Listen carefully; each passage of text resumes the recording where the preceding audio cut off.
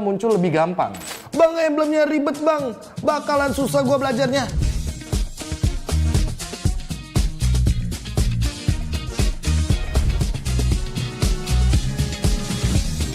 Halo sobat Land of Dawn, gua KB. Di sini gua akan memperkenalkan emblem terbaru dari Project Next. Dan buat kalian yang udah siap-siap mau ketik di kolom komentar, bang, emblemnya ribet bang, bakalan susah gua belajarnya. Tenang aja. Mobile Legends Bang Bang dengan Project Next ini sudah mempersiapkan sekali buat teman-teman lebih mudah beradaptasinya. Patch yang lalu itu yang namanya penambahan status ada 5 komponennya. Kalau di patch yang terbaru komponen penambah statusnya hanya 3. Yang pertama adalah talent penambah status, yang kedua adalah sub talent atau talent yang sebenarnya mungkin di patch lama itu adalah talent aktif, tapi untuk di patch baru jadi talent pasif. Yang dimana nanti akan connecting juga atau menyambung dengan talent utama. Jadi memudahkan teman-teman semuanya yang pemain-pemain baru untuk mencoba banyak emblem dan banyak variabel dengan perbedaan-perbedaan status yang bisa digunakan. Jadi tentu kita bisa lebih berkreasi dengan menggunakan emblem terbaru teman-teman. Dan ini dia gambaran untuk UI terbarunya. Seperti yang aku bilang tadi, hanya akan ada 7 komponen emblem. Dari basic common emblem, tank, assassin, mage, fighter, support, dan sampai dengan marksman. Dan yang paling aku suka adalah ini dia, banyaknya variabel pemilihan status di emblem terbaru.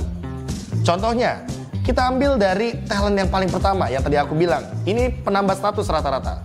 Kayak di sini ada yang namanya nambahin adaptive attack, terus ada yang nambahin attack speed, terus ada juga untuk penambah darah kayak vitality. Dan yang paling aku suka, ini dia, Rapture atau penambah Adaptive Penetration. Terus ada juga yang namanya Inspire, dia akan menambahkan 5% cooldown reduction. Terus ada juga di sini Firmness, dia tuh bakal nambahin adaptive untuk physical dan magic defense.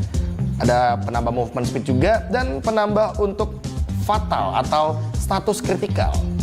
Terus ini yang namanya Subtalent nih teman-teman. Contohnya aja ya, ini Season Hunter. Buat para jungler-jungler tank, jungler-jungler damage, ini bisa kalian gunakan tanpa harus menjadi talent utama. Karena ini bakal jadi talent pasif. Jadi setidaknya kalau kalian ngejungle itu bakal lebih cepat. Karena setiap kali turtle dan juga lord, kalian akan ada tambahan 15% damage kepada objektif-objektif tersebut. Terus dari emblem tank ada juga Tenacity. Tenacity juga jadi pasif. Dan ini akan aktif ketika kalian itu darahnya di bawah 50%. Terus ada juga Master Assassin. Siapa penggemar-penggemar Assassin? Ini salah satu emblem yang kalau di emblem patch lama ya, emblem-emblem yang udah dulu-dulu, itu tuh cuma aktif ketika memang 1v1 dan akan menambahkan damage ketika musuh kalian sendirian. Tapi untuk sekarang dia jadi pasif sistemnya. Sehingga wah, ini banyak banget nih yang bisa dikombinasikan. Bargain Hunter, dapetin diskon untuk item, terus Festival of Blood, kalian dari awal udah punya pasif spell vamp. Bayangin tuh. Terus yang paling aku suka juga nih, pull yourself together. Karena ini akan mempermudah atau mempersingkat battle spell kalian dari cooldown umumnya. Dari misalkan kita ambil contoh flicker ya, 120 detik itu bisa cuma jadi 100 detik saja. Dan juga aktif skill item. Jadi buat teman-teman yang mungkin para pengguna Winter Truncheon atau mungkin Conceal, jadi lebih dipermudah nih, dipersingkat juga untuk durasi dari cooldownnya. Terus Weapon Master, ini yang paling adaptif banget nih menurut aku teman-teman. Karena Weapon Master itu bisa digunakan kepada user mage atau user marksman juga. Nah, terus ini dia nih yang paling utamanya, talent-talent utamanya ada Impure Rage, ada Quantum Charge, terus juga ada Conclusive Blast, terus ada Killing Spree. Dan Killing Spree sekarang tidak terbatas untuk assassin physical damage, tapi juga bisa digunakan untuk para magical damage. Nah, terus Lethal Ignition ini juga tidak melulu soal damage magic. Sekarang physical damage dealer bisa mengeluarkan efek burn ketika dia itu adalah physical damage dealer tipe burst. Terus ada juga Bravesmith nih teman-teman, yang dimana aku dengar kabar nih, katanya di patch terbaru kebetulan tanggal 27 Juni ini fix, Bravesmith ini bakal muncul dan statusnya diubah dari yang 8% penambah darah jadi 5% penambah darah saja. Cuma bedanya untuk sekarang nggak perlu kalian ngeluarin efek CC atau crowd control.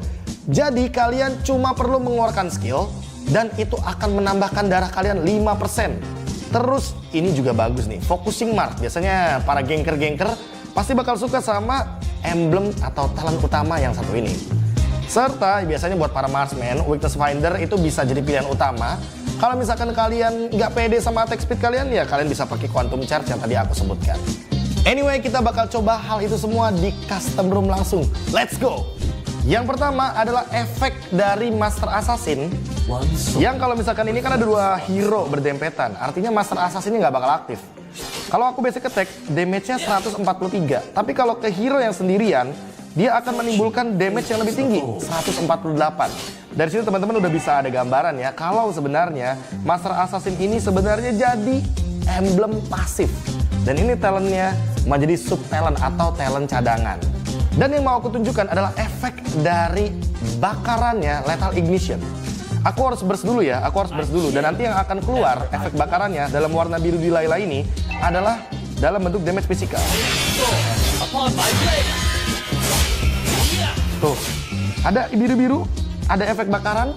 Dan itu hanya keluar kalau kita secepat mungkin dalam 5 detik menimbulkan damage dalam kurun waktu dan juga efek dalam persenan darah tersebut lah. Intinya secepat mungkin kalau kamu bisa kasih burst damage yang tinggi, itu efek burn-nya bakal muncul lebih gampang. Gimana Sobat Land of Dawn? Asik banget kan untuk emblem terbaru yang nanti akan diluncurkan oleh Project Next di tanggal 27 Juni 2023. Tentunya dengan emblem terbaru ini membuat kalian itu bisa menggunakan variasi emblem talent yang lebih banyak. Jadi kalian nggak bosen juga ketika menggunakan satu hero dengan emblem yang bisa bermacam-macam. Anyway, kayaknya kita sudah sampai di akhir video. Aku KB, mohon pamit undur diri. Sampai jumpa lagi di episode selanjutnya. Dan sampai jumpa lagi di Land of Dawn. Tahu nggak, Awesome Generation itu punya rule sendiri. Kayak aku. Nge-game, I am the game. Pokoknya harus win streak terus. See, that's my rules with Galaxy A Series 5G. Kalau kamu? Di dunia games, top up jadi lebih mudah. Pilih game, masukkan game ID. Pilih Diamond. Masukkan kode promo, dan pilih metode pembayaran. Masukkan kode OTP dan konfirmasi pembelian. Selamat, kamu dapat tambahan kuota. Kumpulkan DG Point setiap top up. Tukar dengan merchandise dan voucher game menarik. Nikmati juga promo setiap harinya. Upgrade gameplaymu sekarang.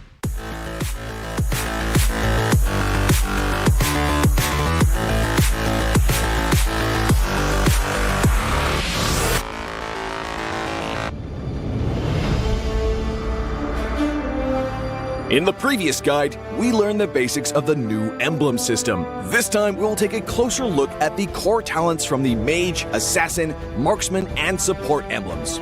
Core talent unlocked with the Mage emblem. By upgrading the Mage emblem, you can unlock Lethal Ignition. The new Lethal Ignition now deals adaptive damage, making it a great option for any hero with heavy-hitting combos. With the change to adaptive damage, heroes with high physical damage can now use this talent to enhance their damage, such as Saber and Natalia.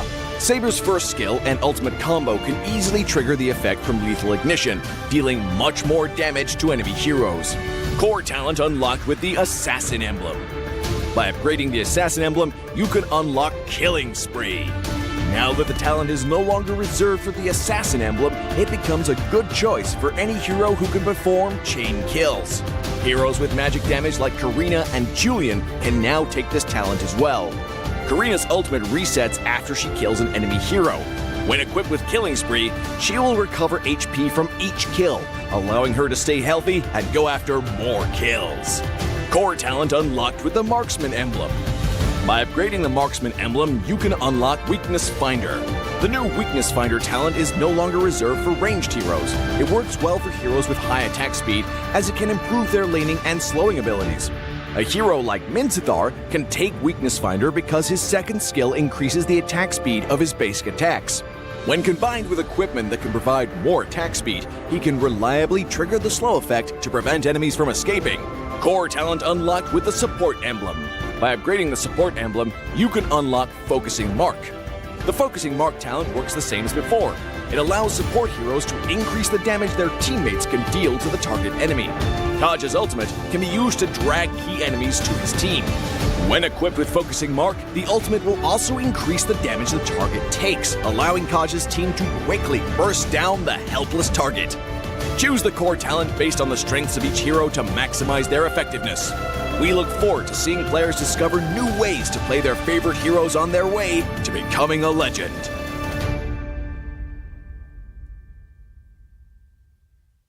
Tahu nggak, Awesome Generation itu punya rule sendiri, kayak aku. Dalam kondisi apapun, nggak ada lagi halangan. Malah ngebuktiin potensiku. See, that's my rules with Galaxy A Series 5G. Kalau kamu? Hanya perlu melihat ke dalam dirimu. Dan kamu akan mengerti betapa berharganya nilaimu. Percaya pada dirimu. Bukan dengan tergesa-gesa, namun dengan caramu yang beda. Tunjukkan kilau kisahmu sendiri. Dan ciptakan emas dalam setiap karyamu. Trust in gold.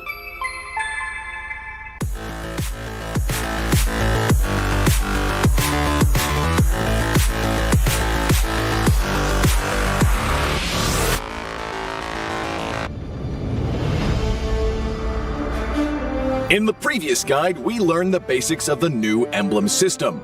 This time, we will take a closer look at the core talents unlocked with the basic common emblem, tank emblem, and fighter emblem. Core talents unlocked with the basic common emblem. By upgrading the basic common emblem, you can unlock two core talents, Impure Rage and Quantum Charge. Both are suitable for most heroes. The new Impure Rage talent now deals adaptive damage, making it a good damage-enhancing talent for a variety of heroes, such as Eve, Nathan, and Diggy. Eve is a hero with great poke and control abilities. She can use the extra damage and mana regen from Impure Rage to constantly wear down enemies. The new Quantum Charge talent now restores HP based on the hero's level and not their physical attack bonus, making it viable on more heroes that want HP recovery and mobility, such as Edith, Leslie, Layla, etc. When equipped with Quantum Charge, Edith in both forms can use the movement speed bonus triggered by her basic attacks to keep a safe distance from the enemy and the extra HP regen to stay in the fight. Core talent unlocked with the Tank Emblem. By upgrading the Tank Emblem, you can unlock Concussive Blast.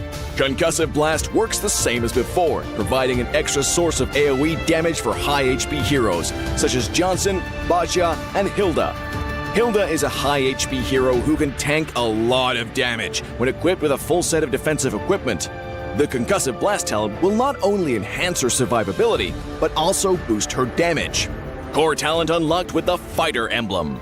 By upgrading the Fighter Emblem, you can unlock Brave Smite. Brave Smite is no longer triggered by inflicting CCs. It now takes effect upon dealing skill damage and is suitable for most fighters and tanks that need more HP regen. Ruby, Lapu Lapu, Tigreal, and similar heroes can choose this talent.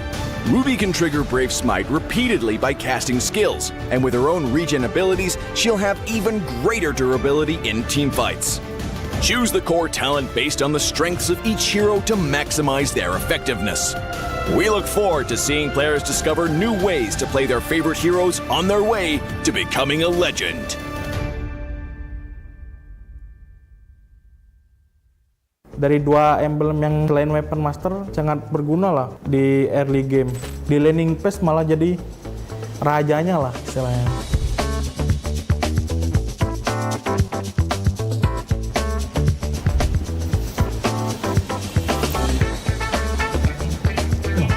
Kedapet di lampu. Oke. Halo, gua Kadera. Selamat datang di Project Next. Butuh tutor main God Lane setelah update patch emblem. Nggak akan ada yang lebih bagus dari episode ini, karena gua akan bahas dua hal penting dari patch ini untuk para God Laner. Yang pertama, kombinasi-kombinasi terbaik talent utama untuk God Laner. Dan hero God Laner apa yang akan meta di patch kali ini. Nah, sekarang kita coba ke kombinasi pertama ya. Di sini gua pakai Hero Beatrix. Rekomendasi dari gua yaitu yang pertama pakai Rapture, terus yang kedua Weapon Master, dan yang terakhir Weakness Finder. Oke, itu jadi kita langsung coba di in game-nya.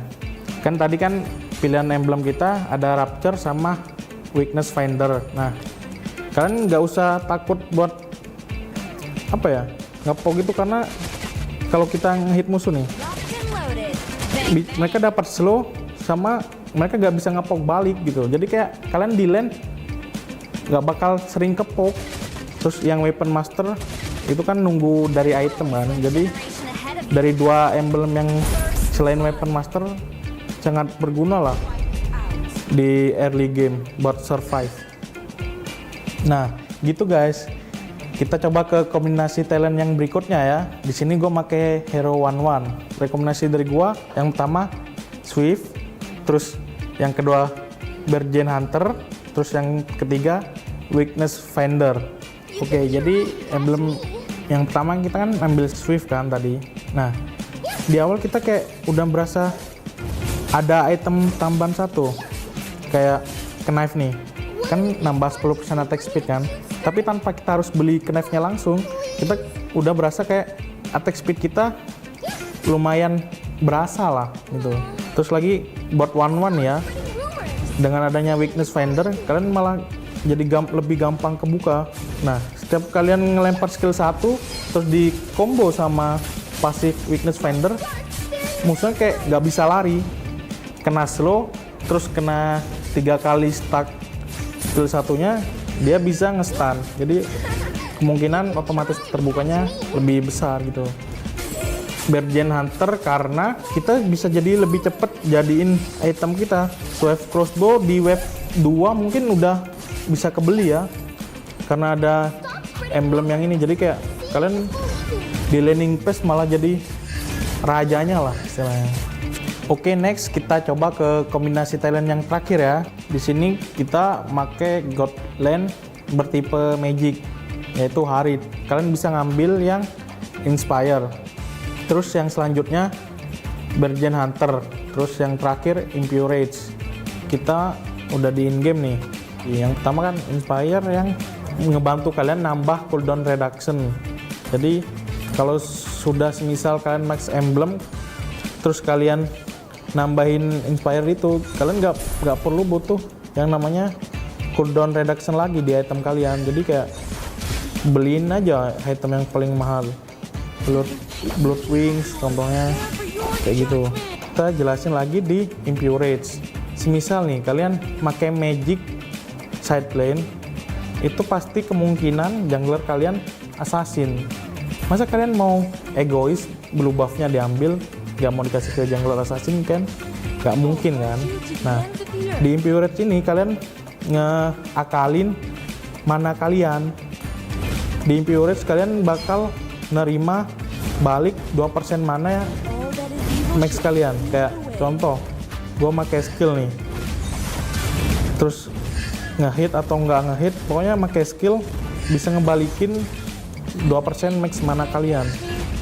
Tapi ada cooldown 5 detik.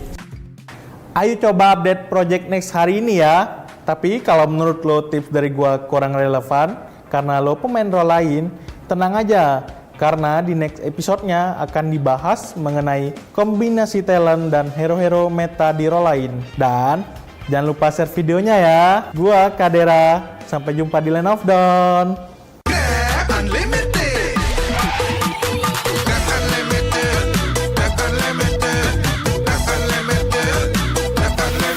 Modal gratis, untung berkali-kali.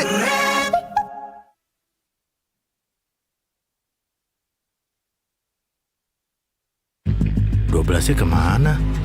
12-nya ada di Blibli 12 tahun anniversary. Beli apa aja ada gratis ongkir 12 kali, cashback 12 kali, dan flash sale Rp12. Ayo belanja di Blibli sekarang.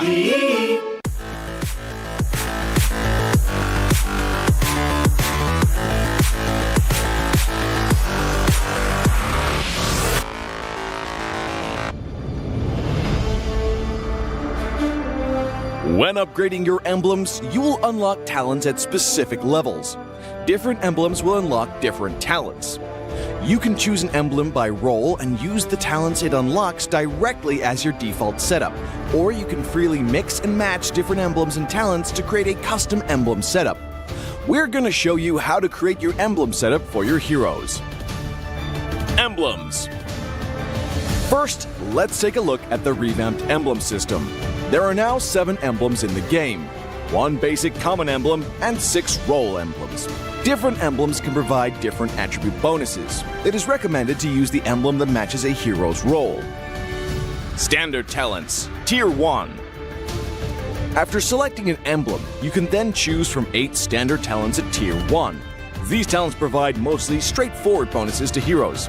Of the 8 talents, Thrill and Swift are good on almost any hero, while other talents are more catered to certain roles. Standard talents, Tier 2. At Tier 2, you will also have 8 standard talents to choose from. The Tier 2 talents trigger or work under different circumstances.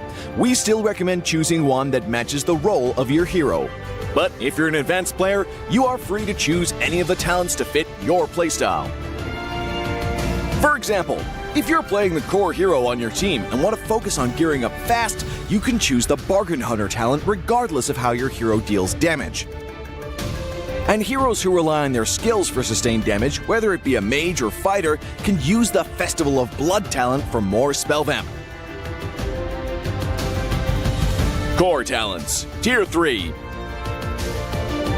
Finally, let's talk about the most important talents, the core talents. There are 8 core talents available in the game, and each provides a unique and powerful effect.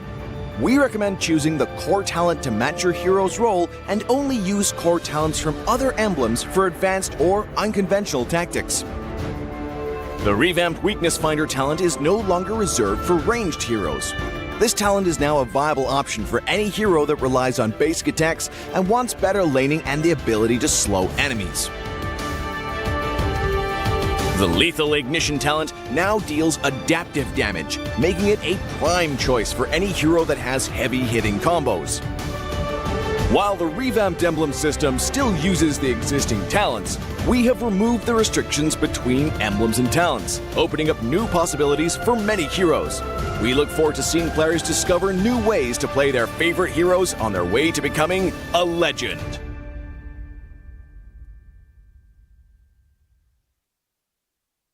Menurut gua sih update enemy ini sangat membantu kita para fighter ya, karena kita bisa lebih fleksibel dalam pemilihan hero nantinya. Joy bisa langganan sini di band.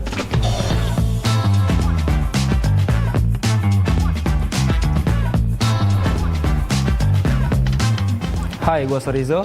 Selamat datang di Project Next.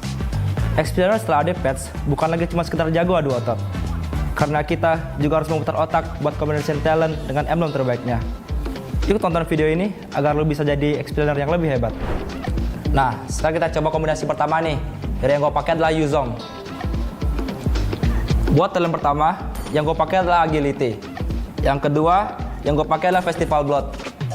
Yang ketiga, gue pakai Killing Spree. Jadi yang pertama kenapa gue pilih Agility adalah buat movement speed. Menurut gue Yuzong ini sangat butuh movement speed guys, karena ketika lo mengajar musuh, kayak speed lu lebih kenceng gitu lah dibanding mereka. Yang kedua kenapa gua pilih Festival Blood, karena buat lifesteal. Lihat ini gua belum ada item lifesteal, tapi gua tetap bisa dapat lifesteal guys. Yang ketiga kenapa gua pilih Killing Spree. Killing Spree ini tujuannya ketika lu bunuh musuh lu dapat lifesteal serta movement speed. Ketika lo bunuh musuh,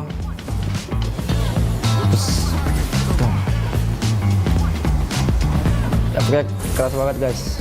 Dan kenapa gue seneng banget, karena yang dulunya gue di Factor cuma bisa Festival Blood, sekarang udah bisa pakai Killing Spree juga guys yang di Assassin. Jadi kayak lo bisa combine gitu. Nah gitu guys. Sekarang kita coba kombinasi talent berikutnya ya. Hero yang gue pakai adalah Joy. Buat talent pertama, yang gue pakai adalah Rupture. Yang kedua, gua pakai Bargain Hunter. Yang ketiga adalah Killing Spree. Nah, sekarang kita bakal coba langsung ke in-game-nya ya guys.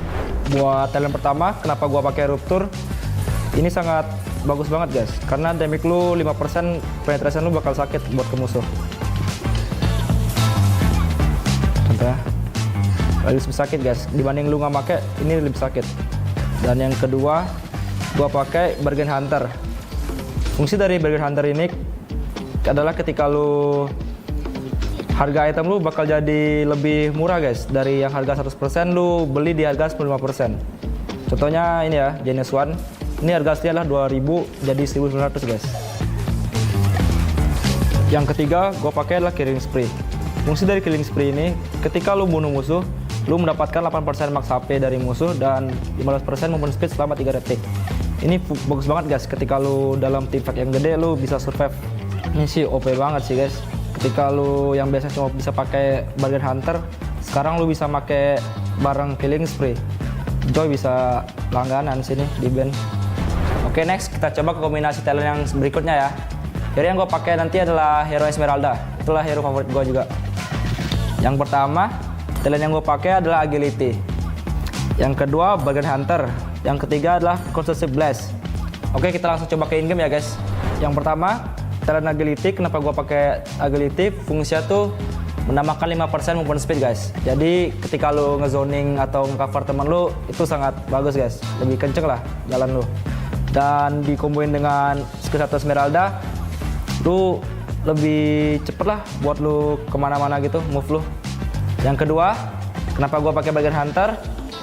Esmeralda ini early-nya membutuhkan item yang lebih cepat guys. Jadi gua pakai Bargain Hunter biar lu bisa beli item lebih murah lah di awal.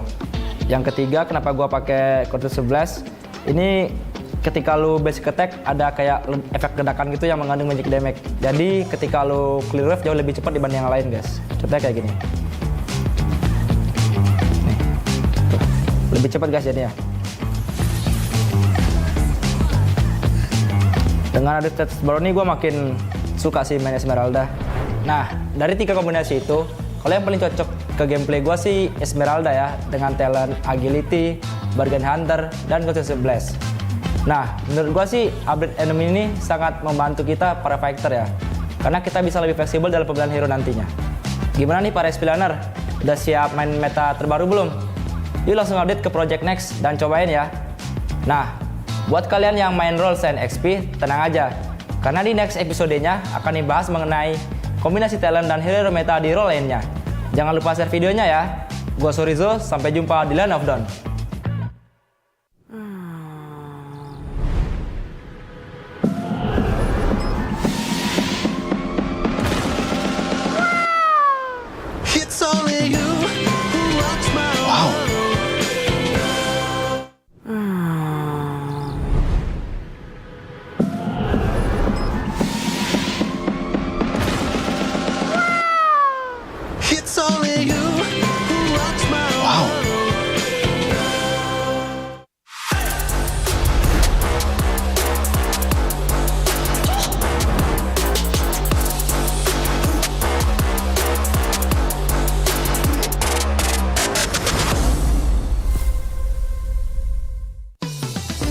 Belanja di Indomaret makin banyak untungnya.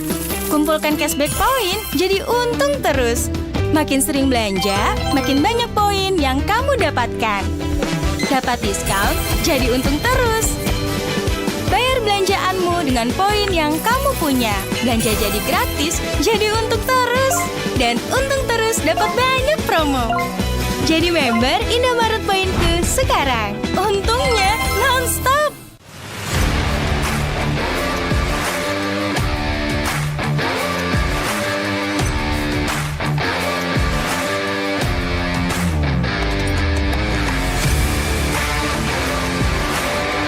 Karena Lancelot itu tipe jungler yang harus fleksibel keluar masuk team fight, dan gua rasa Killing Spree ini cocok banget di gameplay Lancelot gua. Kalau yang paling masuk ke gameplay gua itu yang kombinasi talent pertama, karena cocok banget sama Fanny gua.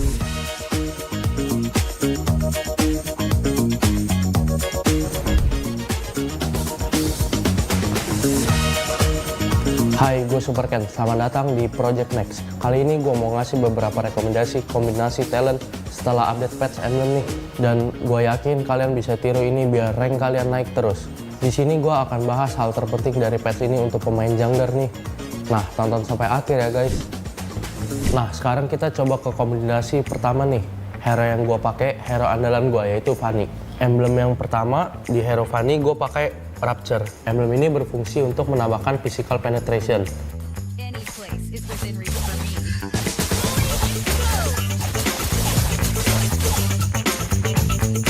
Emblem yang kedua, gue pakai Master Assassin. Emblem ini berfungsi untuk menambahkan damage di sekitar hero-nya untuk mendapatkan snowballing di early game.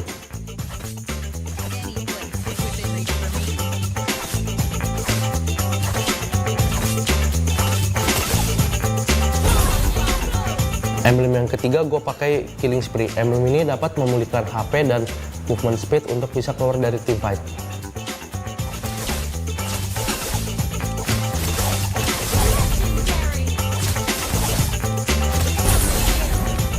Nah gitu guys, kita coba ke kombinasi talent yang berikutnya ya. Kali ini gue mau pakai Lancelot. Kembali menggunakan Rapture sebagai talent pertama. Hal ini dimaksudkan untuk jungler typical damage dealer agar bisa dapat 5% damage penetration. Terus yang kedua gue pakai Season Hunter. Karena dengan talent ini bisa nambah 15% damage ke Lord atau Turtle. Dan untuk kill monster jungle juga lebih cepat. Dia dapat tambahan kira-kira 7%an damage. Jadi untuk kejar objektif dalam game cocok banget. Karena Lancelot itu tipe jungler yang harus fleksibel keluar masuk team fight, dan gue rasa Killing Spree ini cocok banget di gameplay Lancelot gue.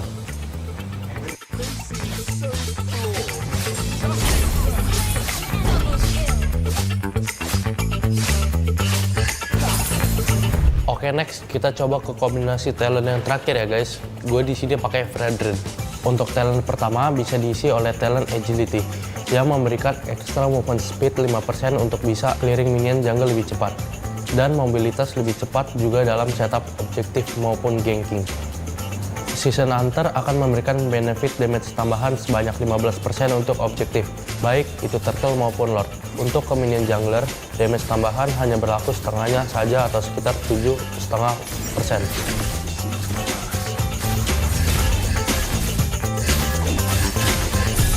Conclusive Blast sendiri sebagai output damage tambahan yang mengambil keuntungan dari banyaknya HP hero yang kita gunakan sebanyak plus 7% dari total HP. Jadi dari 3 kombinasi itu, kalau yang paling masuk ke gameplay gue itu yang kombinasi talent pertama. Karena cocok banget sama Fanny gue. Langsung praktekin aja ya guys. Dan jelas patch baru ini bikin kita makin seru mainnya. Karena kita lebih bisa fleksibel dalam menyesuaikan ke hero yang kita pakai nantinya. Yuk langsung update Project Next dan cobain. Dan jangan lupa tonton juga episode tentang role lainnya guys. Jangan lupa share videonya. Gua Super Ken, sampai jumpa di Land of Dawn. Di dunia games, top up jadi lebih mudah. Pilih game, masukkan game ID. Pilih Diamond. Masukkan kode promo, dan pilih metode pembayaran. Masukkan kode OTP dan konfirmasi pembelian. Selamat, kamu dapat tambahan kuota. Kumpulkan DG Point setiap top up. Tukar dengan merchandise dan voucher game menarik. Nikmati juga promo setiap harinya.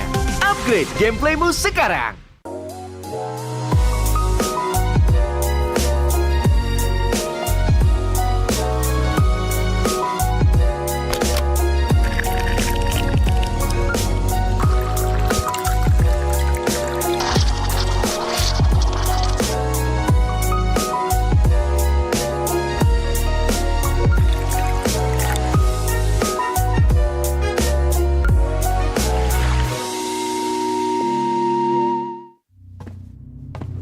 Look who finally showed up.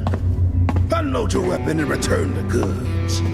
And if you ask nicely, I just might let it go.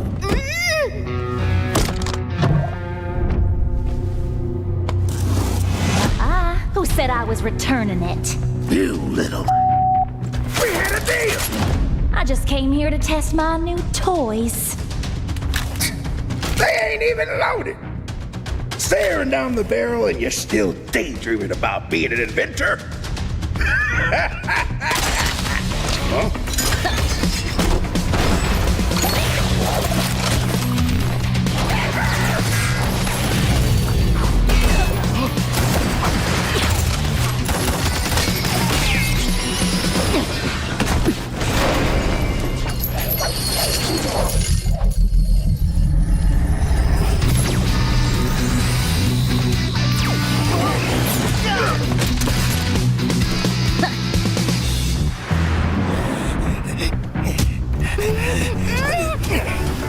Stop, or she gets it! Then you'll have to answer to Adverticio. Erudicio. Well, isn't that perfect? I got a bone to pick with them. So how about I just blast you both? You're crazy! Leave me out of your squabbles!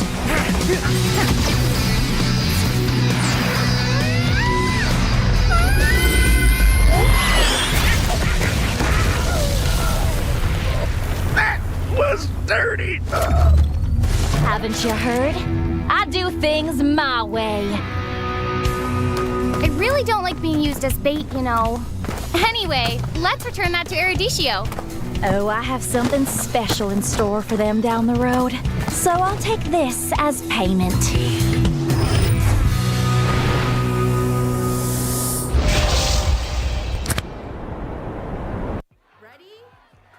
So it all started when I was at a friend's party. Mia, can you send me that? Sure. Everyone keeps asking. Mia, can you send me that? Even my French neighbor. I mean, all the time. Can you send me that? I'm not making this up. Hey, can you send me that? Everyone. Sure. Samsung Galaxy S23 Series 5G. Get it now.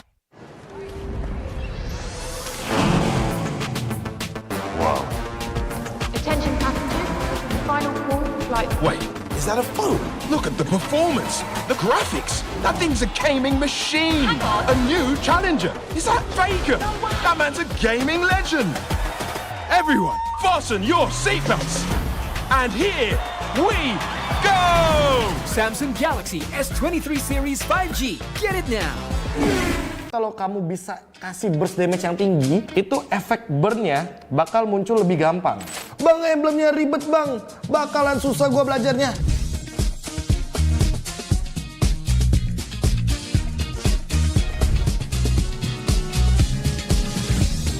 Halo sobat Land of Dawn, gua KB. Di sini gua akan memperkenalkan emblem terbaru dari Project Next.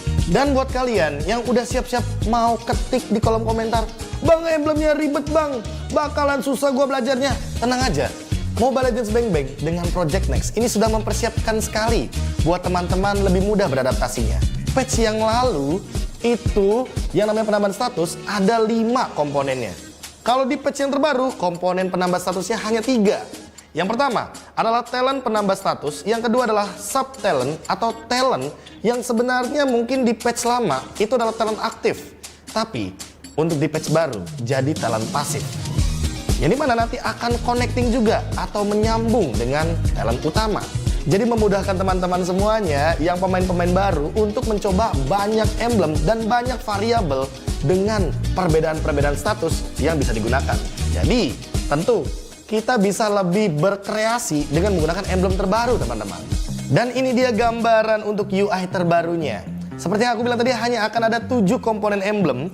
Dari basic common emblem, tank, assassin, mage, fighter, support, dan sampai dengan marksman. Dan yang paling aku suka adalah ini dia, banyaknya variabel pemilihan status di emblem terbaru. Contohnya, kita ambil dari talent yang paling pertama yang tadi aku bilang. Ini penambah status rata-rata. Kayak di sini ada yang namanya nambahin adaptive attack, terus ada yang nambahin attack speed, terus ada juga untuk penambah darah kayak vitality. Dan yang paling aku suka, ini dia, Rapture atau penambah Adaptive Penetration. Terus ada juga yang namanya Inspire, dia akan menambahkan 5% cooldown reduction. Terus ada juga di sini Firmness, dia tuh bakal nambahin adaptive untuk physical dan magic defense. Ada penambah movement speed juga dan penambah untuk fatal atau status kritikal. Terus ini yang namanya Subtalent nih teman-teman. Contohnya aja ya, ini Season Hunter. Buat para jungler-jungler tank, jungler-jungler damage, ini bisa kalian gunakan tanpa harus menjadi talent utama. Karena ini bakal jadi talent pasif. Jadi setidaknya kalau kalian ngejungle itu bakal lebih cepat. Karena setiap kali turtle dan juga lord, kalian akan ada tambahan 15% damage kepada objektif-objektif tersebut. Terus dari emblem tank ada juga Tenacity. Tenacity juga jadi pasif. Dan ini akan aktif ketika kalian itu darahnya di bawah 50%. Terus ada juga Master Assassin. Siapa penggemar-penggemar Assassin? Ini salah satu emblem yang kalau di emblem patch lama ya, emblem-emblem yang udah dulu-dulu, itu tuh cuma aktif ketika memang 1v1 dan akan menambahkan damage ketika musuh kalian sendirian. Tapi untuk sekarang dia jadi pasif sistemnya, sehingga wah ini banyak banget nih yang bisa dikombinasikan. Bargain Hunter.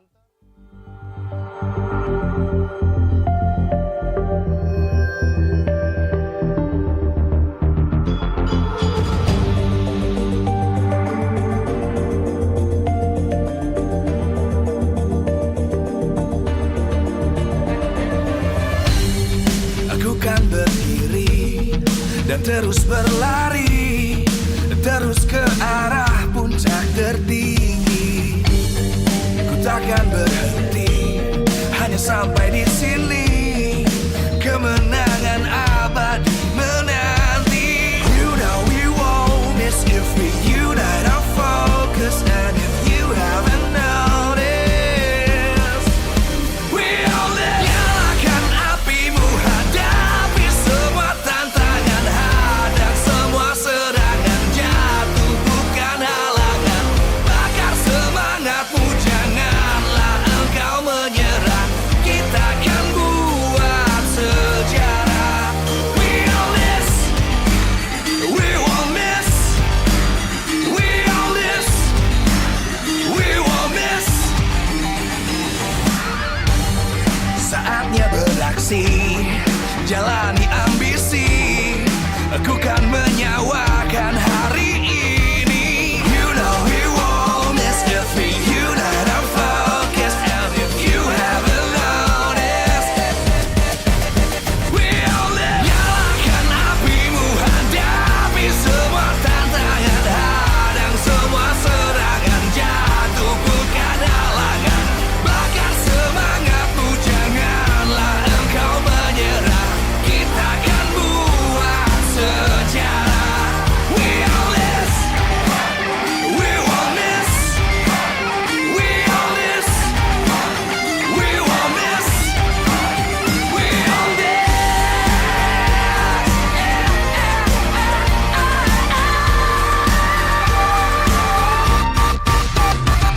Nyalakan apimu, hadapi semua tantangan, hadang semua serangan, jatuh bukan halangan. Bakar semangatmu, janganlah engkau menyerah. Kita akan buat sejarah. We all this.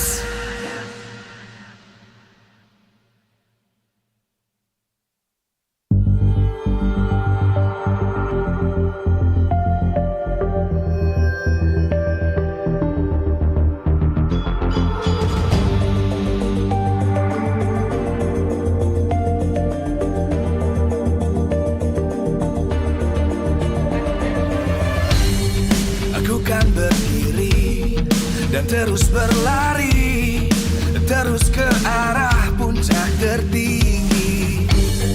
Ku takkan berhenti, hanya sampai di sini. Kemenangan abadi menanti. You know we won't miss if we unite our focus. And if you haven't noticed, we all live. Nyalakan apimu, hadapi semua tantangan, hadang semua serangan, jatuh bukan halangan. Bakar semangatmu, janganlah engkau menyerah. Kita akan buat sejarah. We all this, we won't miss. We all this, we won't miss. Saatnya beraksi, jalani ambisi. Aku kan menyawakan hari ini. You know we won't miss if we unite our focus. And if you haven't noticed, we all live. Nyalakan apimu, hadapi semua tantangan, hadang semua serangan, jatuh bukan halangan. Bakar semangatmu, janganlah engkau menyerah. Kita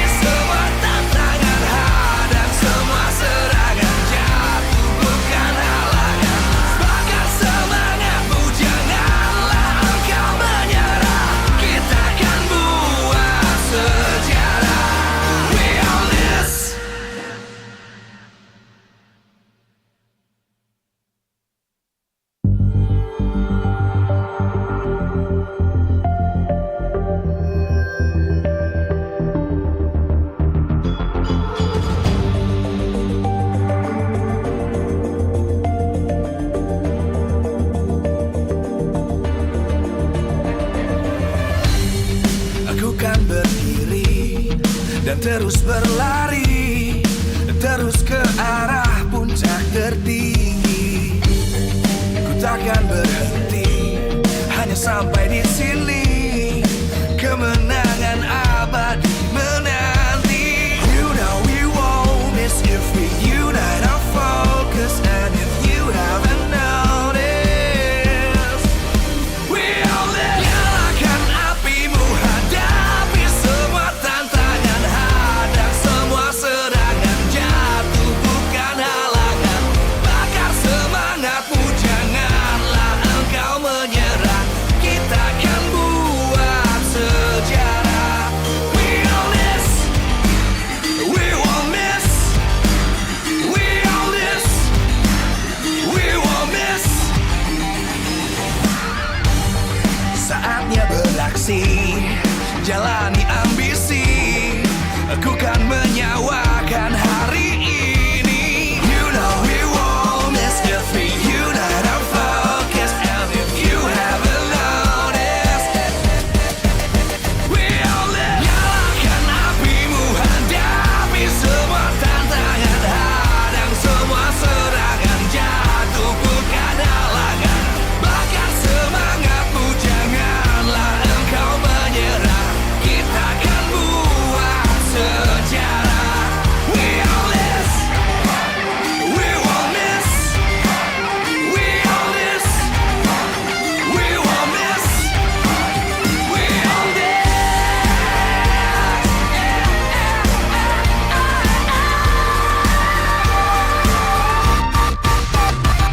Nyalakan apimu, hadapi semua tantangan, hadang semua serangan, jatuh bukan halangan. Bakar semangatmu, janganlah engkau menyerah. Kita akan buat sejarah. We all this.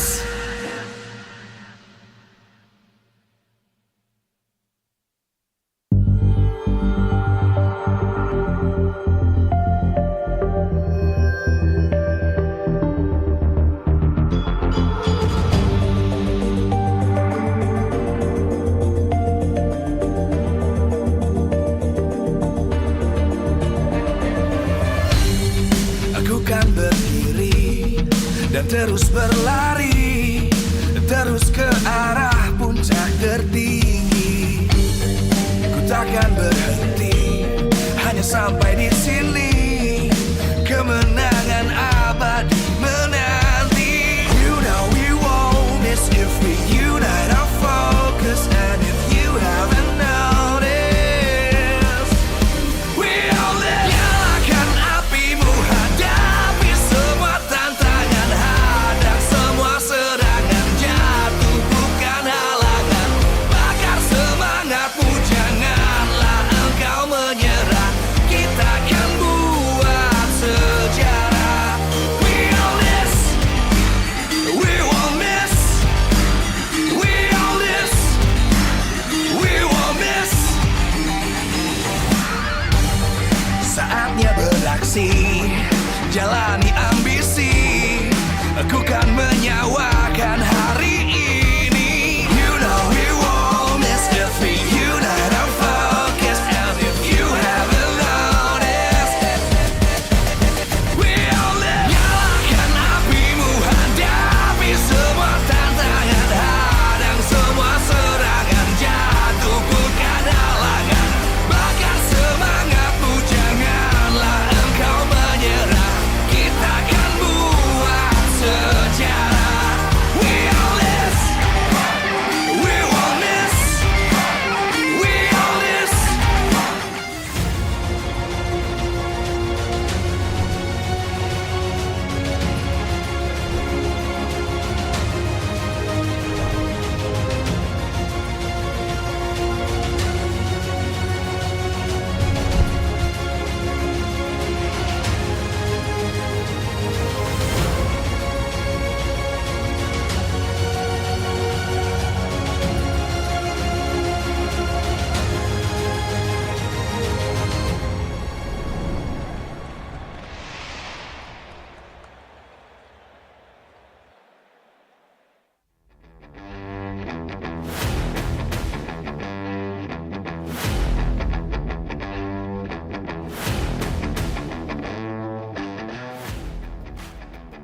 Live from MPL Arena Jakarta, MPL Season 12, powered by Moonton. Presented by Samsung Galaxy Official Gaming Phone. Official sponsor, Head and Shoulders. Official mobile internet partner, Telkomsel. Official gold partner, UBS Gold. We own this.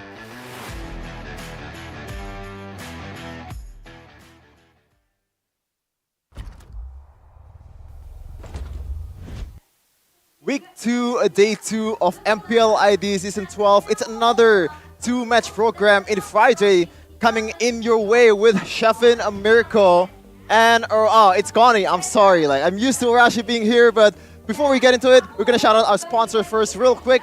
MPL Indonesia Season 12, powered by Moonton, presented by Samsung Galaxy Official Gaming Phone, official sponsor, Head and Shoulders, official mobile internet partner, Telkomsel, official gold partner, UBS Gold. Partner in esports, Blibli, Dunia Game, Grab, Ovo, and YouTube. Our supplier, Indomart, Minaski and Samsung, official broadcast, Maxstream, Tefari Sports, and video, and also supported by PBASE. And by the way, it's the family versus the Tigers. Family versus Tigers. The Geeks will head up against EVOS in their debut. EVOS Week 1, they were absent.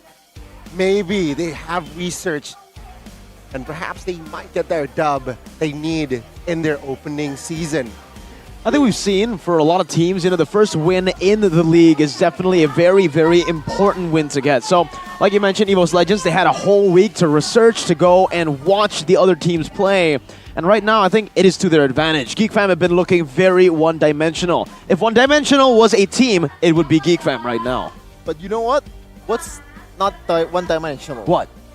It's Samsung S-Series 5G. Why isn't it one-dimensional? Because there's just a lot of features, a lot of hardware that's just over the top, like the top of the game so far in the world. Like it's been used in MPL Indonesia Season 12. Get ready to auto-win when playing games with the Samsung Galaxy S23 Series 5G. Its epic specifications will allow you to flexing when playing together with friends. Equipped with the fastest processor technology, 4nm Snapdragon 8 Gen 2 for Galaxy, large RAM up to 12 gigabytes, and 5G connectivity that guarantees a lag-free gaming experience. Connie, we've seen EVOS versus Geek before. Yep. Do you care to tell us, how did it happen? What happened? What happened was they were using the Samsung best phone here with a wide display of 120 Hz refresh rate, a large battery of up to 5,000 mAh that is ready to support you in pushing your rank all day long. So what makes it even more epic is the nitography camera. Sheffin. Yeah, this is one of the reasons why EVOS can come back against Geek in the playoffs. Man. That is that's so heartbreaking for Beloy, for everyone in For you Geek especially? Fam. Yeah, well, I'm not I wasn't a Geek Fam fan just yet. I'm now a Geek Fam fan, but let's see what's up ahead for us. The future is bright. We have one of the best roamer in the world, maybe the best roamer in the world for me. I don't care what you guys are telling me, but that's my take. One of the best shot calling roamers in the world, maybe. No. Not just shot calling, just roamer in general. There's a thin line between a genius and delusion, and I think you are treading that line, but it's all right. It's all right. It's your opinion right now, and I will have to agree. When it comes down to shot calling roamers, I will put Beloy all the way up there. Definitely one of the best in the world. But we got to talk a little bit about what exactly has been going on for both these teams here coming into this match. EVOS and Geek Fam, it's kind of of the same story, right? EVOS, they have a lot of players coming in their way, especially from MDL. The champion of MDL, in fact, it's Krite Hijume. No, Krite, what's the rumor? Banstrong and Sutsujin, right? So 3 players in that trio mid is going to fill up the EVOS roster in this MPL Indonesia Season 12. Unfortunately, they're not here just yet. They're still competing in World Cyber Games Official in Korea, in Busan. Yeah, in Busan. That's why I feel like the players that are on your screen are going to fill the lineup. Yeah, and for EVOS Legends themselves, this is the lineup that they've been utilizing since Season 11 since IESF, actually.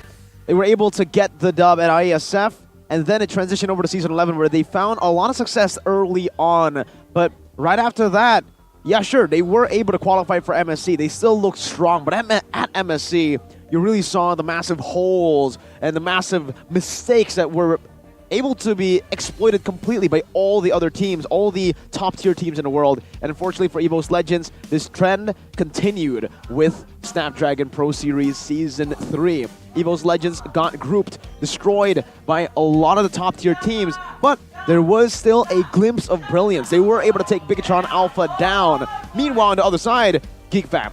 I think the fact that they didn't even qualify for the Challenge Finals is giving EVOS a little bit more of a morale boost. I think they should be able to utilize this up against Geek Fam's one-dimensional nature. But actually, both of them are kind of one-dimensional. Well, one of the things that makes them not one-dimensional is their addition to the team, but it doesn't work out just yet. Like, we haven't seen the brilliance of Marky just yet, as in M3 with Onyx PH, the combo of Marky and Poloisky. But in this case, is it Marky or Jadera? What do you think, Oni? You know what? Looking at where Geek Fam is right now, maybe they need someone that can be that strong pillar. I feel like Kadera is more stronger, and Kadera uses Head and Shoulder. Oh, okay. I was gonna say they need another thing though, because Marky, you can look at his hair, right? Before you said that his hair was better, he rocked a new hairstyle right now, which is still pretty good, but I do prefer the old hairstyle better because it's just so unique. So don't let your match become a mess because of wet and itchy dandruff. Move on to Head and Shoulders. Gacha and be 100% confident. Wet and itchy dandruff will be wiped out just like your opponent in ranked games. Easy peasy, lemon squeezy, it's all facts, and you guys should go and take your Head and Shoulders right now. Buy it in your stores to get that crisp, clean hair, just like you said Marky was able to utilize for a long time. And hey, he's an M3 Grand Finalist because of that hairstyle, so go ahead and check it out. But back again, I would say to the topic at hand, right?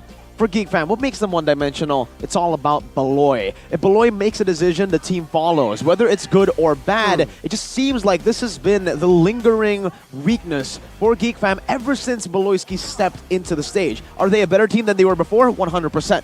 But now it's way easier to read. A lot of teams have had 3 seasons to try to read Beloyski's way of making shot calls, of making plays around the map, and I think that's what is happening now. A lot of teams have caught up to his way of thinking. Yeah, one-dimensional never works, right? Because Onyx right now, we can see the examples right away. Yesterday, when Kyrie doesn't perform, Sans and Albert stepped up. Meanwhile, when Kyrie is performing out of his mind, like Albert, even though he's not playing well, like, it can be covered by the brilliance of Kyrie himself. But in this case, again, Marky is the addition, but we're going to see the lineup for EVOS Legends. In this case, it's Fluffy on the XP. Well, let's see here what the White Tigers can bring. Let's welcome them on towards the stage. For the first time in MPL Season 12, EVOS Legends. Fluffy with not a fluffy way to play, a lot of sustained heroes, a lot of aggressiveness in the EXP. This is an interesting choice over Delar, man. Over one of the best EXP laner in the world in M3. But in this case, it looks like Fluffy is the choice for Coach Age. Yeah, I mean, without Cyclops, let's see what Geek Fam will bring. I mean, looking at the lineup here for Geek Fam, we're going to have to welcome them as well up on the stage still. Just with a bit of changes here. Marky stepping in on stage. Yeah, still, let's welcome them. Geek Fam.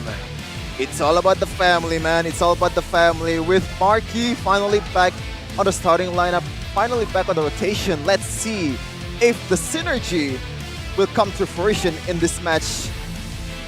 Let's see. Let's see. I mean, again, with Niall coming in, right? He's such a young rookie. It seems like a lot of pressure already, but if he matures in the hands of the coaches as well, hopefully he will be that reliable jungler that Geek Fam needs. Looks like 1v2, but there's still that Shadow Analyst, man. Shadow Analyst is doing work from his home. WFH. And who knows who that is? Who knows? I don't know. You know, that guy has been all around the world, I suppose. You know, the Shadow Analyst is everywhere. Just whenever Renz goes, he goes. Well, you know, we've had a lot of talks already about Geek Fam. Let's go to the other side of the jungle. EVO's Legends, the Tigers. Here, group stage, SPS Season 3. They were knocked out. They failed to qualify to the playoff stage. So it begs the question, with both EVO's lineups, Icon and Legends getting grouped, who is EVO's Legends' best lineup? Is it the MPL or MDL ID Season 7 lineup? Van Strong, Krite, and Sutsujin, or is it the runner-up for MPL ID Season 11 with Taz, Dreams, and Hijume? The main difference being from these two compositions, these two lineups is Sutsujin, Krite, and Van Strong. They're a very proactive, very aggressive trio mid that actually gets a lot of these dubs through that trio mid and then transition over to the side lanes. Meanwhile, for the lineup you see up on your screen right now, it comes down to the trio mid to set up for brands. That's what we saw in MPL Indonesia Season 11. Keys to victory presented to you by the Samsung Galaxy S23 Series 5G. Ban or respect Gluck and Beloyski's comfort heroes. We've seen that even though Beloyski, a lot of people, a lot of teams have been able to read him out, if he gets his comfort heroes, the Kaja, the Franco, the Natalia, he's still able to make these groundbreaking plays to carry the team all the way to the top. Exploiting Taz and Fluffy's playmaking combination will be a top priority for the Blue Tigers as well. Coming into this matchup, we'll have to see if there's still that brand-centric Season 11 lineup, or if they have adapted through their strengths, which is very clearly Taz. Okay, I get about the Beloyski part though, but the thing is about Glue, I don't think it's supposed to be banned, man. Like, Glue just falls off so hard in this patch, especially because of the emblem. The movement speed boost just disappears from basic common emblem because you want to go for that extra mana regen, which makes the movement speed disappears, which is very, very important for Glue. But here it is, the keys of victory for Geek Fam. Let's take a look at it, man. Presented to you by the Samsung Galaxy S23 Series 5G. Stop the deny picks. Focus on comfort picks. Geek Fam have been very, I think, tunnel vision when it comes down to the drafts. They always try their best here in Season 12 so far to deny the picks coming in from the enemy team instead of picking up comfort for themselves. They're trying to counter instead of trying to synergize with what makes them strong. Winning the matchup against brands, this is something that certainly is going to be on top of their priority charge when it comes down to facing off against EVO's Legends. We don't know if they have adapted with Taz or if they're still that brand-centric team, so the safe way to get at it is to shut brands down from the start. And it's going to be a very tough task for Marky, right? I mean, seeing his plays, seeing his patterns, he also isn't that independent gold laner, I suppose. He needs some sort of a backup, same as Bran. So it's again the synergy. It's the duo PH, Beloy and Marky going up against Brands and Dreams, the Indo duo. It's going to be a very interesting lane to watch, that gold lane specifically, especially if it's a 2v2. But yeah, I agree with the keys to victory. If Marky or Geek Fam wants to find their success in this match, they need to shut down Brands. I like the story about these two gold laners, not just about the in-game analysis on how they play, how they're playing, the play style and all of that stuff, but these are the two gold laners that has a lot to prove, you know. They're trying to prove the people wrong with this drafting phase. Let's see, ladies and gentlemen, welcome to the draft game 1. Geek Fam will have the blue side, and it seems like they have banned out Uranus, Eve, and as well as Claude. So a very good and respect ban. But take a look at the blue side, take a look at the red side here with EVO's Legends. They banned out the Kaja, Valentina, and let's see, perhaps they might ban out another major. Let's say the Hermes. Okay, I was gonna say, like, if they want to go ham on countering Beloy, this should be a Natalia ban or a Franco ban, but I don't think it's that worth it anymore, especially with, I spoke with Beloy. I think he already said that he's gonna expand his hero pool and trying to get those Kufras, trying to get those Minotaurs and all the heroes available in the game to be able to be played in the next patch or in the next season, but the respect is still there for Beloyski and Paquito. Very, very popular pick here in Season 12. Very, very flexible too. It's the flex potential and the prio potential. The Paquito gets picked up here, one of the best flex, and honestly, wherever you put him, it's just amazing. So, EVO's Legends, this is also, for Geek Fam, a good deny pick over towards Fluffy, a player that we've seen many times before utilize the Paquito up to its utmost potential. So now for EVO's Legends, it's all about starting with the foundation. What do they want to get here in the draft? With no Kaja, Dreams, usually he does go for that. No Claude as well. Kadira might be an option to go for. We do have a comment here from Fluffy. Makito in the latest patch has been significantly boosted, especially as he is also my power hero, just like what we just said. But now it's going to be the Joy and the Faramis locked in. A solid mid laner right after the Eve and the Valentina have been banned out. This is probably the next best thing. Mirko, you know what's coming. You know what's coming. You play this hero a lot. You have the Joy, you have the Faramis. This is the perfect composition for a Melissa game, but Age has been known as the mad scientist. Maybe he's baiting out that Melissa pick. I don't know what's the intention there, but Melissa with the models and also with the go away just works perfectly against these two heroes. But the option is not Melissa, it's gonna be a lockdown in Franco for Beloyski, and also an extra burst damage coming in from a boy with that feathered airstrike of Varsa. I mean, Age needs to somehow force this Franco pick, right? I mean, without the Kaja, you picked up the Joy. Of course, your opponent will respond with a suppression hero that is available, and that is the Franco. And I don't know, I'm kind of liking this Varsa pick, even though nowadays it's very somehow vulnerable. But with this Varsa pick, right, it adds more dimension, which Geek Fam, again, they are a one-dimensional team, but because they have Varsa, now they can play around things with a somewhat of high ground, and there you go. The Atlas forcing this Varsa on a Purify. A throwback on that playoff series, Mirko Gane. You know, like, I believe Atlas was banned from Geek Fam, Geek Slate back then, right? Geek Fam banned Atlas because just how good Dreams is on the Atlas, and Beloyski, all of his heroes are badly countered by the Atlas, especially this Franco too. It's an automatic pick if you don't have any kind of dashing, any kind of disengage mechanic, and Franco is gonna be very, very vulnerable in this case. See, that's where it gets really interesting, because we would all say that maybe the Atlas does counter the Franco, but looking at a lot of different Franco players, Finn and Light, they've both been very vocal about saying, if you lose to an Atlas on a Franco, you're not playing the Franco right. So we'll see how Beloyski is able to maneuver around using the Bloody Hunt maybe to go and cancel out a lot of these perfect match engagements coming in from Dreams. We've also seen in Snapdragon Pro Series Challenge Finals group stage, though they did lose, the way they did beat Bigatron Alpha in towards the end was with an Atlas pick that forced these engages to happen, that forced Bigatron Alpha to take these 50-50 team fights that EVO's Legends have been thriving on. So with the Joy and the Faramis, they've built up a proper team fight composition, and now they're getting rid of the picks. Anyone who can be a nuisance towards them in the side lanes, picking them off, isolating them, or even just being better than them in team fights are going to get banned out. And to add to that, right, I mean, they might look for another assassin ban here, but no, it's going to be the Harith here. Why? Because what Geek Fam lacks is AoE, and which, of course, Harith has in his kit. With Shaman Force, with the burst damage as well, it's going to be a very good composition. If they have the Farsa, they have the Harith, it's going to be very nasty. So EVO's Legends, again, what are they really looking here? They need someone that can peel. So perhaps I'm looking at Masha, a potential Terizla pick as well for Fluffy. Oh, Terizla pick for Fluffy. It is. Joy is still a flexible pick here for Coach Age. Let's see. But Toss does play a good Joy though. He's really enjoying play this hero. But I think the option available for Geek Fam on the gold lane is probably that Beatrix or maybe a carry to burst on like the Atlas or the Joy. Like the True Damage is gonna come through, but I don't think that's gonna be the case for Geek Fam.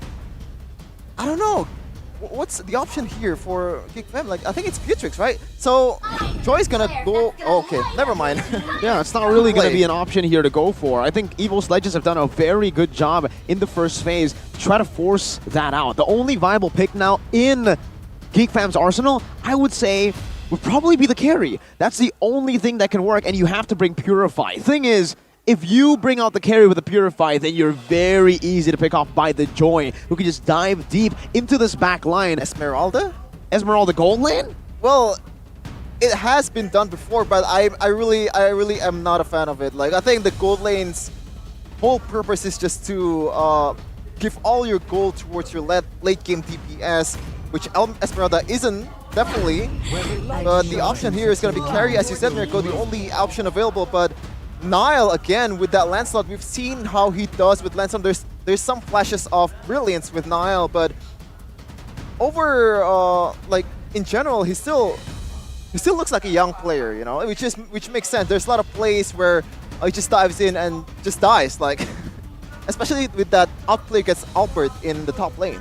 I mean, looking at the composition from side of Geek Fam, right, it really adds dimension. Why? Lancelot, nobody from the side of EVOS can really catch the Lancelot. Sure, you have Fatal Links. So what? Lancelot is an assassin, very tough to catch. And perhaps if, again, Nile really is that good with his mechanics, no problem. And there you go. The Terizla pick will be added in their composition because they do need Peel. Atlas, it's not a roamer that can and will tank in the front lines. Atlas plays in near around the bushes. It's a classic battle here for both these teams. One team wanting to force these team fights out, the other trying to stop that from happening, poking and picking them off slowly but surely, using the range and their pick-off potential with that Franco. And don't forget the mobility from the Paquito. It's all about making EVOS stay put, stay together, but then getting things off on the other sides of the map. The draft is already been set. Beloy gets what he wants in that Franco. Might not be the best pick here for Geek Fam. Let's see how it's gonna fold. But it is a pretty good pick against Joy, against this kind of very, very heavy DPS in Beatrix. We're gonna see here the spells and the emblems from both teams. We're gonna discuss this even further in the game, but just gonna go straight into the game for the game number 1 in day 2 of week 2 MPL. Geek Fam versus EVOS Legends. Well, ladies and gentlemen, welcome to our first game of today. And it seems like the compositions we touched on, the Atlas, right? The Fatal Links, the crowd control, the huge crowd control forces a boy on that Purify. But take a look at this Mirko. Marky is confident in his Flicker. Yeah, that's definitely a very big risk that he's taking. A boy not going to go with the same amount of risk, goes for the Purify instead. The reason being, why does he not go for the Purify is, again, he's going to be a sitting duck. Taz is going to be able to eat him up for sure in this game if he did go for that Purify. He's more confident in the way that he can actually space out and kite away from Dreams instead of trying to kite away from a person with that much mobility on Taz. Let's take a look at the emblems here coming down at it. It doesn't seem like there's anything too unique for the Paquito. This is something that we have discussed before. It is the fighter emblem, base fighter emblem with the Festival of Blood and then the Quantum Charge that enables him to get these good trades in against the opposing XP laner, but also helps him rotate across the map and get to better positions. With the Flicker hook. Gracious. Oh, that's a good first blood by a boy, combined with the hook that was so precise by Beloyski.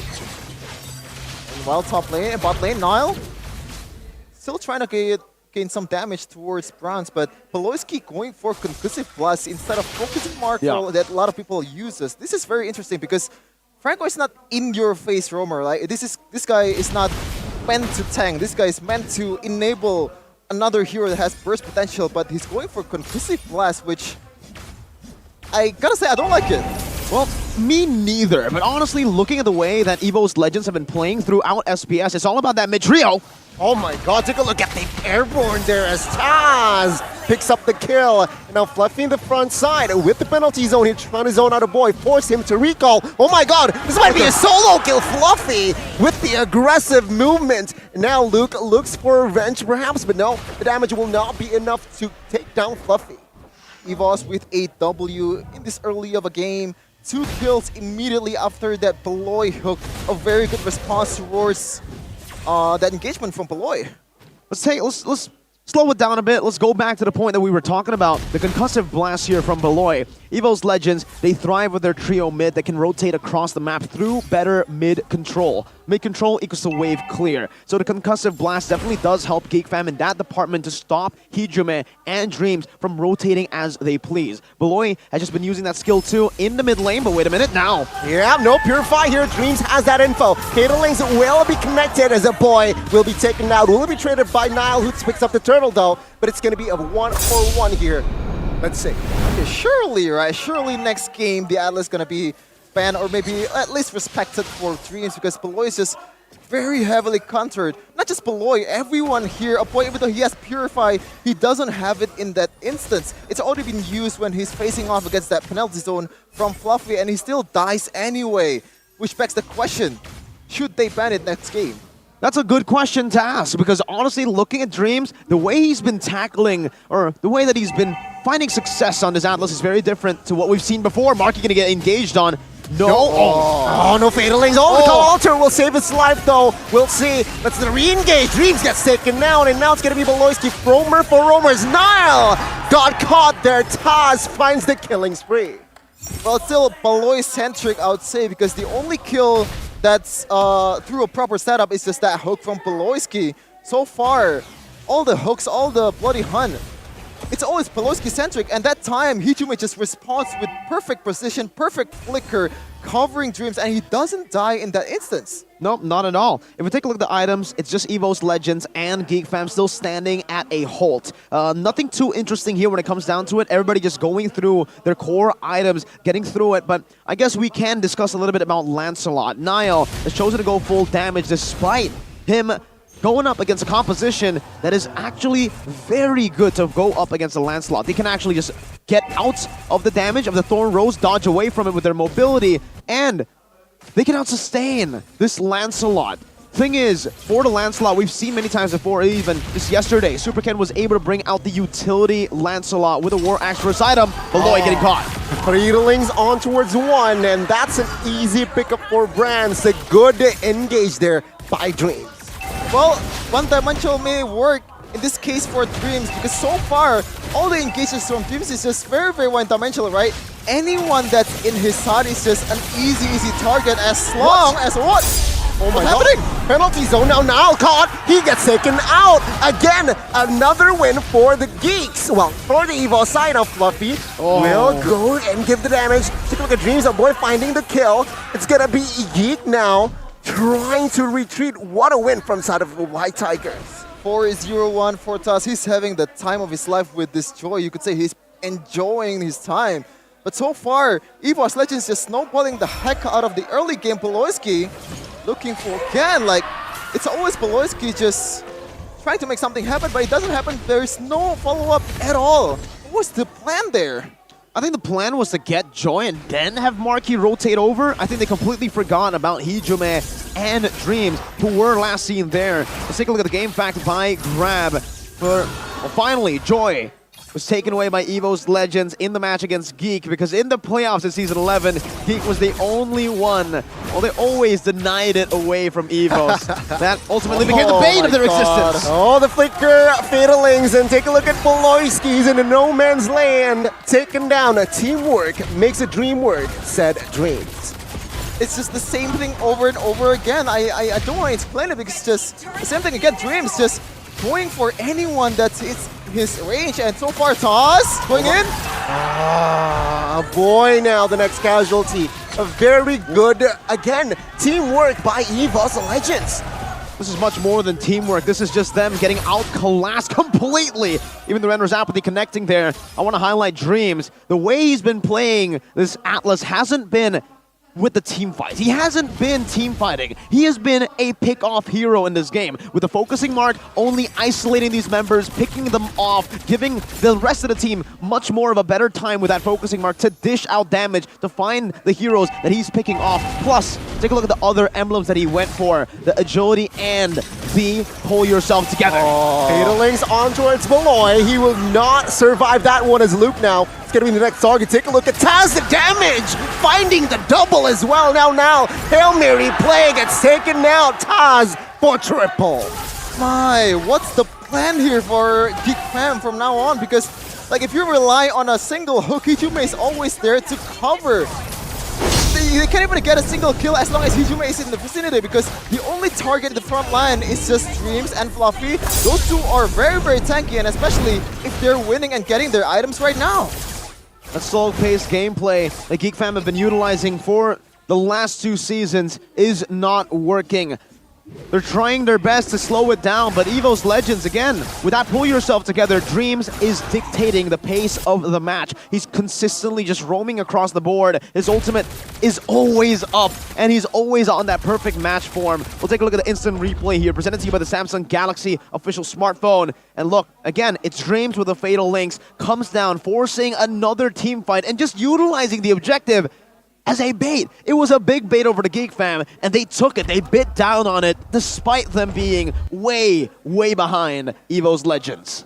And you can see there, Nile going back in for a kill towards Bronze. Very, very, I would say, he is a rookie indeed, and that is definitely a rookie play.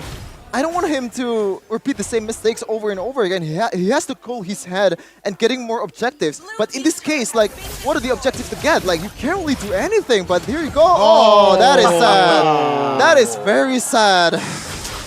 Oh, that is frustrating for sure, but for Evos, it's amazing. There's already a 2,000 gold disparity between both of the gold laners. Dreams getting caught. Yeah, Surprise comes through. Penalty zone though, will try to defend. Oh! Flicker Fatalings onto her 2. Gets taken out. And take a look at the trade. It's 2-4-1 still in favor for Evo's Legends. See, the cover is insane, either from Hijime and also Fluffy. Just very, very... Oh my goodness, friends. Very, very quick there. But credit to Marky as well, just reading that flicker perfectly. But Nile might be in trouble here. Toss with the electrifying beats cannot get a kill.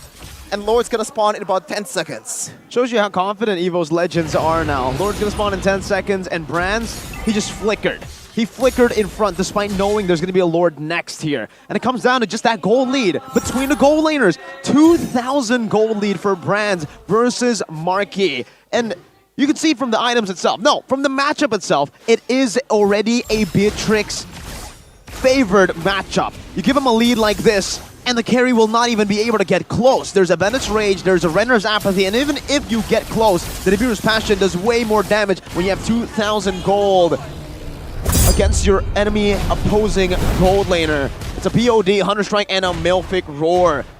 The Beatrix practically does true damage as well.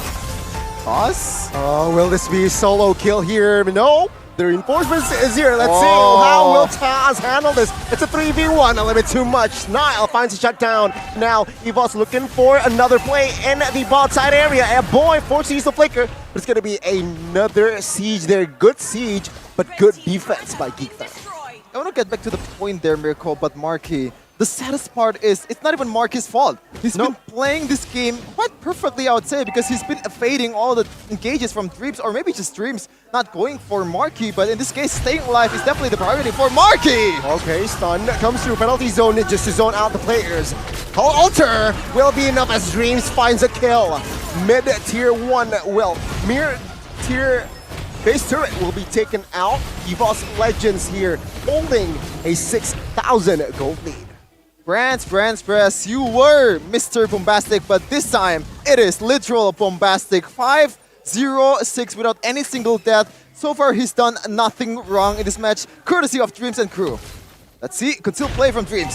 See, it is. Oh, the sun comes through Beloyski. Insulated. Monster kill for Brands. Geek Fam 5v4 now. Let's see. Not enough firepower here for Evo's Legends to pull the trigger, but it seems like now trying to clear. Evo's Legends staying cool-headed and back off. Who's the spearhead for Geek Fam in this case? Well, I think Luke is the better option because he has more dashes and he has a better chance to evade the Fatal Links, but Dreams going in again. Okay, boy has a Purify. Fatal Links quite disconnected. Cold Alter saving his life. Look now. Looks for a kill in the backside. Fluffy loses his Immortal. Will lose his life as well. That is Marky now fed. Dreams now cannot escape. As again, a 2-man taken down. Evo's Legends. What the heck happened? I think it's just the initial mistake, just way too overzealous there. And this is the plan, quote-unquote the plan for Geek Fam. He's just waiting for the mistake coming in from all the EVOS members. You can see there Fluffy didn't realize that Marky is just popping off right now. Already 4 items without a fully built boots, and that is more than enough to burst a full tank Terizla. Exactly. Sorry to crash the party, but Marky, the fact that he hasn't died at all in this game shows you just how much time he has been spending farming and going on the other side.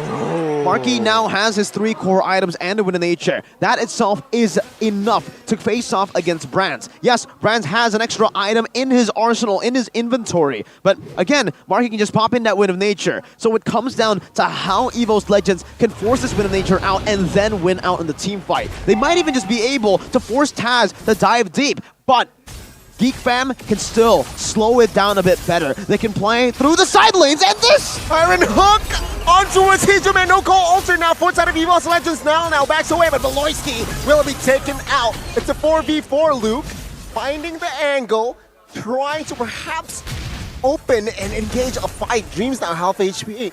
Let's see, EVO's Legends already now chunking the Lord to a 25,000 HP. Will it happen? Oh! Rans pulls the trigger. Now it's a 3v4. Hijime pops to call alter. Nile will not be able to escape as Rans finds the double. It's GG EVO's Legends. Bombastic and fantastic Mr. Jabran here. We can see there the initial hook coming in from Baloy. I thought there was the perfect target from Hijime. I forgot this is a Faramis. I thought it was going to be a 4v4, but it turns out this is going to respawn again. Like, what is he gonna do? Started off as a mistake, turns out it's all calculated. That 1-for-1 was absolute value for EVO's Legends. Understanding that Hijime had full stacks, was able to respawn completely, just instantaneously. It doesn't even feel like he left in that Lord pit. And now it comes down to EVO's Legends. Are they gonna be able to siege this? Conceal, Flicker, and Fatal Links is there. Fluffy will not be able to find anything as Luke taken down. Now Lord, Dreams instantly deleted by Nile now. Will they be able to clear the Lord? It seems like they will, but they will sacrifice that last base. Oh! Flicker Iron Hook onto his Brands as a boy finds the shutdown. EVO's Legends will not be able to crack their base just yet. This is the place that Beloyski needs to do too in order to come back from this kind of situation. So far, it's only 5k gold in the 15th minute. I don't think that's too much of a trouble for Geek Fam, but in terms of like the composition and all that stuff, it is still trouble. Beloy in the late game, it's always a different beast. When in the early game it seems weird what he's doing, trying to rotate across the map to find these crazy picks. In the late game it only enables this crazy playmaking potential. And we're going to take a look at the instant replay here, presented to you by the Samsung Galaxy official gaming phone. I believe this was the play where he was able to find, not the play we were looking for, here in the team fight. I would honestly say Geek Fam has played it to perfection, and we gotta give props to Marky. Yeah. A lot of doubts onto Marky for the longest time when he joined Geek Fam in their 2 matches. But now, he is the best player on Geek Fam. He is literally the one just spacing and forcing Dreams to make mistakes, and it opens up for this. Dreams though will catch Franco. The damage is there. Suppression in the backside. Taz will find a boy! And now the whole team collapse. Brands finds 1. 3 members taken out as Geek Fam. They're crumbling. 2v5 at this point with 3 waves or 2 waves crashing. And this is EVO's time. Surely there's no way Geek Fam is able to defend this. Let's see, Nile and Luke, what will they do? Mid minion will find, it's Marcus. Nile gets taken out, it's GG. The White Tiger strikes first in this best of 3. Oh man, Beloyski, there were some flashes of brilliance in the late game, but so far, from overall showing, the display of that Franco, it is very subpar for his standard, especially against Dreams' Atlas. It's just... what is he gonna do about this?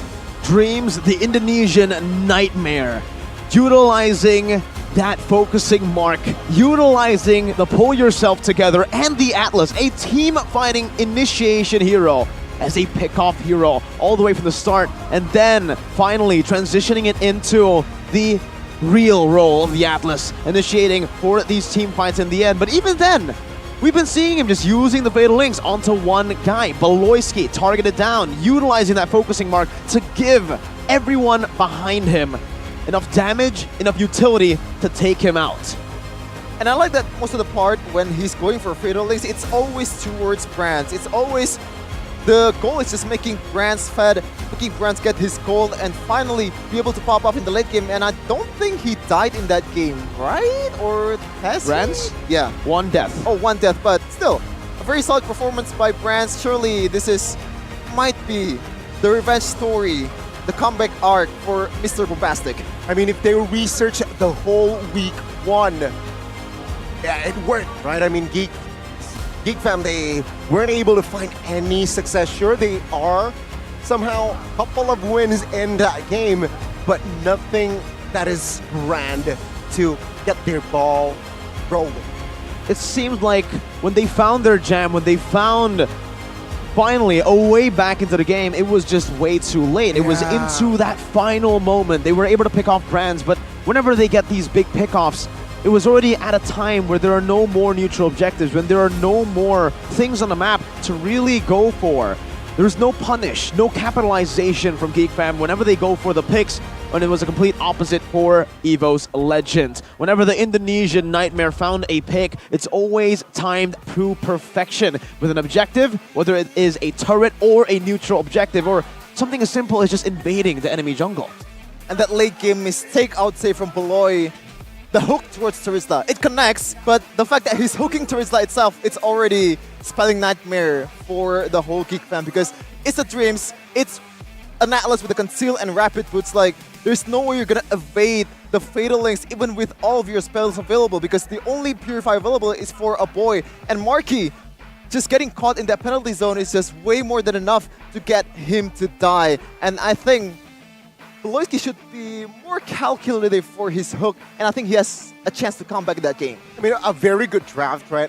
In the first phase, when Franco appeared in the side of Geek, it was insta Atlas pick from the side of EVO's Legend saying you will not pick up a Digi, you will have to use an Assassin now, which I feel like EVO's Legends, they were prepared for it. And throughout the rotations, that Taz was just also untouchable. Again, sure, you have a suppression in your kit from side of Geek Fam, but you see no real danger for someone can really take down Taz in the composition of Geek Fam.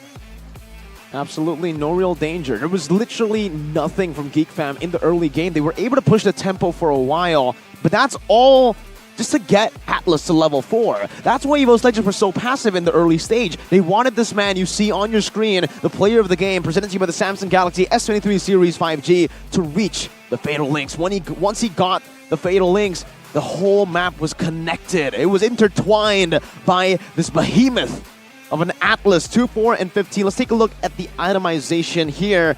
Looking at it with the concealed boots as well. Again, he just goes for the Dominance Ice, and when it comes down to his defensive items as well, he just goes for the Leather Jerkin and the Robe. He doesn't really complete any of these items until he gets towards the later stage, only completing the Dominance Ice for the anti-regen.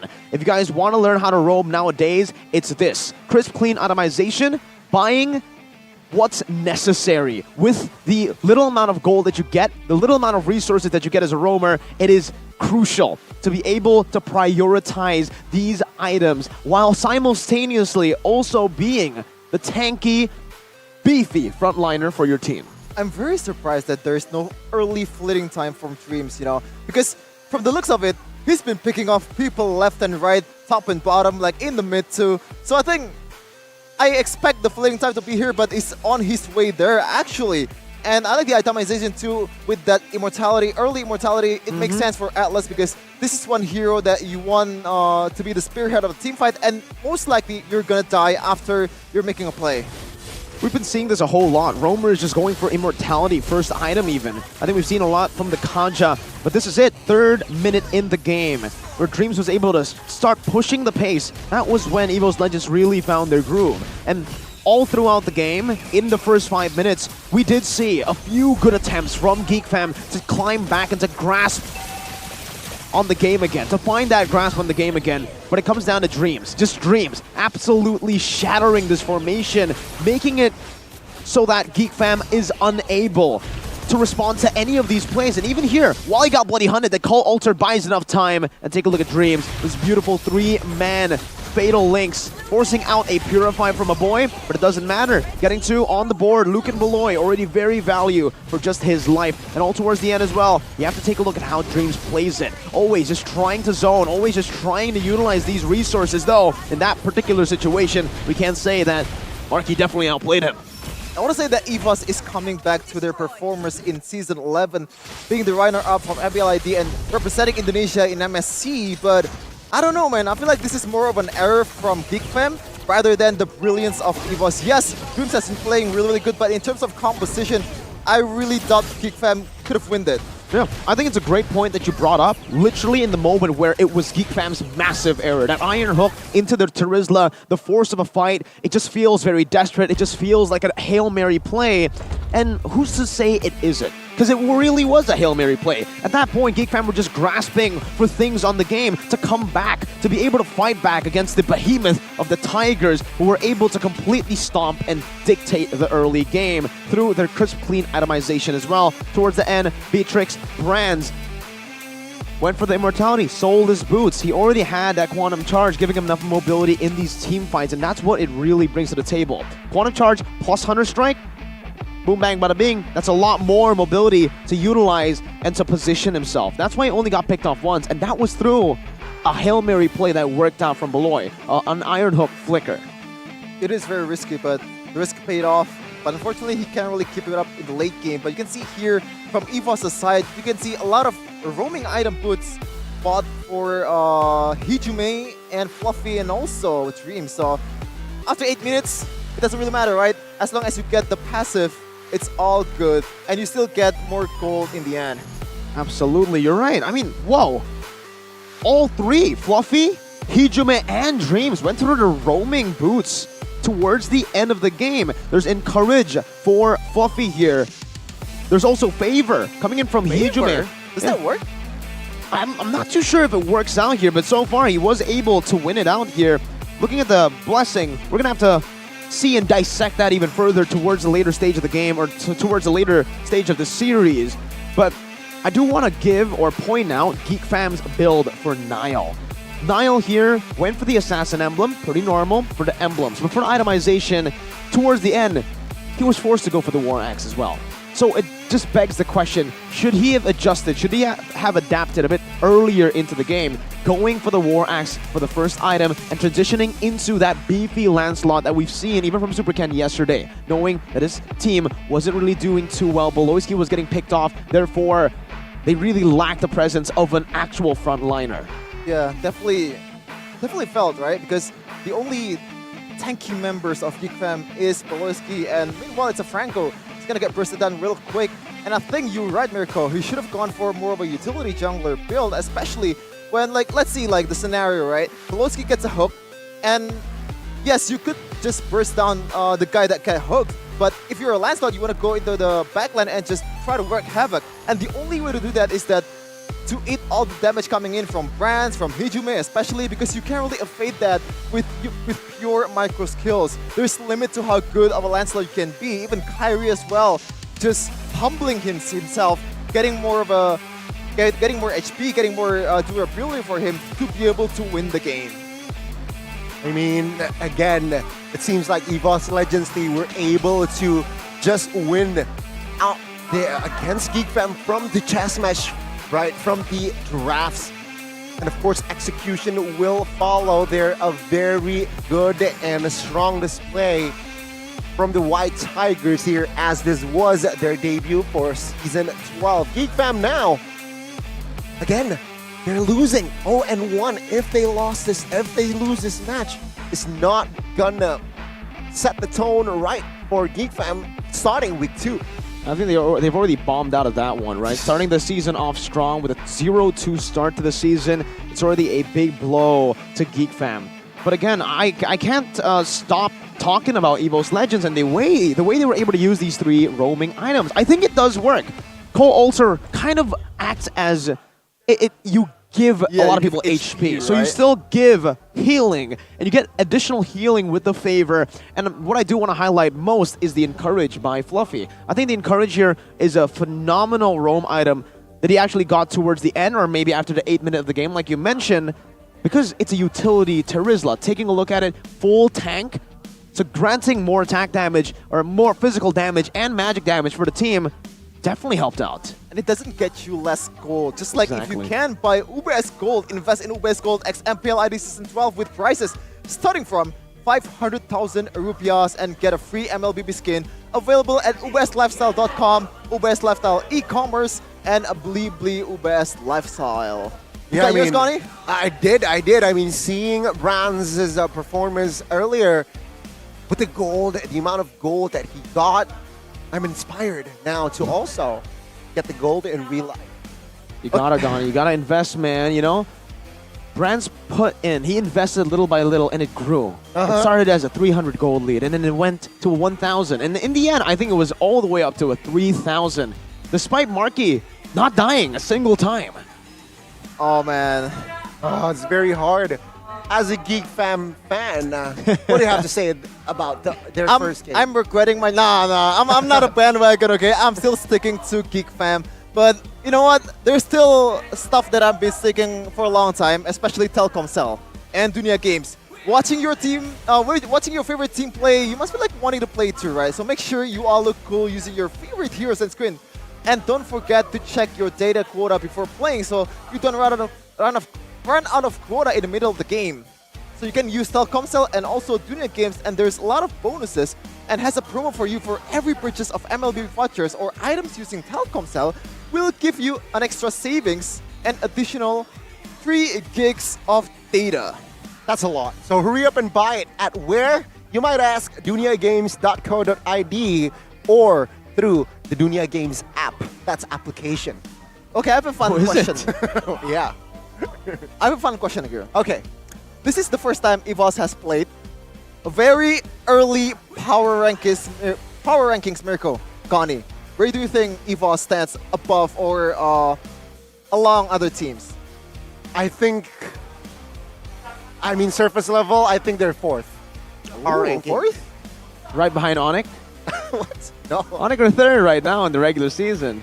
No, let's be real. Like power rankings is different. Yeah, it's different absolutely, with yeah. standings. It is very different. I think for me, I would rank EVO's Legends similar to Ganya. I think 4th is a very safe place to put them at. I think considering a lot of teams have exceeded and also lived up to their expectations in good and bad ways. I don't know. I think what's going to be really interesting is the EVO's Legends versus Dewa matchup. Ooh. Because both of these team fights rely heavily on their team fight compositions, on their individual mechanics to make these team fights work.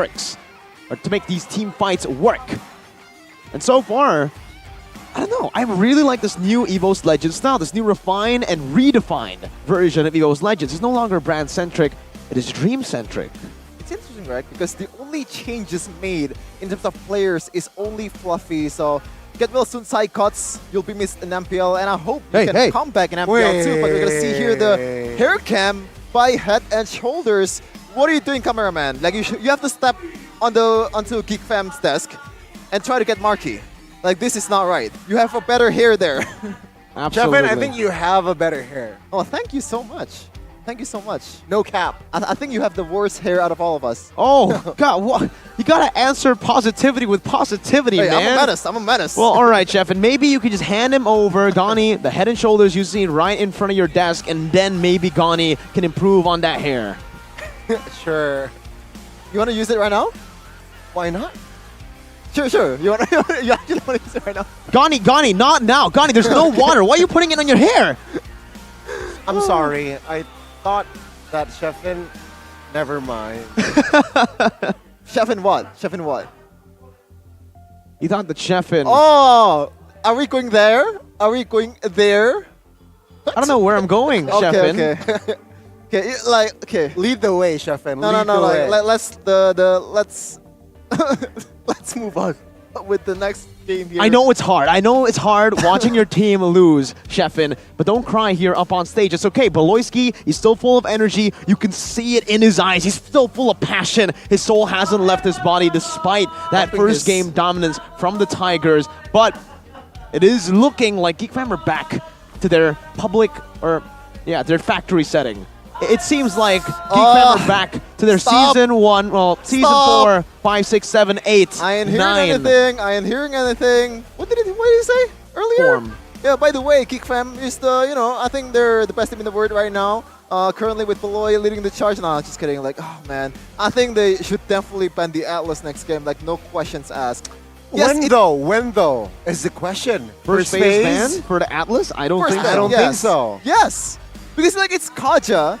It's Franco. Like that's the power hero of Beloy, right? And the Natalia is gonna be banned, or maybe the Kaja too. So the only option there is just to ban, to be able to make the Franco pop off, to be able to make the Franco effective, you have to ban the Atlas. But so far I have a chance to talk to Beloy personally, and he said to me that he's gonna work on his hero pool, trying to make his Kufras and Minotaurs and all that stuff to be able to be played at the highest level. So we can expect more picks coming in from Beloy. Maybe. Before EVO's Legends, you had a deep talk with Beloyski. It seems like EVO's Legends have always had a deep connection with Aura Fire. They're always taking or picking at the dragons here. They had Sugar, they had Darkness, they had even Clover help join. And even Ivan in the MDL, who's now an EVO's icon, one of the best roamers, or if not the best roamer in MDL. And the latest addition to the dragon-picking EVO's Legends, Bluefy. The fluffy dragon. The ex-Keira. Keira. His name was Keira back then. Now Season it's Fluffy. 7. And honestly, now that he's a tiger, it makes much more sense that he's Fluffy. Oh, okay. Maybe, like he already has it in mind when he's playing for Aura Fire. Okay, I made myself to Fluffy. So like they already got what I think. I want to move to EVOS. I think that's the play there for Fluffy, but we're going to the draft. So far, it's gonna be Joy, much more respected for Coach Rance, and it makes sense. So far, Toss, I don't think he has made any kind of mistakes in that game, aside from that in the top lane. I think he played that actually quite well. If he can have played that, it could be a really huge outplay, but so far, Toss is playing really good with this Joy. Yeah, I mean, very good, right? I mean, it was... He was unstoppable, he was uncatchable, basically, but now they switch sides here, so EVOS will not be able to utilize that third or even fifth pick to surprise Geek Fam. Let's see what will they do now, seeing that they have the first pick. I think with this sort of bans, they might prio the Fredrin. Paquito again. What, EVO's Legends? Yeah. Yeah, I think the Paquito is definitely still going to be the top priority here for Geek Fam. I'm not too sure. Do they want to leave the Claude open or the Uranus? Honestly, looking at EVOs, yep, no changes. If it ain't broke, don't fix it. They're still going exactly the same around as they did in game number 1 with Valentina, Kaja, and Natalia. Not just shutting a boy down, but also shutting Beloy down. Main point being Beloy. But with the 2-0 mid of Geek Fam already neutralized so early on in the draft, it does give Renz and his Shadow Analyst a really rough time to tackle this draft. Oh man. Has to be the Claude ban. Yeah. A punch for a punch. No. Okay. Okay, they want to trade it then. So do they want to go for the Uranus? Not gonna lie, man. The more I play Uranus at a high rank, I'm not the highest rank there, but like it got shred really easily by carry. I think that's the highest counter. It's not Dyroth, it's carry. I swear to God. The corrosive side is just so annoying. If you combine it with other slows, for example, X-Borg or Yves, it just spells too much trouble for you. That is a very good counter. We've seen it many times before as well. The carry just melts through Uranus like it's butter. But here, as expected, it's going to be the Claude first pick. It's Brand's comfort pick. We've seen it a whole lot of times in Season 11 even. And now that the Claude is top prio, I don't think EVO's Legends will shy away from picking up that comfort pick and prio pick for EVO's. Arlet could definitely be a pick, but they go for the Fanny instead here. Already locking a jungler so early on. And I don't know. No Kaja up for grabs here. It seems like they're going for the Faramis. Yeah, and it should just be, there you go, locked in. Faramis.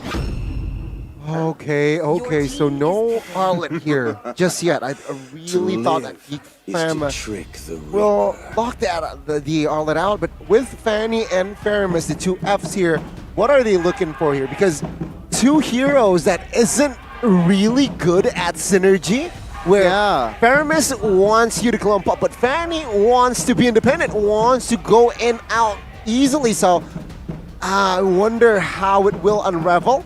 EVOS, though, with this clock, a lot of options of approaches.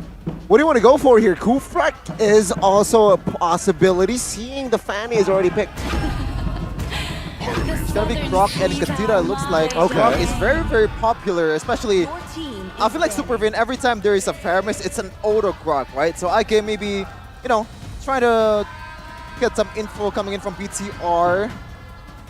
One of the best teams in the MPL ID right now. So I like this approach, but oh man, like, see, like if this is the previous season, I would like this pick, but Blue right now it just doesn't shine as much as the previous seasons, man. Like it just doesn't hit the same. I don't know.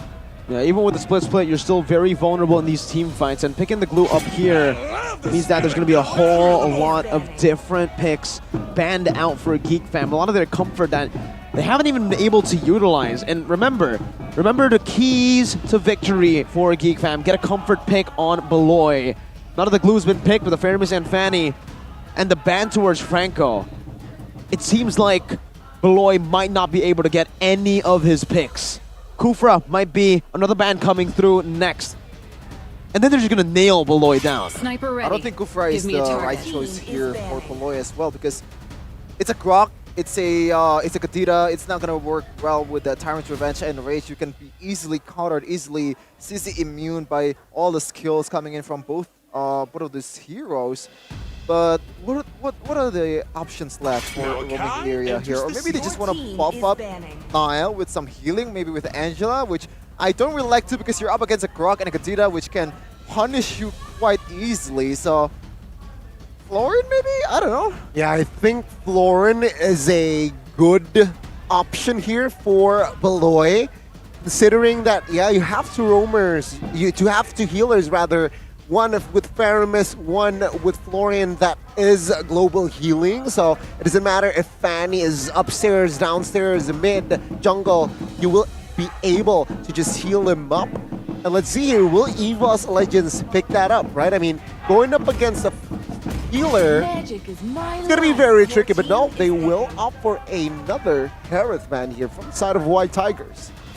Oh, gold lane option available. Gold lane option. Carry. It's the only one is carry, Carry right? Beatrix, technically. I mean, the Beatrix can be a pickup here for the side of Geek Fam as well. The carry is a bit safer. No, carry isn't a bit safer. I mean, technically, if you go for the Purify, it is safer. But that early game against a Kadita and a Claude, plus the Grok as well in these team fights, it's going to be really hard to pull off. I mean, unless they go for the Diggy as a roamer, last pick. Ooh, Diggy, that is a possibility. I mean, it's very rare thing to see Beatrix with a Purify, right? I mean, I don't think we have ever seen it. No. So, what? Wait. Beloy Cho? Beloy Cho going up against Kadira and Grok. Huh. Okay. Interesting. Okay. I think this is just specifically trying to counter brands, I guess, but if they want to counter brands, I think Minotaur would work better, especially with Kadira too. So I think he wants to go more of a pick-off composition, but EVOS, I think they're gonna opt to go for Mortis, I guess, because there's just way too much CC, too much slow coming in. The Mortal Coil is gonna work well against the Fanny too. The cable is gonna be stopped. Maybe another good choice would be the Fredrin in the jungle, but they do go for the Mortis. And Ruby. And the Ruby already providing good peel for the back as well. And it's gonna be the Wanwan, not for Chadera, it's for Marquis here in this game. I'm a big fan of Wanwan for Marquis, especially up against the Kadita and the Grok, but not so much the Cho for Beloy. Oh man. I'm not really convinced with the Fanny just yet. Just a reminder that Fanny is almost banned in every game in MPL. Actually, highest ban rate MPL ID so far in Season 12. This time around, Nile gets the chance to showcase his skills on these highly mechanical heroes and prove he's one of the junglers that's gonna be feared in the next few seasons. We'll see if it can work out here for EVO's Legends. It seems like they have the more concise, the more precise draft to deal or to execute the winning condition that they have. Meanwhile, for Geek Fam, it kind of is all around the place. They want to pick off, but they want a team fight, but they want to have lane priority while also denying picks away from EVOs. Just all over the place. Probably that's the plan there, just controlled chaos, as you a lot of times said, Mirko. Maybe, now it's just gonna do work on its own. So interesting choice here, Festival Blood for Nile, even though Fanny is more of a burst and run hero. He's going for more sustain, but we're gonna see if that's gonna work out in this game for EVOS versus Geek Fam. So far, Quantum Charge for Glue? Okay. Ooh. Excuse me? We'll see how this works out, man. Again, Quantum Charge, they're not just experimenting in the drafts, they're experimenting here as well with the emblems and the talents.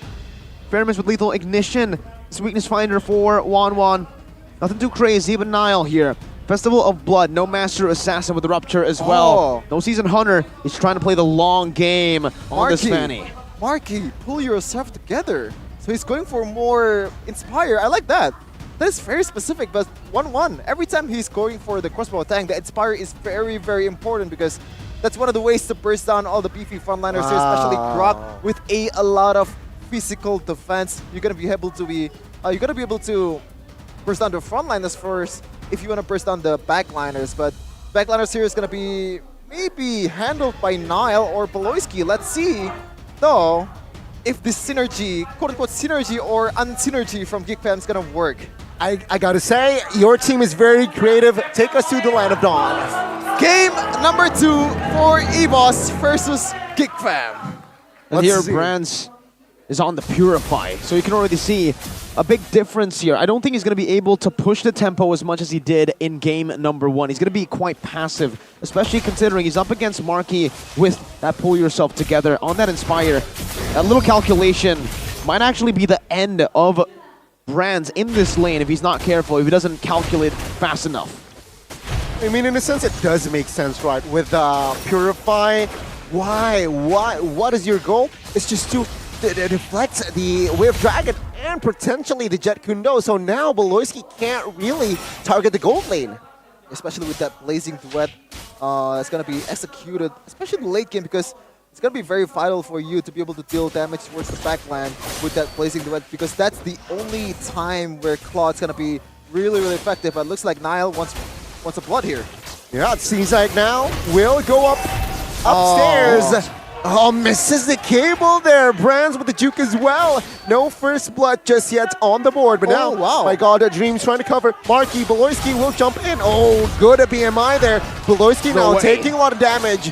Oh, take a look at the damage. Take a look at the peel coming from Beloyski. Still surviving, though. Again, no first bloods on the board just yet. Ooh. I think it's kind of evident, right? Nile is still having the jitters. Because so far in MPL ID Season 12, there's been a lot of mistakes that this guy made, especially in the assassin part. He thought he can burst down some heroes, but a lot of misplay, a lot of miscalculation, and a lot of underestimation towards the opponent. As Brian is going to freeze the lane towards his advantage. Yeah, when you miss your cables, you lose a lot of your energy. And that's what we saw from Nile. The reason he wasn't able to find that cutthroat towards the end was because he just did not have enough energy to pull it off. And now it just gives EVO's Legends much more of space to go and control the neutral objective. But it doesn't change the fact that they're still on it. Oh, Jet Kundo flicker on towards one, on towards Fluffy, not the real right target. Alter popped. Bringing Geek Fam a little bit too low. Now Luke pops the split, mounting Fluffy. Take a look at the turtle now, taken control by Nile, but now Luke quite isolated. Will not be committed just yet, though. In the front side, take a look at that. A boy, though, gets the turtle. Beloyski now. Low will be taken down. Both roamers taken out. Both of the teams now look for a disengage. It's a 1-for-1, 1-for-2 rather. Geek Fam wins it. Very, very messy coming in from Geek Fam, especially the engage coming in from Beloy. That was a weird pathing for a Chao user. Usually just want to go for a flicker when you're out of your vision from your opponent. And he just goes all the way to the back, to the red buff even, and gets Fluffy out of all people there. It was a big pick-off here from Geek Fam. The way that they were able to just pace themselves in that team fight, using the Cold Altar to, again, slow it down to a tempo that Geek Fam just strives in.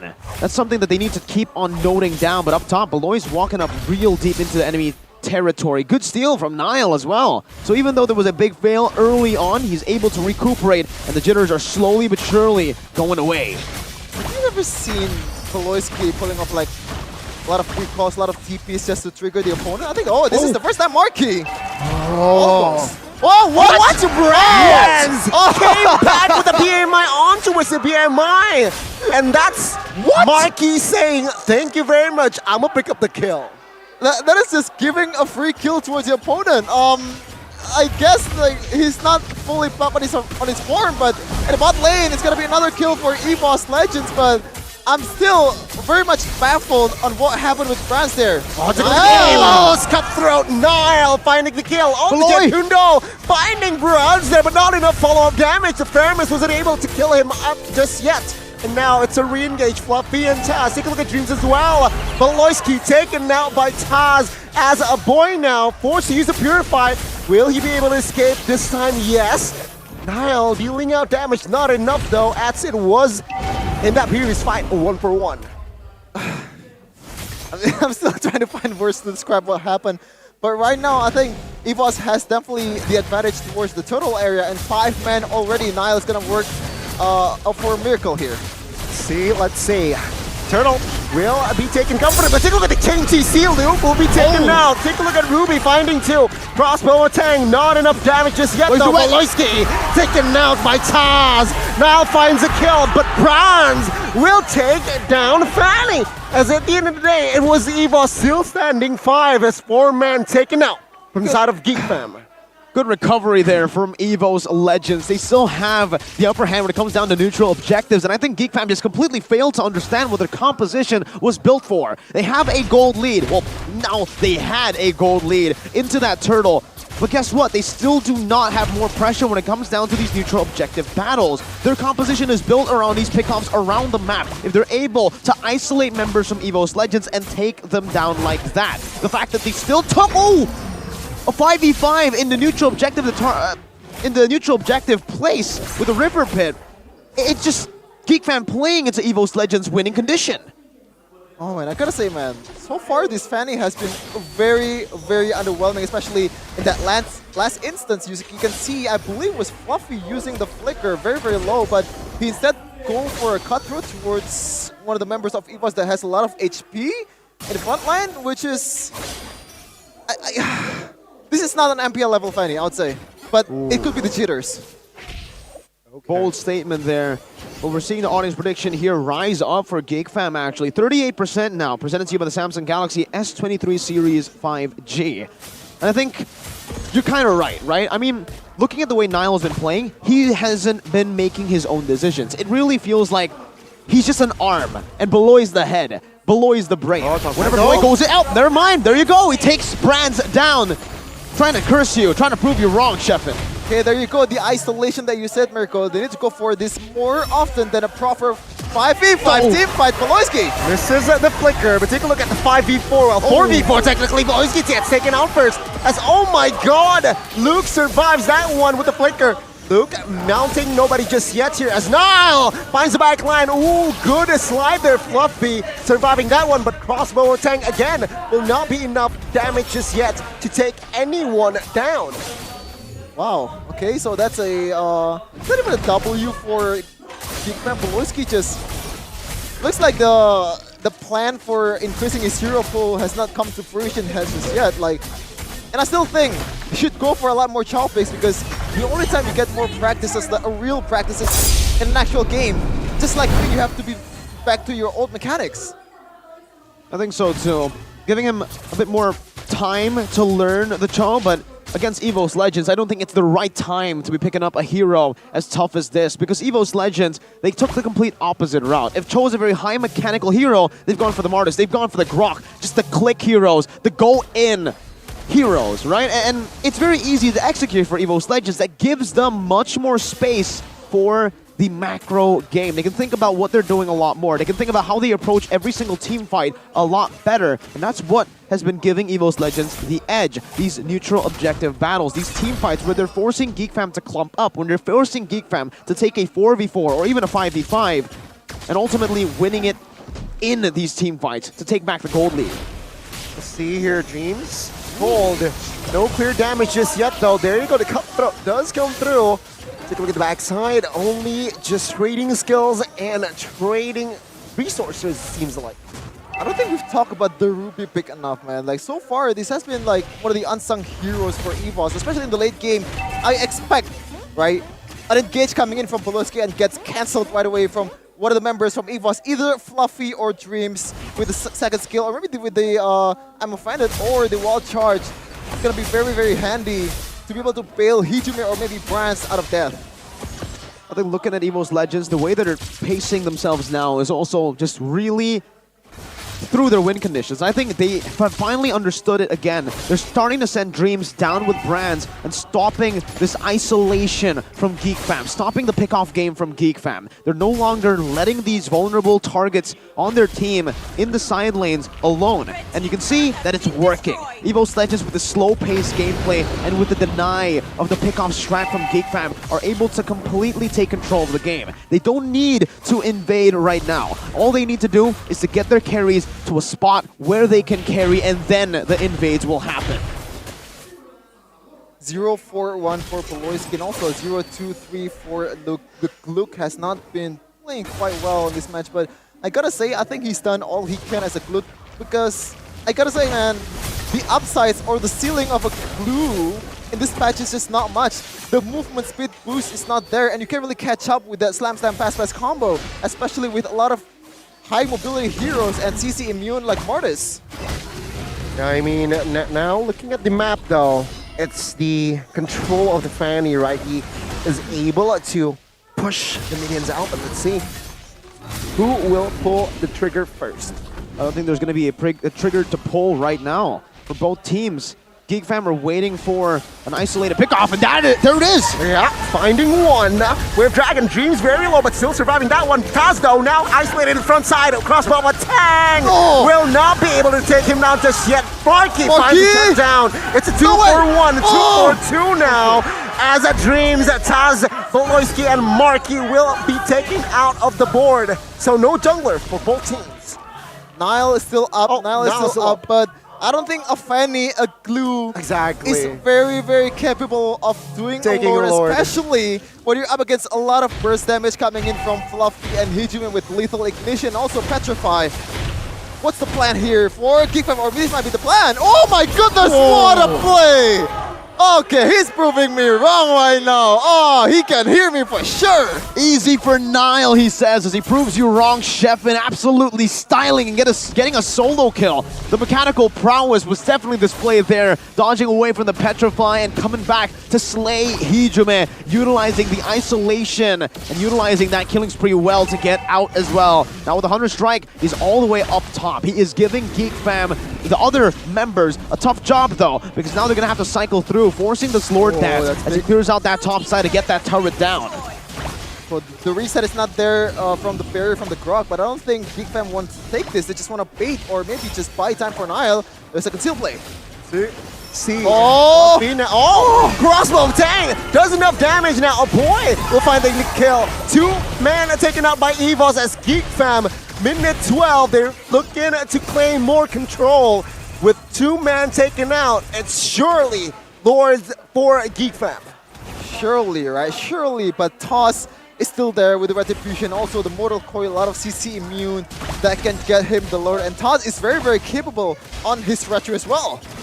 It comes down to the power spike, I believe, for GeekFam, right? Because they were waiting for a point where they can finally turn it around and come back into the game. And it comes through Marky. The main reason they've been completely outclassed, I would say, in these neutral objective battles, in these team fights, is the fact that their gold laner, their marksman, just wasn't able to really melt anyone down.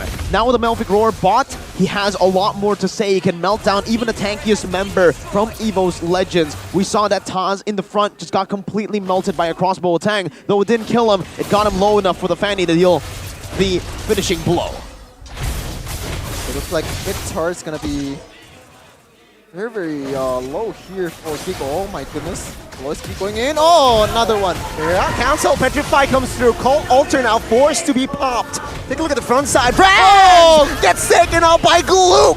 And now it's a collapse. Glook now mounting one. Dreams though has Immortal. Oh, that might be a mistake. Oh my God. Will lose his Immortal. No way. As now finds the kill on towards Taz. This is not good as EVOS are still defending from the Lord. Oh man, the Immortality buy is just so clutch. This is an EXP laner we're talking about. This is not a jungler, not a gold laner, but we're gonna see Geek Fam trying to end the game. We might see a game 3, ladies and gentlemen, as now Dreams trying desperately in the front side. Oh my god, Fluffy finds a double. Let's see, is that enough? A boy finds a killing spree as well. Lord taken out. But again, not enough firepower for Geek Fam to end the game. Tier base turret number 1. Top side taken out, but again, no base wrecked just yet. Remember, man, remember EVOS versus RRQ. EVOS defended the base like a madman, and they're doing it again, even though it's not really that, you know, it's not that impactful in the playoffs, but don't forget also, use your head and shoulders to get your Dendroff away.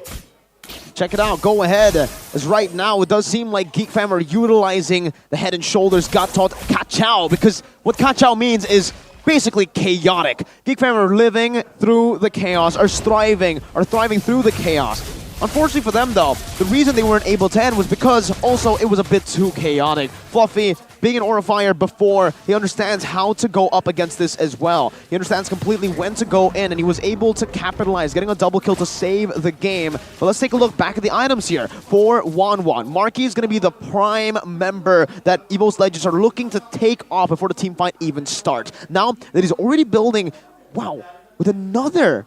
Well, I'm curious to see what he actually goes for here. Is he going for a Haas Claws into the end?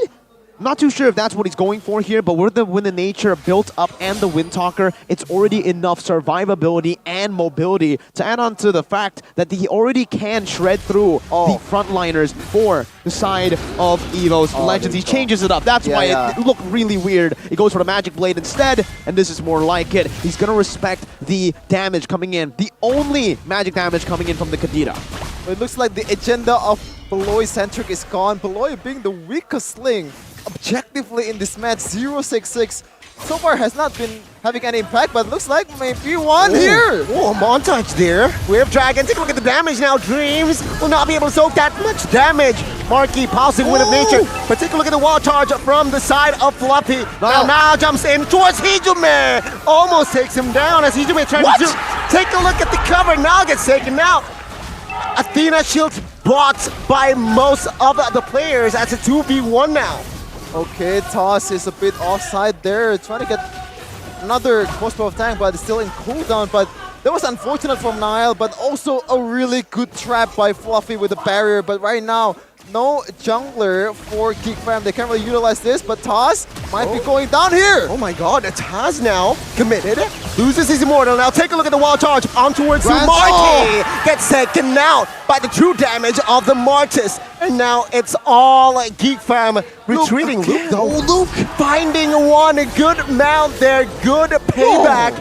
And now they're overstaying. Luke gets taken out. Geek Fam still somehow surviving. It's a stalemate. It's a complete stalemate in the 17th minute of game number 2. Geek Fam versus EVOS Legends with Taz down and Nile up. But with Marky down, there's no one there who can actually try to threat the Lord take. Geek Fam can't do it. They don't have a DPS dealer. EVOS have the DPS, but they don't have the Executor. So for both teams, they're now just going to go back and reset and set up again for another big team fight that might end up like this consistently. Just 2 for 2s, ultimately ending in a complete stalemate. So we can see here the damage dealt by a boy.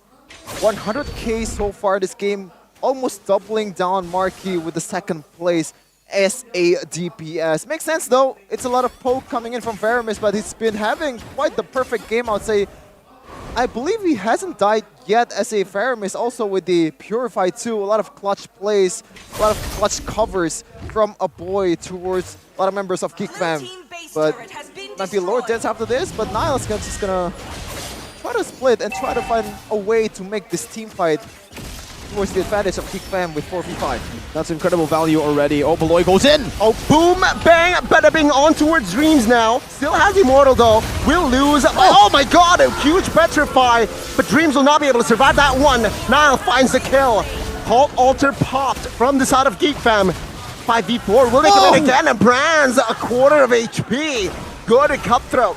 Lord taken out by the side of Geek Fam. EVOS, they need to defend this. Showing more than signs of life from Geek Fam. 70-15 so far from that kill department. Only 4k gold lead. And I think if you want to win the game, you have to win the game right now because this fan is gonna fall off quite a lot in this late game. 20 seconds for Dreams to respawn. The power spike for Geek Fam is here already. Niall as well. He had to juggle some items, but now he's back to full items, and they're looking for the end with this Evolved Lord. 3 mini waves crashing. Oh, Beloyski overextended, lose his Immortal. Hijube gets taken out though. Take a look at the collapse. Geek Fam, we might see a game 3 now. Let's see. It's a 4v3. Toss taken out. The base is cracked open. Ladies and gentlemen, welcome to game 3. We have a game 3 on our hands, courtesy of Niall proving me wrong on his Fanny multiple times over and over again. Not really good showing from Beloy though, but as long as you get the W, as long as you get the series going, as long as you equalize and having more chance, it's a-okay. We're going to game 3 for more chances of Geek Fam getting the first win in this season. What an absolutely phenomenal performance from Geek Fam. The way that they were able to adjust mid-game as well. The fact that they were behind for a lot of the parts in the early stages because they were drawn into these team fights. But we have to say, man, that Fanny started off really slow starter. Once he got the groove though, once the jitters started to fall apart, he was able to completely come back and take control with his mechanics. It's been a while since I've seen Niall play that Fanny. Last time in MDL for Onyx Prodigy, but now in the MPL, he was shining. A few mistakes here and there, but it only shows that, again, you know, first game on a Fanny in MPL, the jitters definitely have an impact on how you play.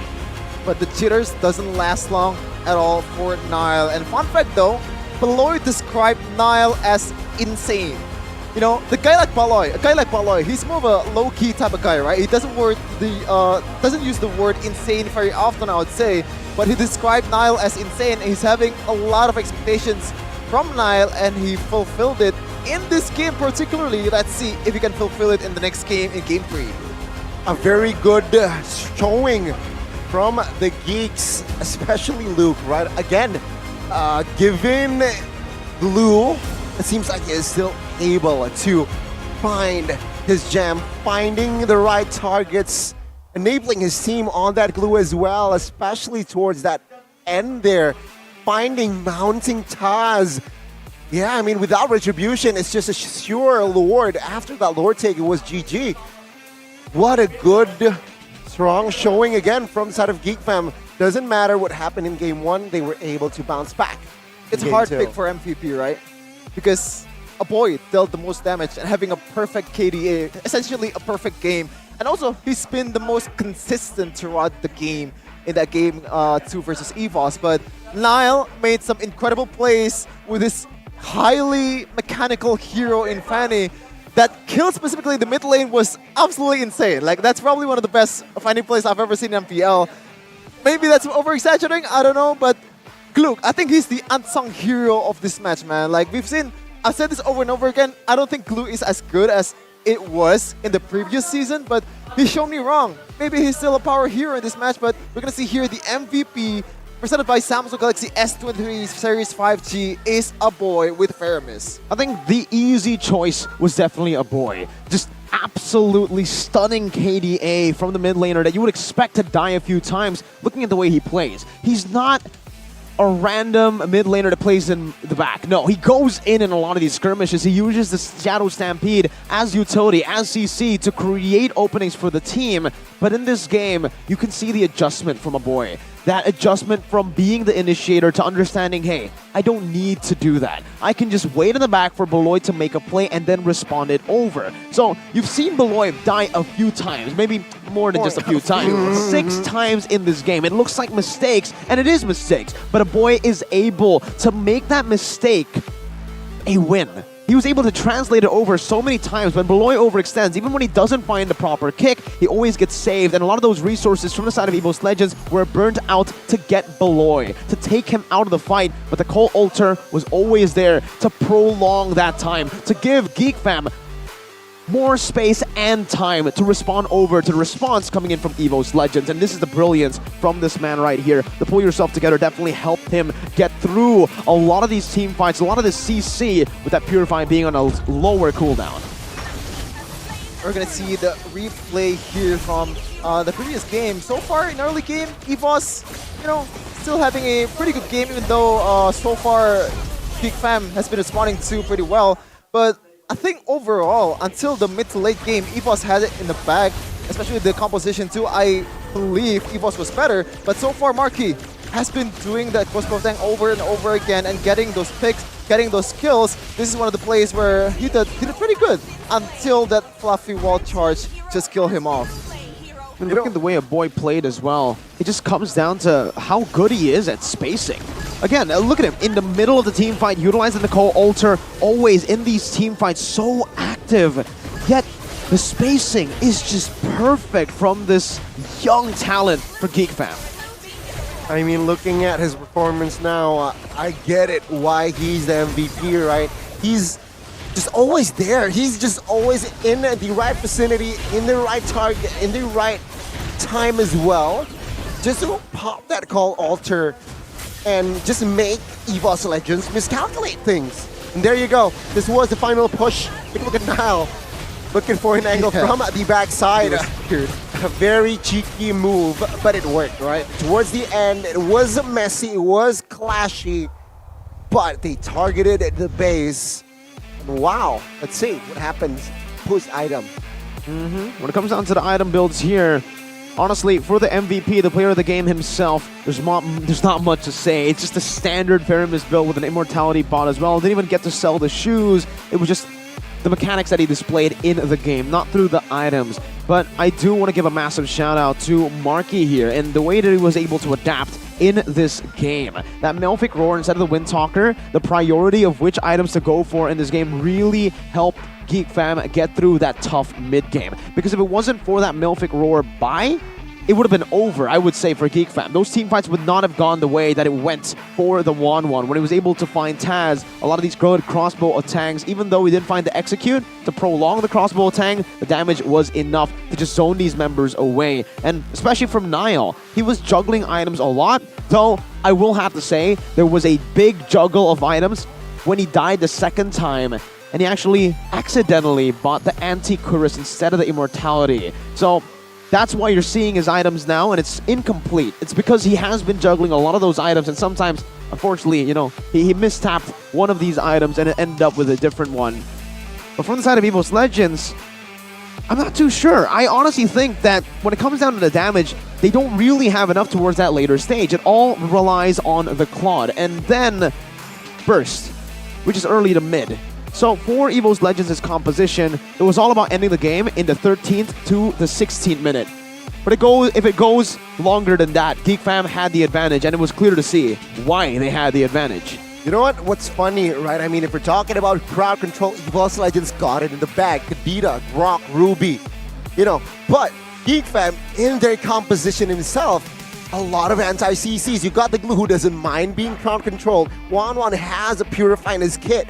A boy picks up the spell of Purify. Fanny, very hard to catch. And Cho has that Shunpu anti-CC as well. So you can see here that EVO's Legends, that they want to control the fight, but it seems like they can. But Geek Fam just denies it with their skills. Okay. I get your point, Mirko, but lacking damage towards the end of the game. But I think the whole damage coming in from GeekFam is mostly from 1-1 from Mark here, right? The other one, if you kind of ignore Fanny? Nile, Paramus? okay. Nile, once he goes in and doesn't really have any resources available, he's gonna be forced to back away, right? In a ideal situation where when Fluffy gets either Marky or Nile, I think it's gonna be an easy teamfight for EVOS Legends because Toss is just gonna clean up the trash coming in from GeekFam, and also Dreams has a lot of CC in hand, and that makes it hard for GeekFam to be able to do the teamfight properly. I think that's the idea there, but I do agree that in terms of like, how much damage they have without any kind of synergy, I do agree that it's mostly just brands. Yeah, I think it's a fact as well. Right now, looking at the carry, a boy was definitely a very good secondary damage dealer. Sure, it was mainly Marky, but here, on paper, it's actually mainly a boy. So Marky was more of the utility. Funnily enough, he was there to bait out a lot of the resources coming in from EVOS Legends. A lot of the stuns, a lot of the petrifies, the resources that you would usually use to lock down the main damage dealer. And I think Marky played his role to perfection, always timing the second skill well. And again, that pull yourself together, giving him that Inspire. That Inspire for 1-1 is crucial. Why? Because it adds the mobility in these team fights, not just damage for the ultimate. And whenever he's able to pop that Inspire, even in the team fight, it gives Hijime, Fluffy, Brands, everyone from the side of EVOS Legends such a tough time to get close to Mr. Marky. So far, I would say the most, top 2 most consistent player to till this match, right? The first 2 games was, one of them is Marky. The other one is a boy, which has a lot of things to say because Marky, a lot of people doubted him, even me, as a GeekFam fan. Us, right? Chadera clearly without any shadow of a doubt, has been better in the previous week. And somehow Marky performed in this time and has been able to adapt with Poloisky, even though they're not really synergizing pretty well, but he can still get those micro plays and synergize with other member other than Poloy. Well, maybe it's because they have the skills, because the skins, right, Gani? I mean, if you check out Bleebly, you will sure add more skins that will add your skills as well. So skill on, the skin should also be on, so you can play with more confidence using what? Bleebly. They purchase game vouchers and top up with more efficiency with a 10% cashback. Doesn't seem like a lot, Mirko, right? But if you play Mobile Legends a lot of times and has a lot of skins, that is gonna accumulate to a lot of money as well. So, Bleebly, definitely the right way to go. But before we're going to the game 3, we're gonna have a break here to get ourselves energized again. So, thank you for watching. Stay tuned for game 3.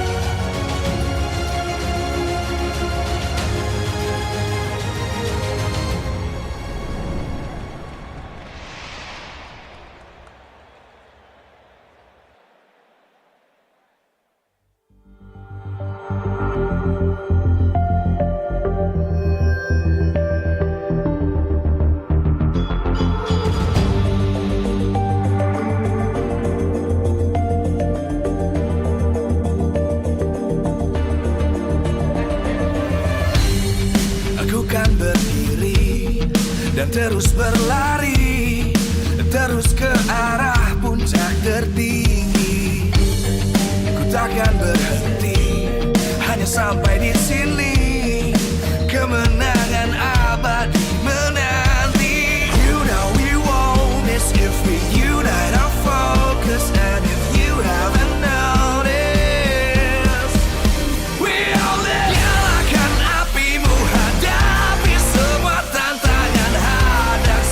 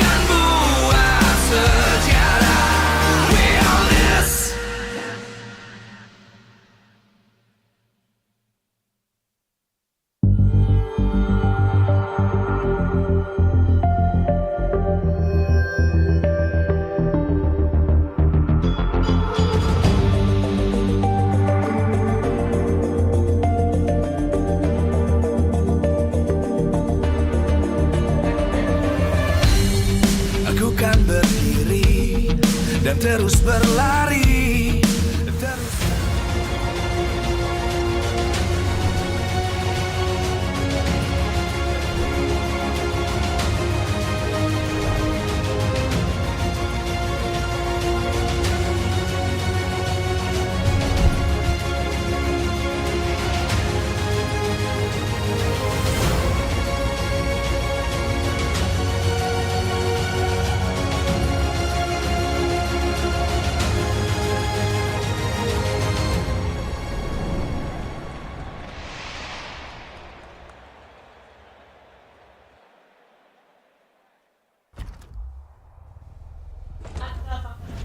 Welcome back to the deciding game on which team will have their first win in MPL Season 12. Will it be the power of the family or the power of the Tigers? So far, Game 1, EVOS, really good, dominated. But Game number 2, the microplay of Nile and the consistency of Aboy prevails for Geek Fam. I think you found the right keyword, the right macro. It seems like EVOS Legends in that game, Game 2, they weren't able to out-macro Geek Fam just because the Fanny, the split push continues on in that top side, which just forces Geek Fam to in a better spot. So let's see here, Game 3, what will both teams bring?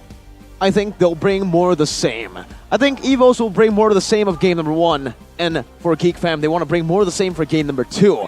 How do you beat a teamfight comp? Mobility. Play through the side lanes, isolate, and try to make them think about the side lanes. The wave pressure, the wave control is something super underrated in this series that hasn't been completely utilized by EVOS Legends in game number 2. That was, on the other side, completely punished and capitalized through Geek Fam's macro play.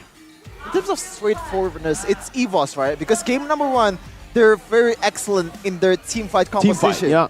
Game number 2, they're still using that teamfight composition. This time around, Geek Fam were able to counter it with Nile on his Fanny and try to isolate, as you said, Mirko, all the members, the side laners of EVOS Legends. But the execution was not great in the first 5 minutes, right? In the first 8 minutes, early to mid game, Nile was not so good and the gameplay just wasn't there. What happened there?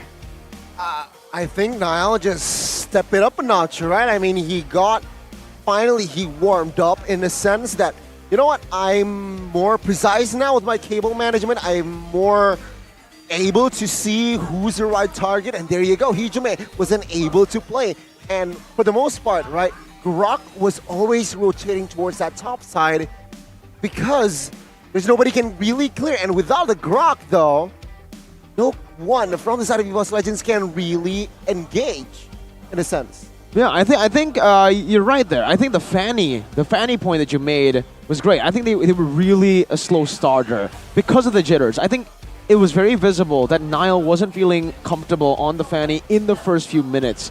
And as a rookie, first time ever in MPL Indo on a Fanny as well, super high mechanical hero that will get you punished if you make just one slight mistake. It almost happened, but luckily it didn't, and that gave him the confidence. I think Beloy as well acted as a leader in that game. I would say always leading the pack and always telling him when to go in and when to go out. Like we said, or like a point that I actually brought up in game number 2, it feels like a boy, well, not a boy, Nile was actually like the hand. He's an arm. Beloy is the brain. That's why when sometimes it looks weird, Nile just wanted to go in, it was Beloy's call. But throughout the series, with that confidence, with Beloy making the right calls, Nile found his comfort. He found how to get rid of the jitters throughout the game. The adaptation was amazing. It doesn't matter where you or how you start, it doesn't matter how you finish, right? And I feel like in that game, it just proves that, yeah, Nile doesn't care. He whiffs the cable top side, minute 3? Doesn't matter. They were able to end the game. They were able to crack the base of EVOS Legends. And ladies and gentlemen, we are going to see a Game 3. I mean, day 1 yesterday, we have not seen that as well. I think it's a bit late, okay, for me, but I need to have a public apology. But before that, we're gonna have a MPL ID Facebook group tournament. Check There's it out. 64 slots, so register your team through the QR code there for a prize pool of 9,000 diamond. It's over 9,000 because there's also a certificate coming along with it. So join, check it out. Yeah. I mean, Gani, I think we should join as well. You know, you're a good roamer. I'm a very good goal Is he? laner. Sheffin is Is a he? mid XP laner. We can make it work. Okay, okay. We can try to carry this man. I see where it's going. I see where this is going. I know. Oh, It's man. okay, Sheffin. It's okay. No. You gotta bring out the facts, man. Like every time this guy plays on his stream, like he is absolutely horrible. Hey, Sheffin, I'm just saying, man, I have a higher win rate than you. Well, you're playing with a lot of people, okay? You're playing with a party. I'm soloing. See, Gani, now it's okay for excuses. Hey, it's a proper excuse, it's a valid excuse, but I just want to say, I just want to state a public apology towards Nile. I said that Fanny was not MPL level, which is true for that early game, but yeah, I ate my words, absolutely ate my words until the end of the game. Like, I am very sorry, Nile, and I'm looking forward to a lot of Fanny in the future. Yeah, and you know what? I think all of us on the English desk, except for you maybe, I don't know if that prediction was a vote of confidence because of the draft or because you just are supporting Geek Fam. But me and Gani, we definitely, I think, overlooked the draft. Yeah. We said it was kind of everywhere, and we gotta give props to Renz and the Shadow Analyst. Oh! What's that for?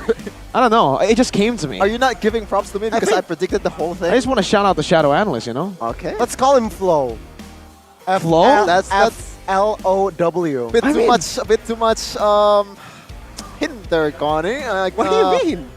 Okay. I'm not gonna go into that a bit more, but we're definitely gonna see Game 3. Will the plan stay the same for Geek Fam or EVOS in Game 1 for the drafting phase? Here we go. Age versus Reds.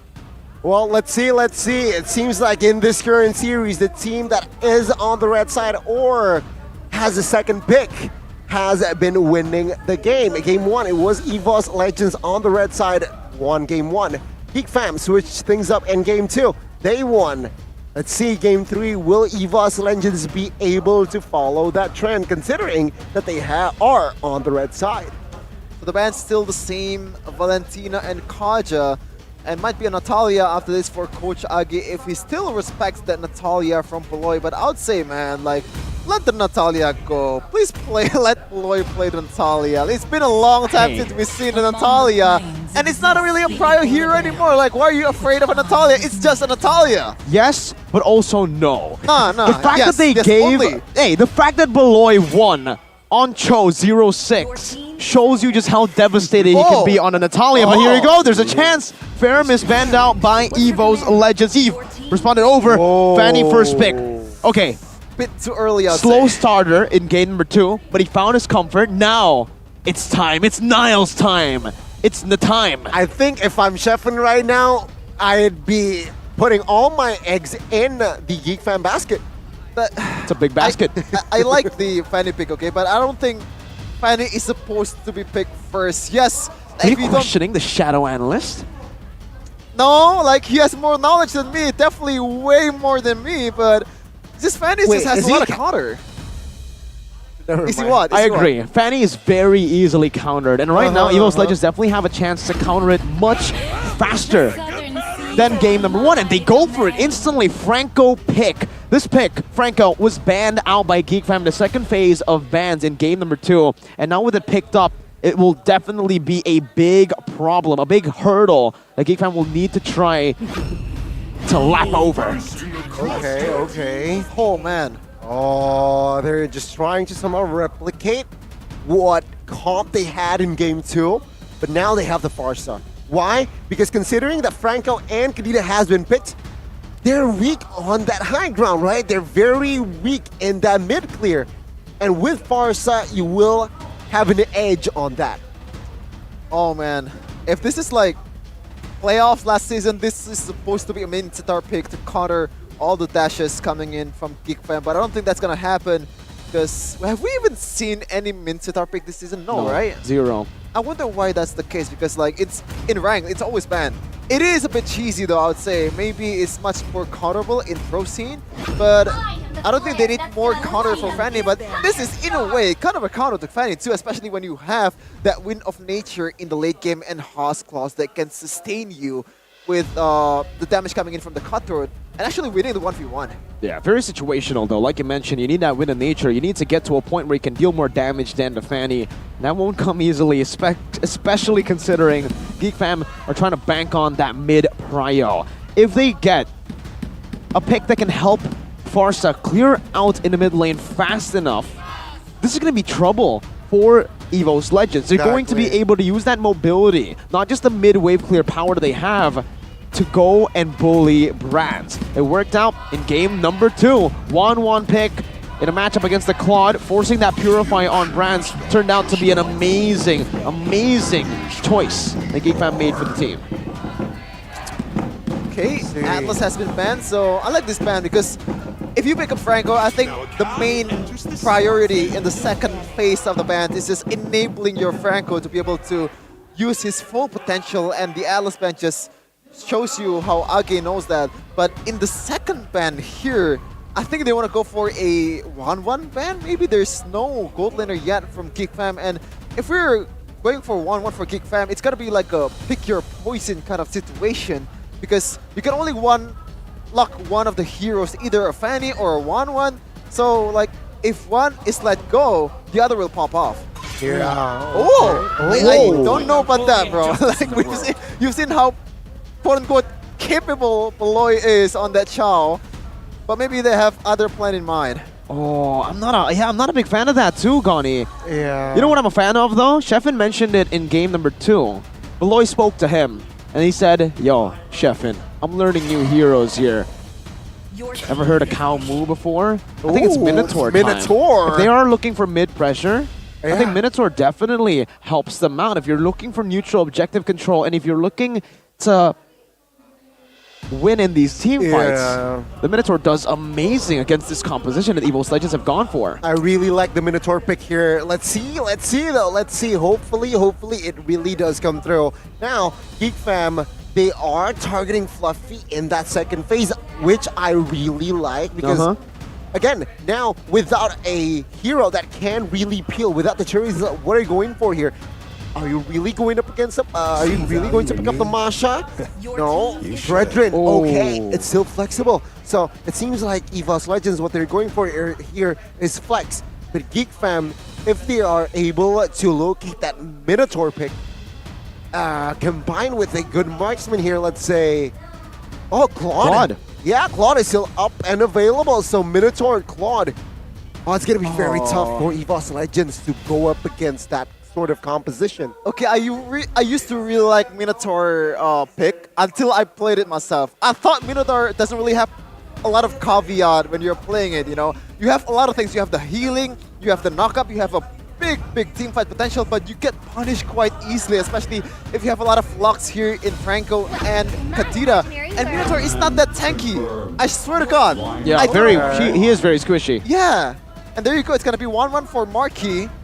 And it's gonna be Grok for Beloyski. So the last match of the playoffs last season, Game 5, Beloyski uses the Grok, and this might be a deja vu, or coincidentally, Dreams also used the Franco at that time.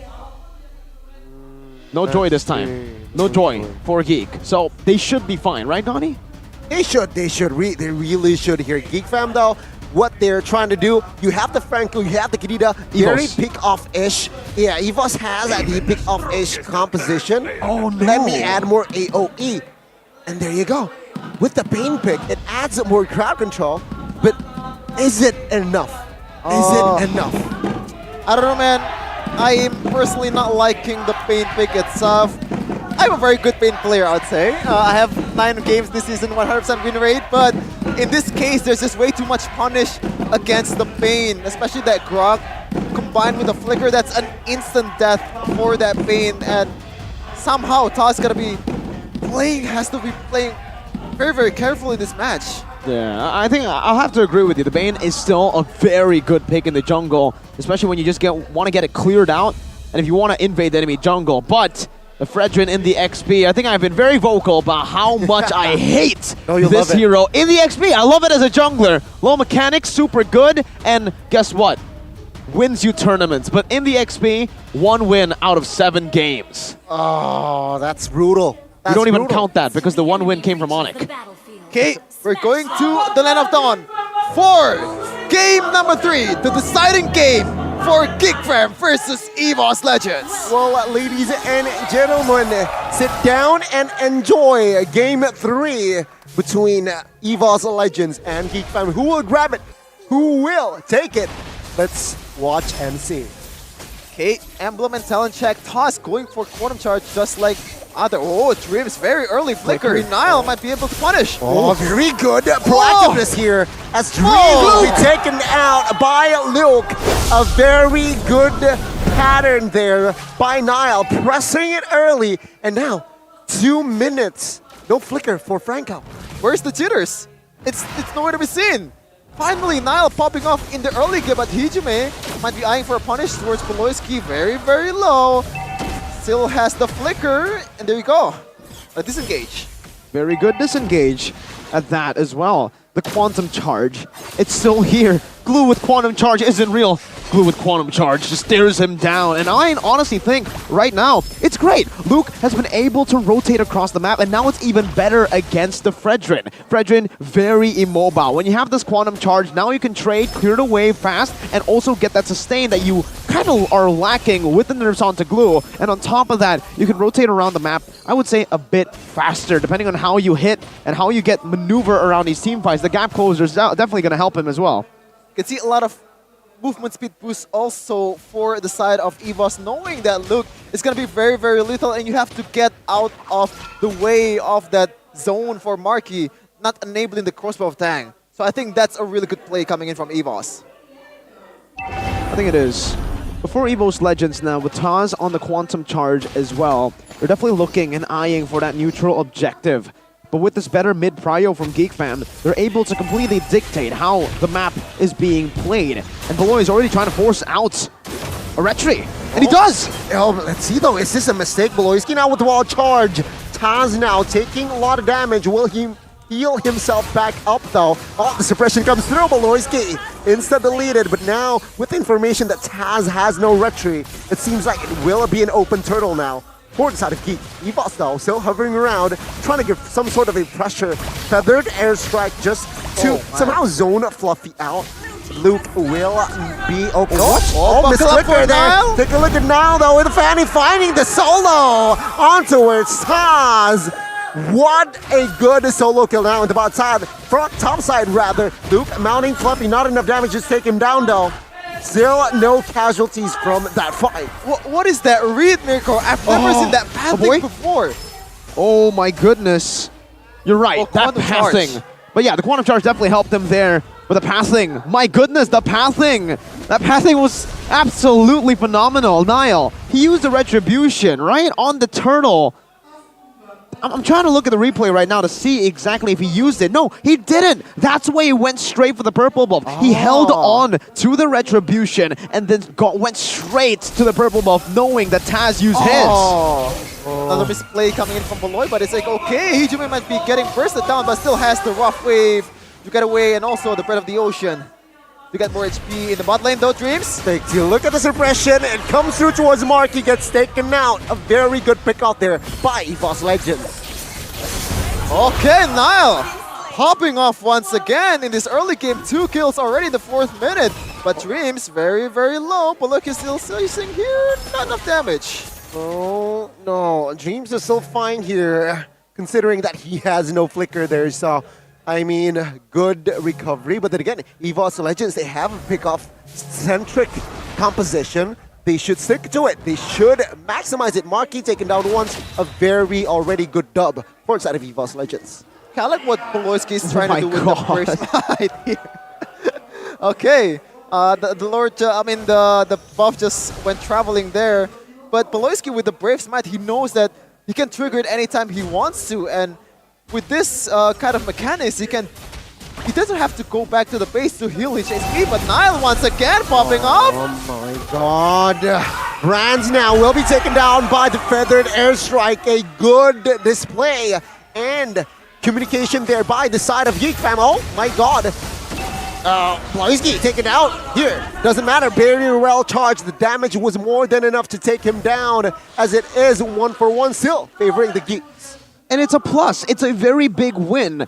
All right, it may sound weird, but Geek Fam, the fact that they've only been giving away Beloy as, you know, the sacrificial lamb is great. Because remember, for Hijume, for Dreams, the main thing that makes them a threat in these team fights are their resources, are their burst damage and lockdown abilities. When you already use the Bloody Hunt and the Rough Waves, you've practically given over the team fight to Geek Fam. There is nothing EVO's Legends can do. And as long as Beloyski acts as this nuisance, constantly just forcing these resources out, forcing the punishes from EVO's, it's going to be free for Geek Fam to do whatever they want on the map.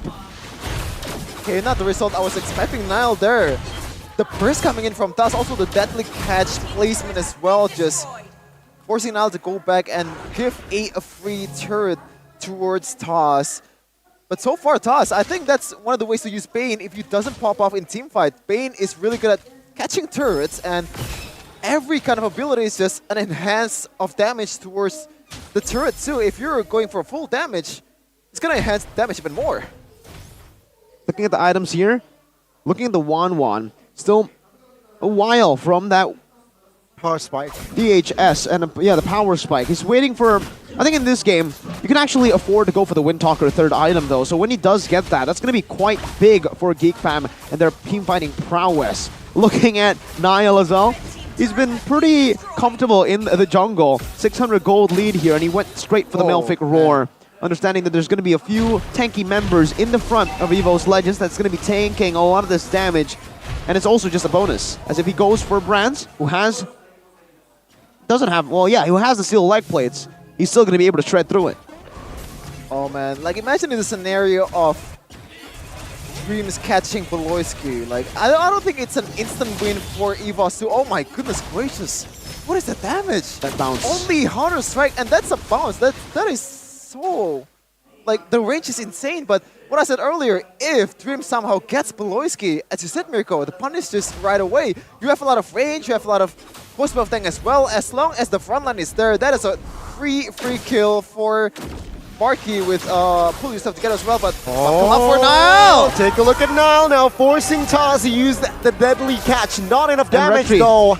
But now, that's right, no retreat. Beloyski gets taken out. Now caught. Cable's energy very low.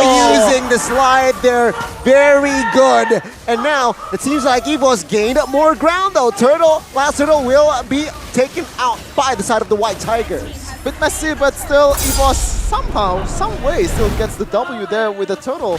So far only 1k gold lead. That's not much for Luke. Very good hook on towards Luke. But it seems like not enough damage to put this guy on a hook. Most definitely not enough, but EVO's Legends have gone what they sought out for. And now it becomes another game of stalemate until the next neutral objective comes up. For both Geek Fam and EVO's Legends, I don't think there's going to be any need to look for a random team fight. Pickoffs on the map, sure. But right now, there's no way a member just stays in one lane, isolated completely without any vision. Geek Fam are playing towards the top side, EVO's Legends are playing towards the bottom side, both mirroring as they are trying to look for these trades. And honestly, EVO's Legends definitely find the better value now. With these mirror trades, they're able to equalize on the board with map pressure as they've taken that tier 1 down below. I think they have to somehow utilize that split pushing from Niall to their advantage for EVOS, because you know that Niall is coming to split push, and he's the most... Hijume has to pop out the rod waves. There you go, no punish yet from Beloyski, but if Niall somehow gets catched, it's going to be an easy Lord for EVOS and crew, because Taz is just going to burst down the Lord quite quickly with this Bane, with this kid. And I think that's the way to go. You have to bait Niall into split pushing and put Dreams and Hijume. Only 2 is enough there. The Bloody Hunt, also the Rough Waves, that's more than enough. That should be more than enough. Take a look at the players' gold by UBS Gold though, right? Top 4, it's both the junglers and gold laners from both respective teams. It's a bit concerning though for Geek Fam. Sure, they have Niall on top of the charts, but Brands is following very, very close behind. So far, Brands has been having a pretty phenomenal game. 1-1-1. He has died once. But taking a look at his items, the Power Spike is going to hit very, very soon. He's already on the way to that Melphic Roar. Just a bit more to get it. And that's the Power Spike. BOD Melphic Roar for the Beatrix. This mid-game is about to get really, really brutal for Geek Fam, because they've given Brands this much space to come up. Oh, good hook on towards the Grog now. He gets taken out. EVOS Legends need what they needed to do in Guild's Lord and Hijime though. Oh, he has the passive, still surviving. Fluffy! Oh, misses that kill. Marky now will pop that crossbow of tank, finds the kill on towards Fluffy. It's a 4v4. EVOS Legends, sure, they started out strong, but they lost a huge member. Oh, another hook on towards Luke here. Not enough damage to follow it up. Now, jumps in with the cable. A little miss there. But again, it's just a reset. Oh man, Pelosi could have somehow figured it out, because so far, they've been doing pretty good without Pelosi making any plays at all. Even in Game 2 as well, they managed to win the game with Pelosi having a terrible, terrible game. But so far, it's been definitely the weakest link of Geek Fam. And if he somehow gets a one good set, I think that's over. Especially with the crossbow tank that's very, very momentum-based. This is going to be Geek Fam's games to lose. Definitely. With a 2.6k gold lead, you would expect Geek Fam to have a pretty good lead, a pretty comfortable way into the neutral objective. But simply put, this 2,600 gold lead that they have is a very, very small 2,600 gold lead. EVOS Legends, it's basically even. The 2.6k gold lead, you can't even feel it at this point, because it feels like EVOS Legends are the ones with the lead, considering they have their gold with the right members. It's onto Brands, not Taz. It's onto Hijime, not Fluffy. So with Hijime and Brands having this much power, a significant, I would say, amounts compared to a boy and Marky, they're able to dictate what happens in the next few minutes. But remember, Geek Fam still have that Fanny who is in the lead, can consistently just go through these side lanes, clearing it out and creating slow pushes. Taz is already forced to go up to try to clear it, and Geek Fam notices it. Now they take control. Let's see. 7,000 Lord. Oh, Nile with the comfortable take. Now take a look at the suppression though. Luke now caught. Pelosi loses immortality. In the backside, Luke mounting dreams. Brands gets taken out as Geek Fam. They're on a roll, finding 1, 2, 3. Let's say it. Bang, bang, bang, as the Lord will be taken out as well. That's a huge win for the Geeks. Doesn't look like a misplay, man, but it is an absolute disaster coming there from Toss, showing up at the map, and finally Geek just capitalized on that mistake, quote-unquote mistake coming from Toss. Things are not looking good now. Hijime and Fluffy just defending. Oh, take a look at the damage soaken by the side of Fluffy. The damage is more than enough, evidently, and now EVOS, they are going to try to defend their base. Geek Fam, good discipline, not forcing right then and there. They're waiting for the Lord. Let's see, they're still strong with 5. Can they do it? They have another Lord. There's no way that EVOS Legends can defend this with just 3 members, right? But they do have the Venice Rage. They do have the damage. Marky's chunk low. Yeah, let's see. A boy now trying to look for the opening. Deadly Catch already popped. Oh my God. A boy taken out by Brands. This might be enough for EVOS Legends to hold on. Let's see. All 5 members now up. Base turret in the bot side will not be taken out as the EVOS Legends fight for another day. That is disgusting. What is that damage for the reverse kill and also the huge range as well? I don't think that's a misplay for Geek. It really caught me off guard. The damage is just unreal, and also Brands knowing that the range from Toss is gonna be covering enough ground for him to use that Venice Rage. Perfect placement too, following up that damage. I think we have to take a look at the items here. In-game equipment by Dunia Games to see exactly how that happened. I think we have to take it a bit back. We have to take a step back and talk a little bit about how Geek Fam were able to initially win that team fight with the Lord, right? They secured the Lord and they fought. Why? How did Brands die? It was through the blade armor. Brands was hitting the glue, still basic attacking glue, even though Luke was on Fluffy. He was mounted on Fluffy, but Brands tried to get him down, tried to take him out, but he had that blade armor that just turned the damage back into Brands, and that was a massive, massive oversight from the side of Brands. He didn't see that, and he didn't even notice it up until it was too late. Take a look again. Every hit from Brands on towards Luke, it takes more HP off of him, and it ultimately ends up killing him with the help of Niall. That was exactly what Geek Fam needed. A big mistake from EVO's Legends to completely take control of the game, and that's what happened. They got the Lord, and they got the fight through a micro mistake. Okay, Toss. You don't have to say do the same mistakes again, man. Like, don't show up in the map, especially in the cross map across the Lord. That's gonna be the green light for Geek to pull the trigger towards the Lord and burst it down. I feel like in terms of just clearing the lane, the only one that's, I'll say, the most efficient is probably Fluffy, but Fluffy is also there to be able to do the Lord dance, so it's a bit of a pickle. Oh, Dreams! Big mistake.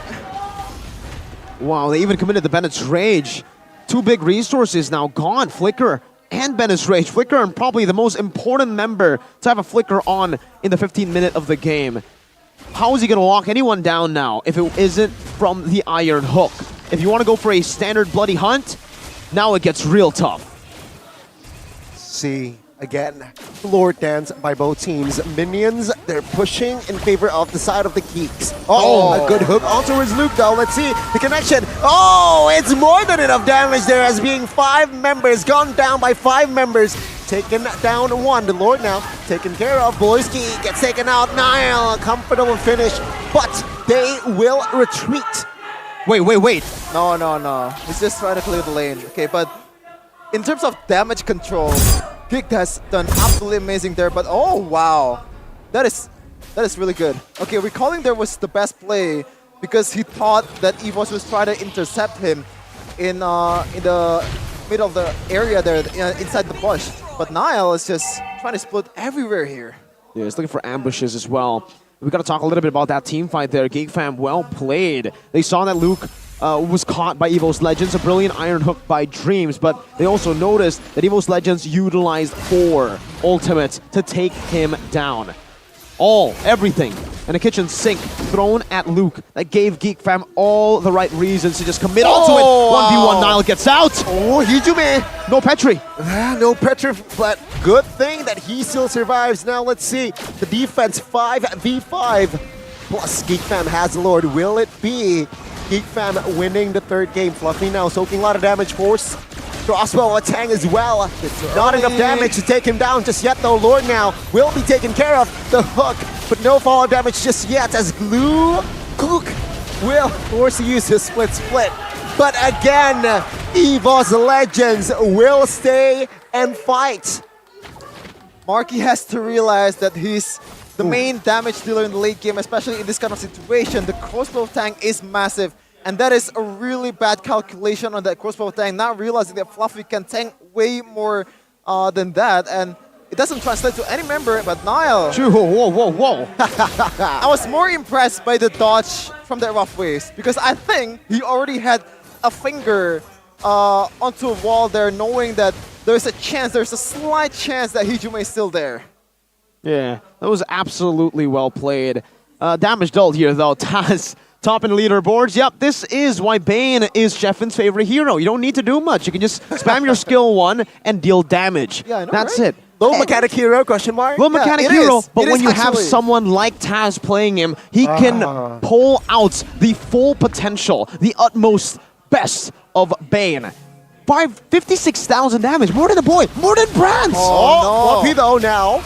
A lot of resources soaken by this guy, still surviving, loses his immortal though. Take a look at the positioning of Hijume. Is there waiting for a member to cross its path. But no, it's still Geek Fam here. Minute 20. Gold lead is sure, but it's irrelevant now.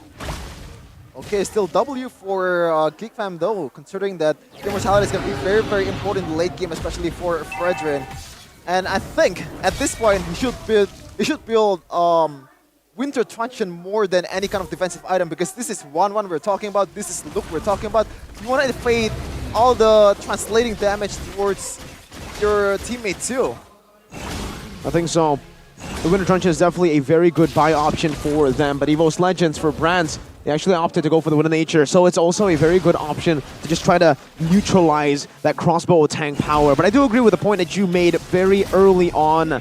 After that team fight, Marky needs to hold on to this ultimate, because with him just holding on to it, it forces EVO's Legends back in these team fights, forces them to stay passive. If he uses it and it does not work out, EVO's Legends can then pursue these targets. Dreams has Flicker now, and this is going to be a Lord Dance. Geek Fam have the slow push in that bottom lane, that's why they're taking it slow, that's why they're letting it reset.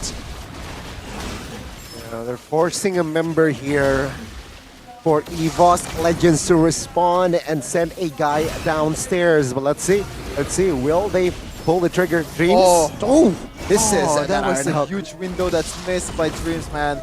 The knockup was there, you're just supposed to click it. Look at the wave though, look at the wave.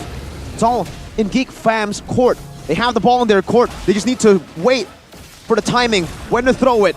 And now it's the time. Hijuma is down there, no mobility, they're going to commit. Yeah, Luke will pull the trigger here. Oh, that'd be catch forced prematurely Crossbow. there. Let's see, crossbow attack will not be popped as Luke now. Will be mounted though. Free Lord. Yeah, it's gonna be a free Lord here for the side of the Geeks. EVO's Legends, can they defend the 4th Lord of the game? Okay, still the same homework for Marky, and this is not really the best, you know, sieging composition for Geek Fam too, so he has to play perfectly. And also Poloski, we need a big play, especially with the speaking of big play, yeah, good Iron Hook. He has the Immortal though. Take a look at the all-in. All the resources popped, and Luke still survives. Oh, that's not a good sign if you're a White Tigers fan. Oh, I think that might be a good sign though, Gani. They forced out the Feathered Airstrike. Yeah. They forced out a lot of these resources. And guess what? Geek Fam didn't have the time to actually micromanage the waves for a 3-way push. Yep, let's see. Top and mid coming in. Wild Charge doesn't really connect. 25,000 HP on the Lord though. EVO's Legends needs to take care of that. Let's see, wave crashing down, Fluffy soaking a lot of damage. Menace Race has been popped as well. Oh, the debase is cracked open. It's going to expose. He's to make it taken down. As Geek Fam finds the not just yet. Oh my God! EVO's Legends, they're still fighting. Crossbow attack pops. Beloisi gets taken out. Brands jumps in the backside as well. Oh my God! The White Tigers again defended 3 Lords now. is this endable? 40 seconds! 40 seconds! Can they end this? They can! They can end it! It all Marky's comes out of Marky! He needs to make an Albert level play! He needs to produce a miracle! The M in his name needs to come out! Albert did this season 6. Can Marky No do way. it now? All of the resources now juked. 20 seconds on Nile, 20 seconds on Luke. Minions crashing in the mid-tier. EVO's Legends, they're jumping in. Oh, Marky pops the crossbow tank. It's GG. Deadly catch pops. The White Tigers have defended, and they win it back. 2 matches in a row. We have a very, very dramatic ending. And this one is also a heartbreaker for all the Geek Fam fans out there, and for me too. What a defense from the White Tigers. They managed to stay composed, and they punished and take down 4 members in that last fight, opening an opening for them to take. Take a look at the losing side. Goodness. They had everything it took to win, but Luke had to just walk up in front, going to a bush that was unnecessary to open. They had an Evolved Lord in the mid lane, they had everything, but it just shows you the championship mentality is still here for the White Tigers. It was there for them in the first day of MPL Indonesia Season 11 playoffs, where they reverse swept Geek Fam, and Geek Fam have not recovered. The White Tigers do it to them again. Season 12 is a season where history repeats itself. From Albert's miraculous defense yesterday to Geek Fam's ultimate demise to EVO's. Okay, like, let's be real, okay? In every behind every miracle play, there's always a quote-unquote miracle blunder or a huge blunder. And I think that's what happened in the last 2 matches of Geek and also RRQ versus AE yesterday. They're not thinking about the worst case scenario, man. Always thought of the worst case scenario. What if he's there? What if the hook lands? What if something happens that makes you cannot end the game? That always happens. It happened yesterday to Alter Ego. Now another team with the same colors. Yeah, we're gonna jump to interview with Monica. Wow! Tadi seru sekali dari game yang kedua, kemudian kita lihat game ketiga, kalian mengejar comeback. Tas, kalian ini dari season 11 menjadi king of comeback, sering banget juga reverse sweep. Ini kenapa? Sengajakah? Gak tahu sih, pengennya menang cepet juga.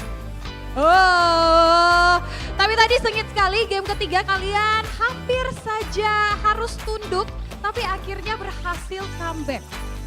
Itu udah direncanakan kalian bersama-sama, kita tahan dulu pelan-pelan gitu? Enggak sih, sebenarnya game 3 takut gua sama Nael, recall terus. Wow, ini nih. Kita omongin soal Tas dan juga Nael. Kalau kita flashback, kalian pernah ketemu di MPL Season 5. Dejavu nggak sih? Sekarang ketemu lagi dengan role yang sama jungler. Ada dejavu dan kamu ngelihat perbedaan nggak sih? Dibilang dejavu banget. Perbedaan nggak ada sih, tetap recall. Tetap recall ya. Tapi EVOS Legend kalian di match perdana kalian di MPL Indonesia Season 12. Menurut kalian gimana, Brans? Pertandingan perdana di panggung MPL Indonesia Season 12. Ya pasti senang lah. Apalagi dengan hasil kemenangan. Tapi yang penting kita masih harus tetap fokus buat match-match ke depannya. Kan ini juga baru match pertama kan. Tapi jadi beban gak sih? Karena di week pertama kalian harus absen, di week kedua baru bermain. Itu menjadi beban tersendiri gak buat EVOS? Enggak sih, semua pasti ada plus minusnya sih. Kalau dibilang beban, enggak beban juga sih. Oke, dan juga ada Fluffy di sini yang perdana juga bermain dengan tim barunya EVOS Legend di panggung MPL Indonesia Season 11. Fluffy, gimana rasanya main dengan tim yang baru? Senang sih main sama abang-abangan EVOS, senang banget. Oh, abang-abangan EVOS. Ada kesusahan nggak atau kesulitan buat bangun chemistry lagi dengan abang-abangan EVOS ini? Nggak ada sih. Nggak ada kesusahan. Nggak ada kesusahan. Tapi kok senyum-senyum? Oh, kenapa ini? Ada apa, Tas? Dia emang murah senyum. Oh, emang murah senyum. Makanya menang ya kali ini. Tapi tadi kita lihat di game yang pertama tuh, Dreams kenapa sih sering banget tuh targetin Baloy? Di game yang pertama, ngejar Baloy banget. Ada apa tuh? Yang ada aja udah. Yang ada aja ya. Oke, dan ini tuh saat ini EVOS Icon sedang berjuang di World Cyber Games 2023. Ada pesan-pesan nggak buat teman-teman EVOS Icon? Hijume? Pesan-pesan dong buat EVOS Icon yang sedang berjuang nih di WCG. Ya semoga memberikan hasil yang terbaik lah buat Indonesia. Amin. Dan tentunya teman-teman semuanya udah penasaran siapakah player of the match? Kira-kira siapa player of the match-nya? Kita lihat langsung, inilah player of the match. Kali ini adalah Dreams. Dreams gimana rasanya? Karena tadi di game yang pertama Dreams ini menjadi MVP juga. Dan ternyata setelah match berakhir Dreams menjadi player of the match. Gimana Dreams? Rasanya, tanggapannya jadi player of the match. Tadi juga kamu MVP di game yang pertama. Rasanya ya biasa aja sih. Kan gara-gara Gara-gara? bonus. Oh bonus, jadi karena abang-abangan EVOS ini. Yang terakhir, boleh dong kasih pesan-pesan buat EVOS fam yang dari tadi udah ngedukung kalian. Kas? Ya buat EVOS fam, thank you yang udah dukung ya, walaupun ya kelihatannya suram lah ya turnamen-turnamen belakangan ini. Ya tapi ya mudah-mudahan kita membaik lah, perlahan-lahan membaik. Wow, sekali lagi kita berikan tepuk tangan untuk EVOS Legend. Dan tentunya kita juga memberikan semangat untuk tim Indonesia yang sedang berjuang di World Cyber Games 2023 teman-teman semuanya. Dan untuk mengupas lebih lanjut terkait dengan bagaimana game antara EVOS Legend dan juga Geek Fam hari ini, langsung aja kita tanyakan kepada para caster. Caster silakan.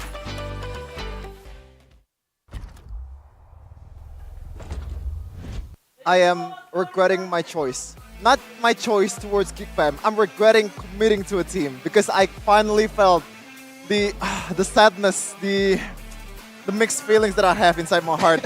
And if you didn't know, I'm also a Chelsea fan. And if you watch football, we're like, oh my being God. in the mud is an understatement. I thought you're used to it. Oh, it's just doubling down towards me, man. I'll let this sit for a while because I enjoy seeing this banter from these two nerds, Gani and Sheffin. But let's get back into the game, guys, because my goodness. I mean, as much as we would love to just say how great Dreams was, because he was absolutely phenomenal, the punishes from Dreams, that's why he completely deserved the player of the match. My vote for player of the match. Congratulations to Dreams. But we have to point out the elephant in the room. What was Luke doing to give Dreams such a big opening? To then force a feathered airstrike from a boy. Player of the match once again presented to you by Samsung Galaxy S23 Series 5G. He punished Luke. He punished everyone that stepped foot way over their line. Excuse me? I mean, bleeding time? You're What? about to a bloody hunt. All right, Sheffin. All right. It is. Bloody hunt. It works, but it's just weird. Like, I've never seen that before. Have we ever seen that? I believe this was towards the end of the game. Yeah. When they almost already won. I think he just bought it just to get that additional cooldown. But again, it is a very weird build. I will have to agree. Even though the Bloody Hunt is, a very big ultimate, it's not something like an Atlas ult that you would use a lot and just spam.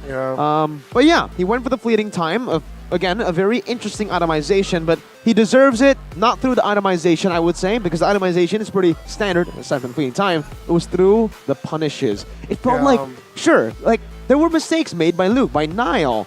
They overextended, but how? Does Dreams have the level of spatial awareness to be able to punish that every single time? See the replay here. So far, yes, going on quite Look at well this, right? for Geek, and you go the punishes, the Bloody Hunt, always onto the perfect target too. Early game is just Geek, right? Especially with the fanny pick, Every Nile time. without any jitters whatsoever, and Dreams just punishes. I said earlier that even if Dreams hooking Peloski, like, it's not gonna matter, but if you have a flicker and getting Peloski into the turret where no one else is able to follow up, that is the ultimate W you can get as a Franco user. And the nail in the coffin, the icing on the cake, was that pickoff towards Luke in the late game, forcing out that feather airstrike, a big resource, especially on a siege kind of stage. It's just a really deciding factor. Yeah, I hope we get to see that highlight of the hook. No, we don't get it, but this was after Luke. No, okay, we will get it, I believe. So Luke always just constantly getting picked off, but that one was completely fine. This pickoff, right before this team fight started, you can see that Luke is starting off this team fight with already very low HP. Why? Because he was hooked earlier, and look at this, the instant chain of events. Dreams as well with a very, very good Bloody Hunt to lock a boy down, to give the rest of EVO's Legends some time, some space to come back in the game. My goodness gracious. And even towards the end, getting a Bloody Hunt to Marky, just staying on Marky, understanding when he's going to fall back down. Yeah. And it's all just about Dreams? Not really. Okay, proactive movements in the early game, but towards the late game, how was he always at the right place at the right time to punish every little mistake from Geek Fam? That's Ina Rahmat for you. Ina Rahmat. That's his name when he represented us, Indonesia, in SEA Games. Well, it's not the performance of Ina Rahmat, but bringing Ina Rahmat name to a whole new level here in this match. First win and first match for EVOS Legends. They're having not the perfect start. They still get the W, even though it's a 2-1, but it's still W in his book, and it takes them towards a higher standing and gets them to the playoffs, and which we know EVOS pops in the playoffs. They do. They have that championship mentality. I think we usually see this in the playoffs, Gani, Sheffin. But now, we're seeing it even early in the regular season.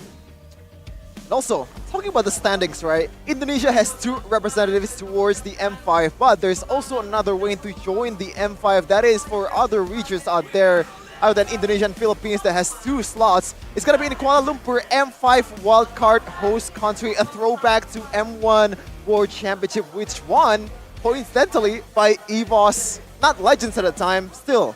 It was EVOS It was Legends. Wait, no, like the name when they're It was playing... World. No, when they're playing, it's still EVOS Esports, right? It was Legends. Is it? Yeah. Remember the KB line? EVOS Legends become a legend.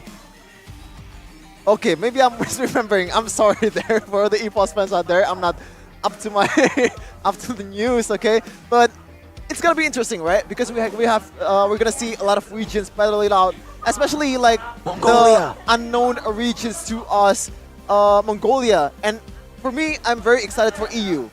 You know? I agree. Yeah. I think there's a lot of good moments that we've seen. I think we have seen even Navi at M3. The fact that they were able to make it that far shows you just how far EU MLBB can get. And having the wild card, it basically forces these other regions to come and participate. Right now you have the chance. Now you can prove yourself on the world stage. And this is definitely going to give a big morale boost, a big confidence boost, and honestly, just engagement boost for MLBB in these regions. And by the way, like the second placer of MPL Malaysia also gets into the wild card. But you might think like, oh, a Southeast Asian team joining a wild card. Oh, it's gonna be an auto Southeast Asian team winner. No way. And by the way, Team Hawk actually participated in another tournament in EU. They actually lost to Mongolia. Team Lil Gun actually prevails and becomes the champion. So there you go. I mean, a lot of surprises from a lot of countries, which makes M5 wildcard more spicier.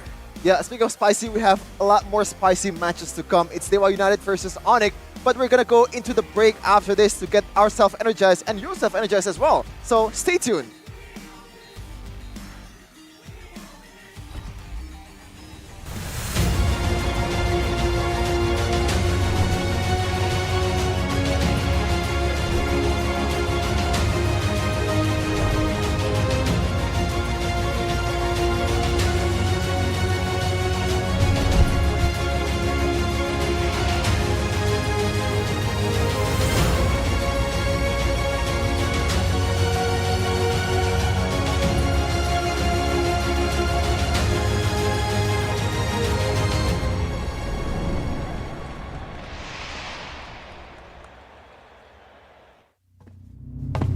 Look who finally showed up. Unload your weapon and return the goods. And if you ask nicely, I just might let it go.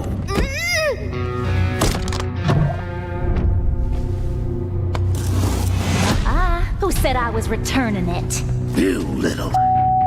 We had a deal! I just came here to test my new toys. They ain't even loaded. Staring down the barrel and you're still daydreaming about being an inventor? Huh?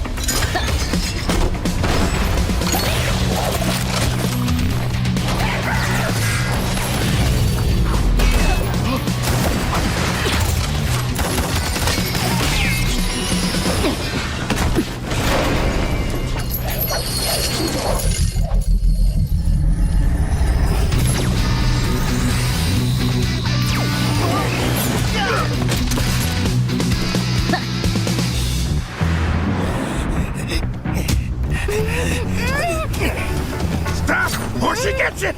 Then you'll have to answer to Eruditio. Eruditio? Well, isn't that perfect? I got a bone to pick with them. So how about I just blast you both? You're crazy! Leave me out of your squabbles!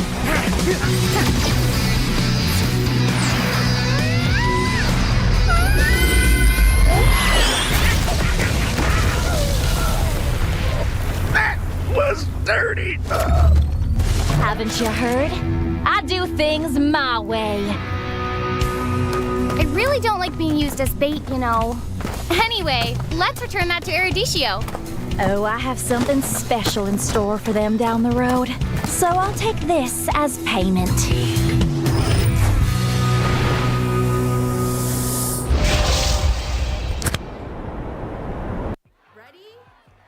So it all started when I was at a friend's party. Mia, can you send me that? Sure. Everyone keeps asking. Mia, can you send me that? Even my French neighbor. I mean, all the time. Can you send me that? I'm not making this up. Hey, can you send me that? Everyone. Sure. Samsung Galaxy S23 Series 5G. Get it now.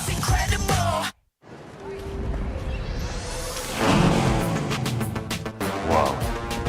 Attention passengers, final call for flight. Wait, is that a phone? Look at the performance, the graphics. That thing's a gaming machine. A new challenger. Is that Faker? That man's a gaming legend. Everyone, fasten your seatbelts. And here we go! Samsung Galaxy S23 Series 5G. Get it now. Kalau kamu bisa kasih burst damage yang tinggi, itu efek burn-nya bakal muncul lebih gampang. Bang, emblemnya ribet bang, bakalan susah gua belajarnya.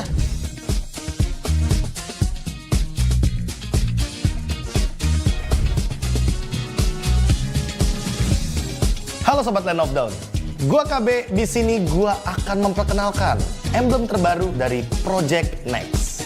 Dan buat kalian yang udah siap-siap mau ketik di kolom komentar, bang emblemnya ribet bang, bakalan susah gua belajarnya.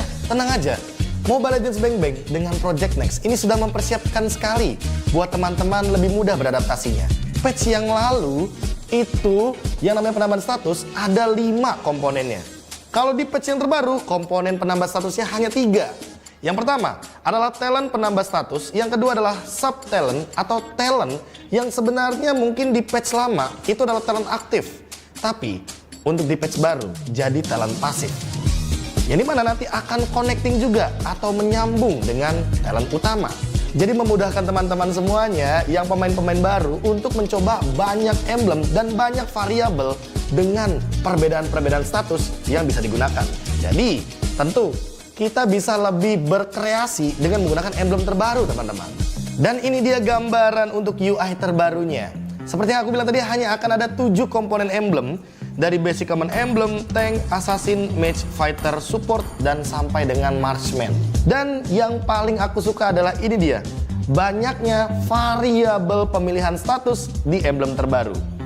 Contohnya, kita ambil dari talent yang paling pertama yang tadi aku bilang. Ini penambah status rata-rata. Kayak di sini ada yang namanya nambahin adaptive attack, terus ada yang nambahin attack speed, terus ada juga untuk penambah darah kayak vitality. Dan yang paling aku suka, ini dia Rapture atau penambah Adaptive Penetration. Terus ada juga yang namanya Inspire, dia akan menambahkan 5% cooldown reduction.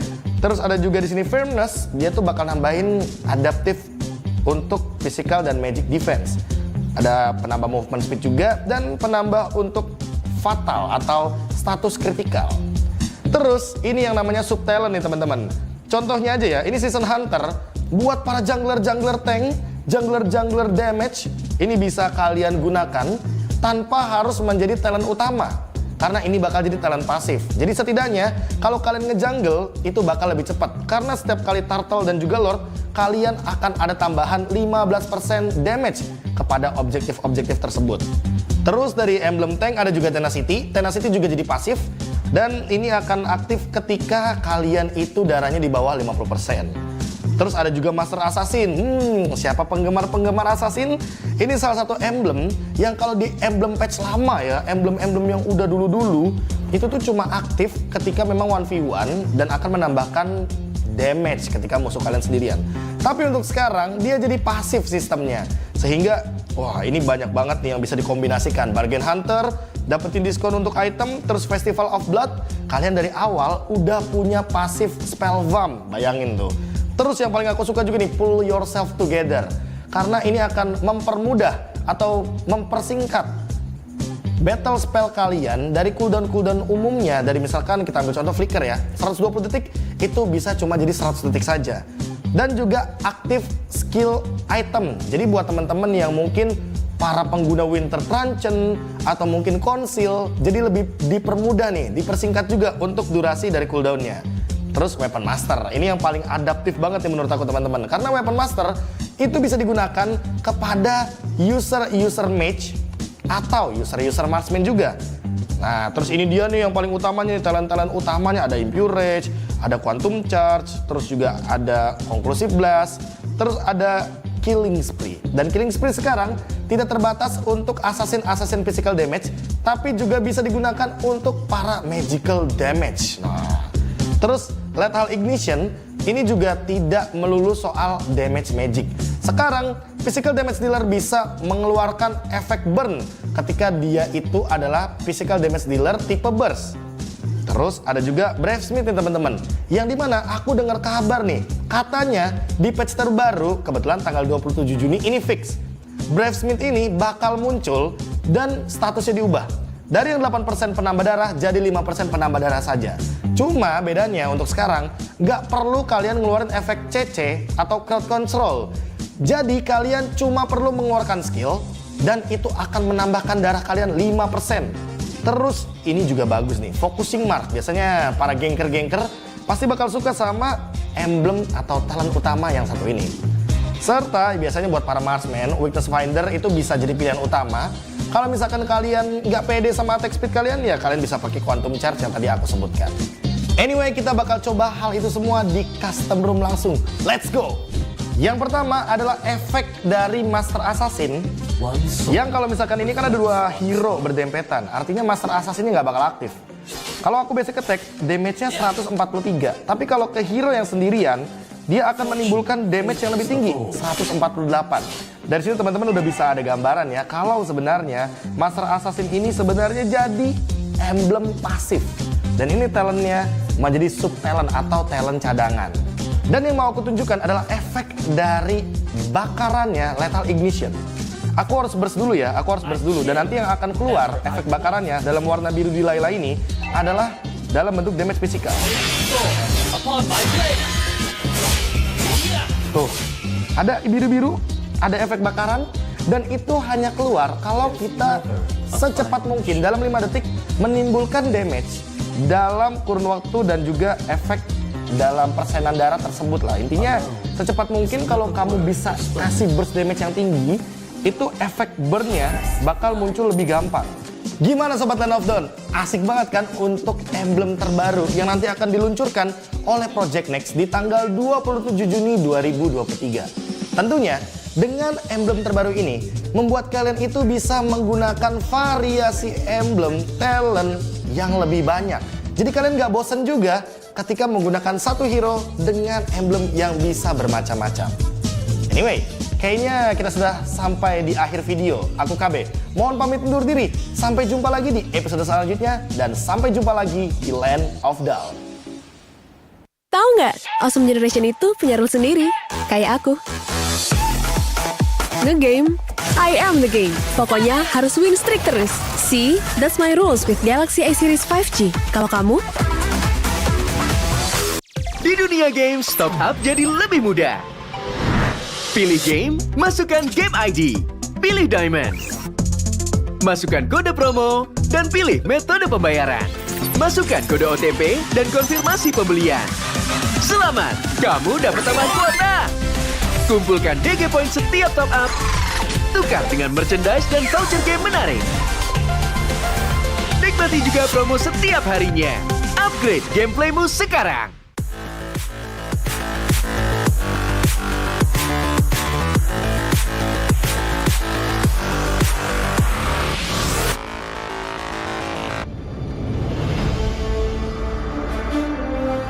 In the previous guide, we learned the basics of the new emblem system. This time, we will take a closer look at the core talents from the Mage, Assassin, Marksman, and Support emblems. Core talent unlocked with the Mage emblem. By upgrading the Mage emblem, you can unlock Lethal Ignition. The new Lethal Ignition now deals adaptive damage, making it a great option for any hero with heavy-hitting combos. With the change to adaptive damage, heroes with high physical damage can now use this talent to enhance their damage, such as Saber and Natalia. Saber's first skill and ultimate combo can easily trigger the effect from Lethal Ignition, dealing much more damage to enemy heroes. Core talent unlocked with the Assassin Emblem. By upgrading the Assassin Emblem, you can unlock Killing Spree. Now that the talent is no longer reserved for the Assassin Emblem, it becomes a good choice for any hero who can perform chain kills. Heroes with magic damage like Karina and Julian can now take this talent as well. Karina's ultimate resets after she kills an enemy hero. When equipped with Killing Spree, she will recover HP from each kill, allowing her to stay healthy and go after more kills. Core talent unlocked with the Marksman Emblem. By upgrading the Marksman Emblem, you can unlock Weakness Finder. The new Weakness Finder talent is no longer reserved for ranged heroes. It works well for heroes with high attack speed, as it can improve their laning and slowing abilities. A hero like Minzathar can take Weakness Finder because his second skill increases the attack speed of his basic attacks. When combined with equipment that can provide more attack speed, he can reliably trigger the slow effect to prevent enemies from escaping. Core talent unlocked with the Support Emblem. By upgrading the Support Emblem, you can unlock Focusing Mark.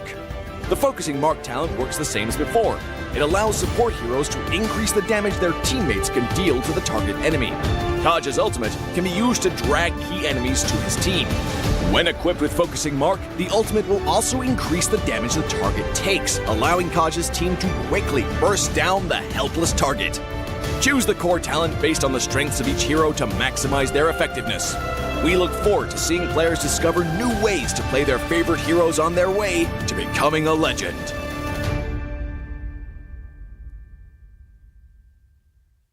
Tahu nggak, Awesome Generation itu punya rule sendiri, kayak aku. Dalam kondisi apapun, nggak ada lagi halangan. Malah ngebuktiin potensiku. See, that's my rules with Galaxy A Series 5G. Kalau kamu? Hanya perlu melihat ke dalam dirimu. Dan kamu akan mengerti betapa berharganya nilaimu. Percaya pada dirimu. Bukan dengan tergesa-gesa, namun dengan caramu yang beda. Tunjukkan kilau kisahmu sendiri. Dan ciptakan emas dalam setiap karyamu. Trust in gold.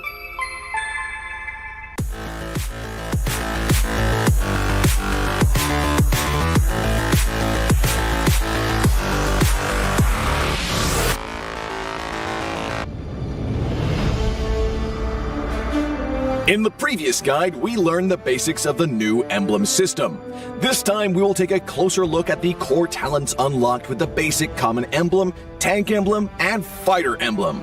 Core talents unlocked with the basic common emblem. By upgrading the basic common emblem, you can unlock two core talents, Impure Rage and Quantum Charge. Both are suitable for most heroes.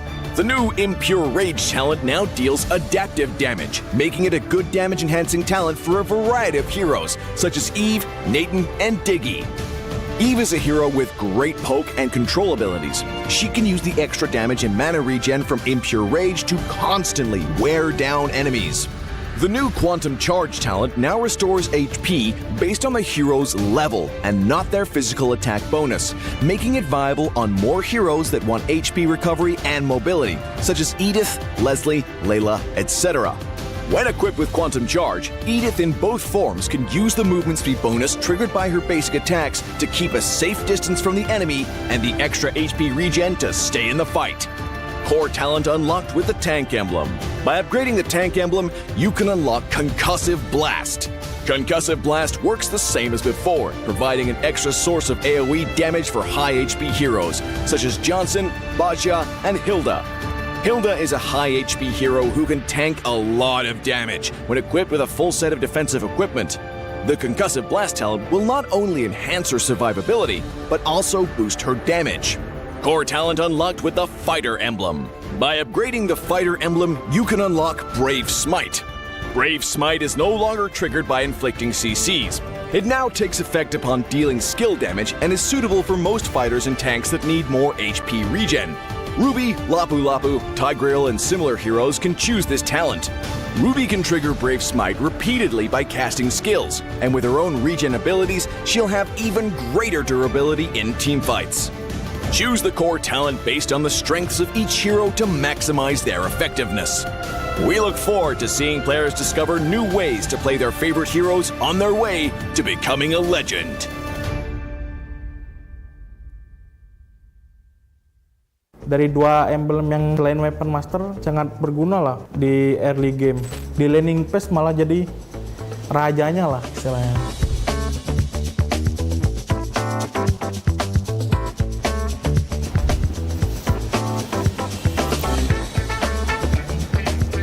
Kok kedapet di lampu? Oke. Halo, gua Kadera. Selamat datang di Project Next. Butuh tutor main God Lane setelah update patch emblem. Nggak akan ada yang lebih bagus dari episode ini, karena gue akan bahas dua hal penting dari patch ini untuk para God Laner. Yang pertama, kombinasi-kombinasi terbaik talent utama untuk God Laner. Dan hero God Laner apa yang akan meta di patch kali ini. Nah, sekarang kita coba ke kombinasi pertama ya. Di sini gue pakai hero Beatrix. Rekomendasi dari gue yaitu yang pertama pakai Rapture, terus yang kedua Weapon Master, dan yang terakhir Weakness Finder. Oke, itu jadi kita langsung coba di in-game-nya. Kan tadi kan pilihan emblem kita ada Rapture sama Weakness Finder. Nah, kalian nggak usah takut buat apa ya, ngepok gitu, karena kalau kita ngehit musuh nih, mereka dapat slow sama mereka nggak bisa ngepok balik gitu. Jadi kayak kalian di lane nggak bakal sering kepok. Terus yang Weapon Master itu kan nunggu dari item kan. Jadi dari dua emblem yang selain Weapon Master sangat berguna lah di early game buat survive. Nah gitu guys, kita coba ke kombinasi talent yang berikutnya ya. Di sini gue pakai hero 1-1. Rekomendasi dari gue yang pertama Swift, terus yang kedua Bergen Hunter, terus yang ketiga Weakness Finder. Oke, jadi emblem yang pertama kita kan ambil Swift kan tadi. Nah, di awal kita kayak udah berasa ada item tambahan satu, kayak knife nih, kan nambah 10% attack speed kan. Tapi tanpa kita harus beli knife-nya langsung, kita udah berasa kayak attack speed kita lumayan berasa lah gitu. Terus lagi buat 1-1 ya, dengan adanya Weakness Finder, kalian malah jadi lebih gampang kebuka. Nah, setiap kalian ngelempar skill 1 terus di combo sama pasif Weakness Finder, musuhnya kayak nggak bisa lari, kena slow, terus kena 3 kali stuck skill satunya, dia bisa nge-stun. Jadi kemungkinan otomatis terbukanya lebih besar gitu. Bergen Hunter karena kita bisa jadi lebih cepet jadiin item kita. Swift Crossbow di wave 2 mungkin udah bisa kebeli ya, karena ada emblem yang ini. Jadi kayak kalian di laning phase malah jadi rajanya lah istilahnya. Oke, next kita coba ke kombinasi talent yang terakhir ya. Di sini kita pakai God Lane bertipe Magic, yaitu Harit. Kalian bisa ngambil yang Inspire. Terus yang selanjutnya Bergen Hunter. Terus yang terakhir Impurage. Kita udah di in game nih. Yang pertama kan Inspire yang ngebantu kalian nambah cooldown reduction. Jadi kalau sudah semisal kalian max emblem,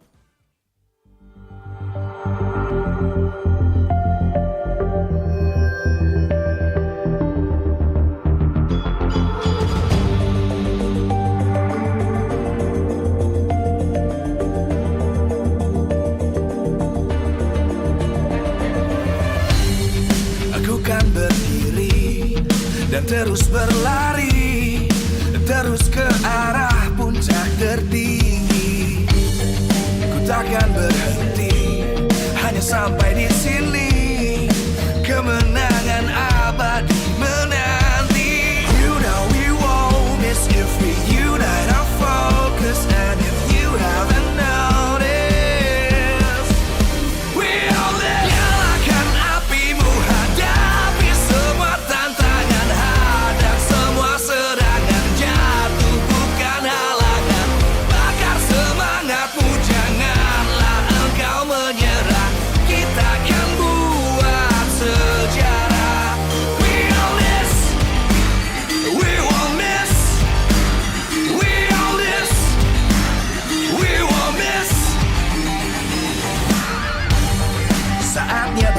beraksi, jalani ambisi, aku kan menyawakan hari ini. You know we won't miss if we unite our focus. And if you haven't noticed, we'll live. Nyalakan apimu, hadapi semua tantangan, hadang semua serangan, jatuhkan halangan, bakar semangatmu, janganlah engkau menyerah. Kita akan buat sejarah. We all this, we won't miss, we all this, we won't miss, we all this.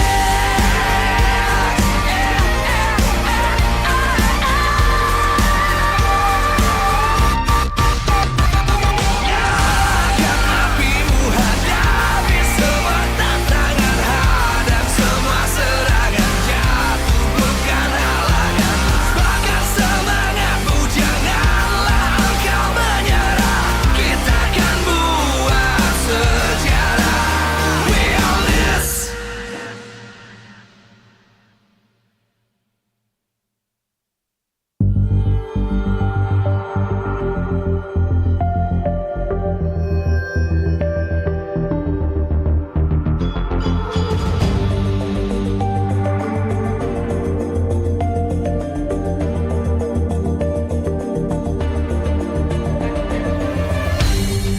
Aku kan berdiri dan terus berlari, terus ke arah puncak tertinggi. Ku takkan berhenti, hanya sampai di sini. Kemenangan abadi menanti. You know we won't miss if we unite our focus. And if you haven't noticed, we all live. Nyalakan apimu, hadapi semua tantangan, hadang semua serangan, jatuhkan halangan, bakar semangatmu, janganlah engkau menyerah. Kita akan buat sejarah. We all this, we won't miss, we all this, we won't miss. Saatnya beraksi, jalani ambisi, aku kan menyawakan hari ini. You know we won't miss if we unite our focus. And if you haven't noticed, we all live. Nyalakan apimu, hadapi semua tantangan, hadang semua serangan, jatuhkan halangan, bakar semangatmu, janganlah engkau menyerah. Kita akan buat sejarah. We all this, we won't miss, we all this, we won't miss, we all this.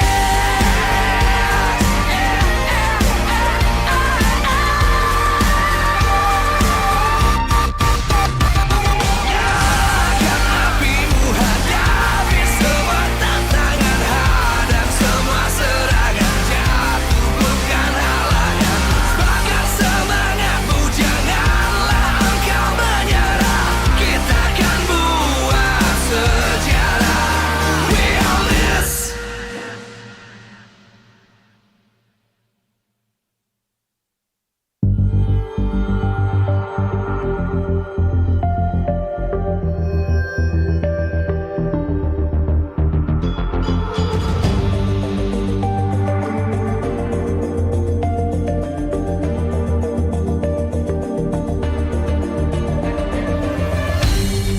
Aku kan berdiri dan terus berlari, terus ke arah puncak tertinggi.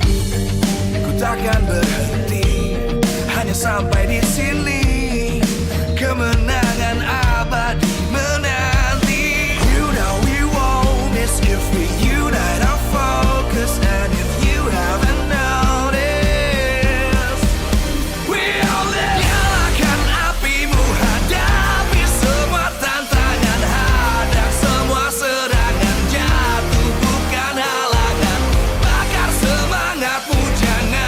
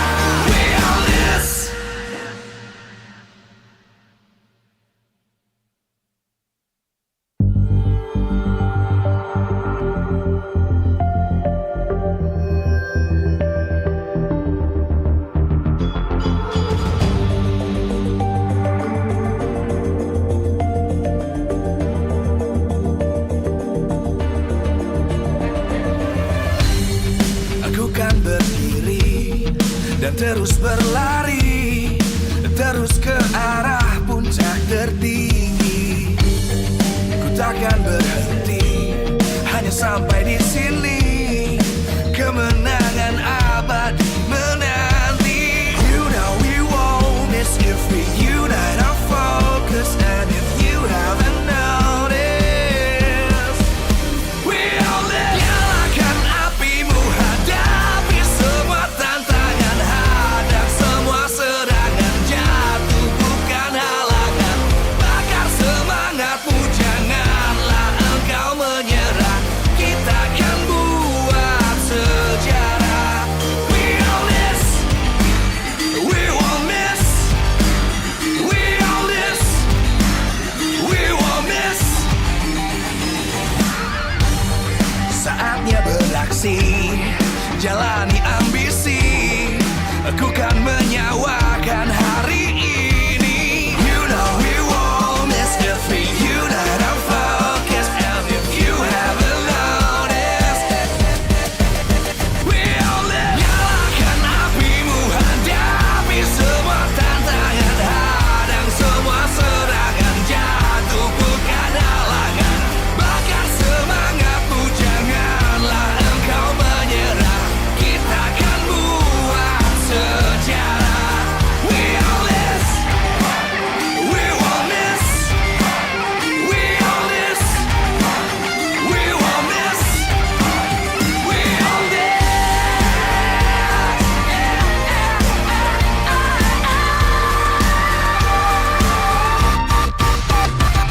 Nyalakan apimu, hadapi semua tantangan, hadang semua serangan, jatuh bukan halangan.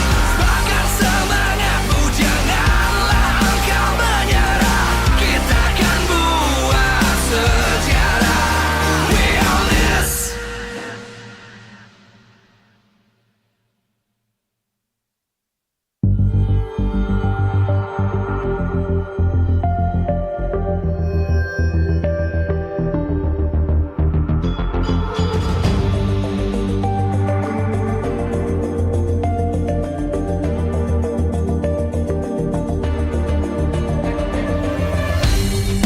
Aku kan berdiri dan terus berlari, terus ke arah puncak tertinggi. Ku takkan berhenti, hanya sampai di sini. Kemenangan abadi menanti. You know we won't miss if we unite our focus. And if you haven't noticed, we all live. Nyalakan apimu, hadapi semua tantangan, hadang semua serangan, jatuh bukan halangan. Bakar semangatmu, janganlah engkau menyerah. Kita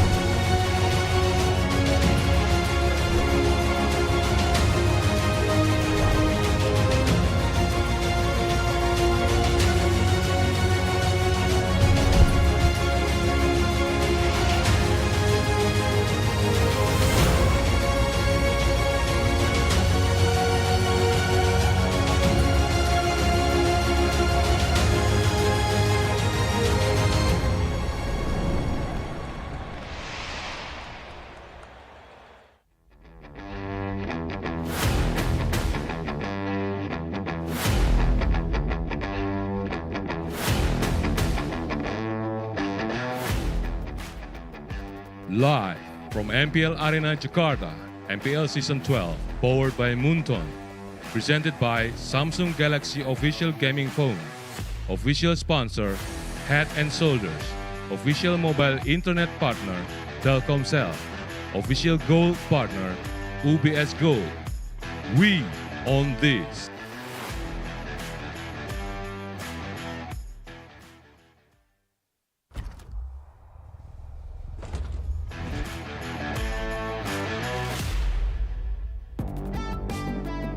Kita sudah masuk ke minggu kedua, hari yang kedua. Setelah tadi di match yang pertama hari ini kita melihat EVOS Legend menundukkan Geek Fam. Kali ini di match yang kedua akan mempertemukan antara Dewa United Esports dan Onyx. Tapi ternyata ada yang berbeda hari ini. Karena Onyx datang dengan gelar terbaru mereka sebagai champion ESL Snapdragon Pro Series. Sang Raja Langit hari ini diiringi para super fans menyambut kedatangan mereka di MPL Arena. Dan ini dia Onyx datang dengan tersenyum manis setelah berhasil mendapatkan prestasi selanjutnya, menambah koleksi trofi yang sudah mereka raih. Kebanggaan menggaungkan Indo Pride dan mengharumkan nama Indonesia di kancah internasional setelah mengalahkan para juara dunia. Dan kita akan melihat kembali aksi mereka di MPL Indonesia hari ini melawan sang pendatang baru Dewa United Esports. Kira-kira akan seperti apa? Dan apa komentar Onyx soal kemenangan mereka di ESL Snapdragon Pro Series?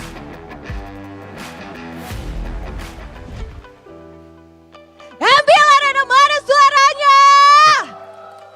Wow, ada yang spesial di stage. Kira-kira ini apa teman-teman? Apa tuh?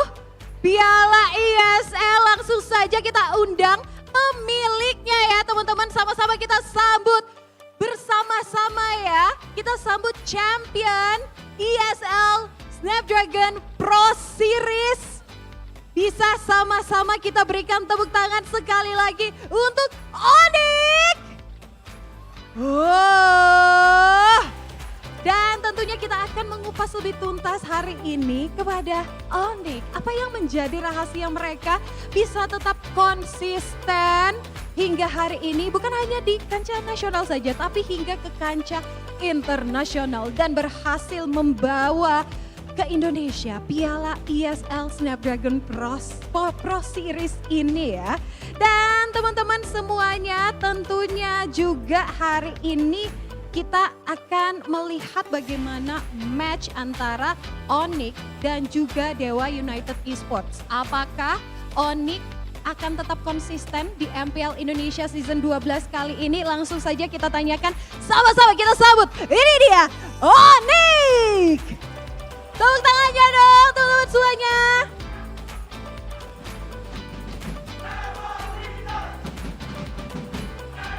Wow, silakan dong teman-teman Onyx ke tengah dong. Mengelilingi ini piala ESL-nya. Wow. Coach Yap, ada apa gerangan? Why do you bring this ESL trophy here in MPL Indonesia? Ada apa? Kenapa bawa piala ESL ke MPL Indonesia? Pertama-tama terima kasih atas dukungannya.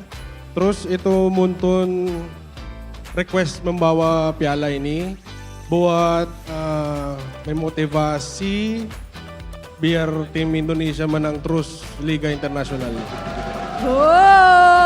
Terus tapi Onyx gak mau pamer ya. Onyx tetap humble. Oke, tetap rendah hati Onyx. Jadi ini pialanya untuk menyemangati ya. Tapi Coach Yep dan juga Adi, ini apa sih yang membuat kalian Onyx itu tetap konsisten dari menjuarai MPL Indonesia Season 11, kemudian MSC 2023 dan yang terbaru ESL Snapdragon Pro Series. Apa yang membuat kalian begitu konsisten? Yang penting ketawa bareng lah. ketawa bareng. Itu yang paling penting. Ya, itu yang paling Selain penting. itu,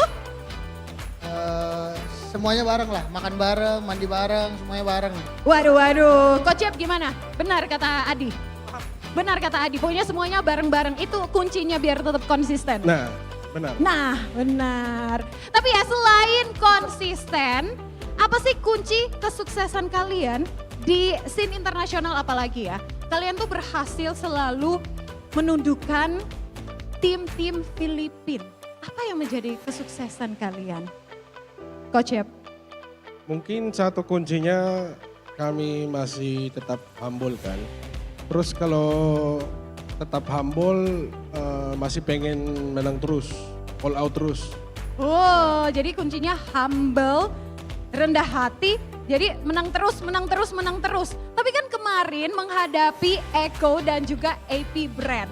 Itu gimana Adi dan juga Coach Yap berhasil mendukung ini anak-anak, teman-teman Onyx untuk bisa melaju terus, sukses menundukkan tim-tim Filipina. Selain tadi ya, kata Coach Yap tetap humble. Mungkin lebih ke respect aja sih. Respect ke musuhnya sama respect ke tim kita sendiri. Gak boleh sombong, harus stay humble. Tetap ya humble. Jadi kata kuncinya hari ini humble, tetap rendah hati. Tapi Coach Yap dan juga Adi, kalau melihat kesuksesan kalian boleh dong kasih tips and trick atau sedikit bocoran, spill dikit nih kunci-kunci. Gimana caranya bisa memberikan masukan-masukan untuk tim-tim lain di MPL Indonesia supaya sukses juga untuk bisa melawan tim-tim dari Filipina. Gimana? Adi, Coach Yap? Adi katanya dulu. Wejangan nih untuk tim-tim MPL Indonesia biar bisa sukses melawan tim Filipina. Percaya aja bahwa tim-tim Indonesia ini lebih kuat dibanding tim-tim Filipina. Oke, dan selanjutnya pengen nanyain Kairi. How was it? You're now the champion of ESL Snapdragon Pro Series. Rasanya seperti apa? Apakah menjadi dukungan atau booster tersendiri nih buat kalian bisa main di MPL Indonesia Season 12? Lebih semangat lagi. Is being the champion of ESL Snapdragon Pro Series. Kita mau juara Season 12 sama M5. Oh, jadi juara M5 ya. Nah, Masih lapar. Nanti Masih lapar buat piala. Oh, masih lapar buat piala. Tapi ya teman-teman, kalau misalnya Onyx berhasil membawa pulang juga piala M5, maka mereka udah bisa dibilang tamat bermain Mobile Legends ya. Udah selesai, udah menang semuanya, membawa pulang piala trofi dari Munton. Kalian ada mungkin nasar tersendiri ke depannya kalau berhasil menang M5 juga? Mungkin Boots? Ada nasar nih kalau misalnya, atau ada yang ingin dilakukan kalau nanti menang juga M5? Ya pengen bilang bersyukur aja deh kalau kayak gitu, amin. Bersyukur, amin. Kalau Sans? Ada nasar tersendiri nih atau mungkin yang ingin dilakukan kalau misalnya menang M5? Ya senang-senang bareng sama tim. Ya, nanti.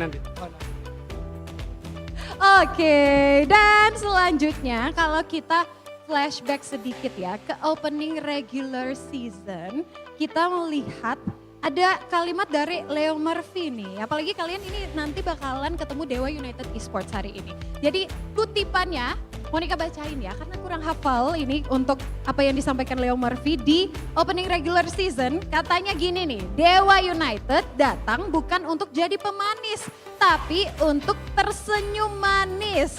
Menurut Trian, gimana dengan statementnya Leo Murphy? Apakah akan terjadi seperti itu hari ini? Nggak tahu sih, lihat aja ntar. Kalau cewek gimana? Sama kayak Drian aja sih, lihat aja nanti. Tapi tetap ya untuk kali ini aimnya, targetnya untuk M5 ya Kairi? Ya. Oke, sekali lagi kita berikan tepuk tangan untuk Onik. Selanjutnya tentunya kita semua sudah tak sabar di sini untuk mengikuti match yang kedua hari ini antara Onik dan Dewa United Esports. So langsung aja kita kembalikan kepada para caster. Silakan.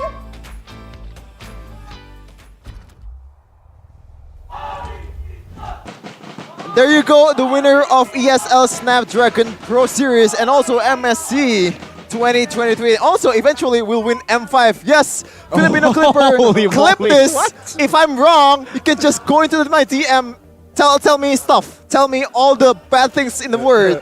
Just, I can take it. I expected an opening, as usual, from Sheffin. I expected an opening. I just didn't expect that opening. Oh my god. There you go. Oh my god. I talk what I talk. The walking part though, is that's Onyx top. That's not mine. All right, you know, if we do get an Indo-Indo finals, I will say something for sure. I don't think we're gonna see Geek Fam there.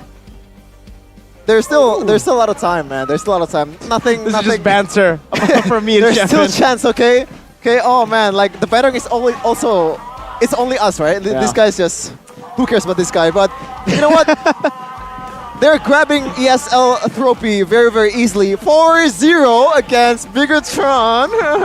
And you can also grab MPL ID Season 12 ticket and also go here with a grab too.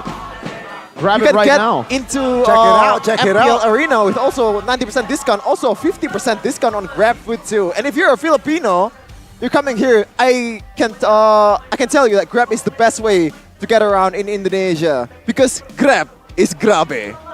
Oh, that one's pretty Hey, good. Grab, if you wanna expand to Philippines, that's already trademark, okay? Yeah. Like you have to pay me. Okay, there you go, Sheffin. Trademarked by Sheffin. But here, we don't have any trademarks because we have the trademark. It's the two roamer gods of Indonesia. The feast of the reigning king for the son of the gods. Keyboy, the best roamer in the world. Oh, it's great to finally hear that final title versus Leo Murphy. For Leo Murphy, we haven't really seen him in his prime form for quite a while, unfortunately, but still, he is a very, very ruthless and vicious roamer. Let's take a look at the keys to victory presented to you by the Samsung Galaxy S23 Series 5G as we get to see a little bit of Ixia there in the video, targeting Watt and winning the matchup in the gold lane. This is going to be crucial for Dewa United. The whole shtick for Dewa United is we need to get Watts to a point where he can carry us in team fights. So they have to go and get him a winning matchup. Play for him even. Utilize the proactiveness of Leo Murphy to go and get him in the lead. Boots free to rotate for early team fights as well. I believe this is Onyx keys to victory towards Dewa United, but I'll just swap it in turn for the keys to victory for Dewa United. Now here you go. We're in the laning phase for a while. This is also swapped. Dewa United are the ones. This is their laning swap. This is their keys to victory. Exploring outside of comfortable heroes pick as an element of surprise. Okay, we've seen this so many times from Dewa. Yeah. They prioritize their comfort. They don't prioritize meta heroes in the draft. I think ultimately we saw a Ling first pick yesterday from Lanaya against Bigatron Alpha. And it was basically with that Ling first pick, without an Angela, without any sort of setup, it was basically they were saying we concede game number 2. Oh man. But speaking of element of surprise though, Dewa United, they have element of surprise initially when they joined MPL, which is why they were able to grab 2 wins early on in week 1 quite easily and get the perfect start to their MPL debut, to their MPL journey. But this time around, their strategy is always open. There is footage of them playing, and it's gonna be readable by Coach Yap and Coach Arif for sure. It's gonna be tough here going up against Onyx, right? Any day or any team going up against Onyx, it's already a tough day for them. Seeing the new kids on the block, sure they have veterans in their lineup, i.e. Leo Murphy. Is it enough though? Is the question, right? Is it enough to bring that variety in their lineup as well? Speaking of variety, Connie, do you have a variety of skins? No, I have only one skin in my The only way to buy skin is using diamonds, right? Yes. And the best way to buy diamonds is through OVO in Indonesia. Want to have a variety of heroes, variety of skins to show off your friends that doesn't have any money whatsoever, to flex on them.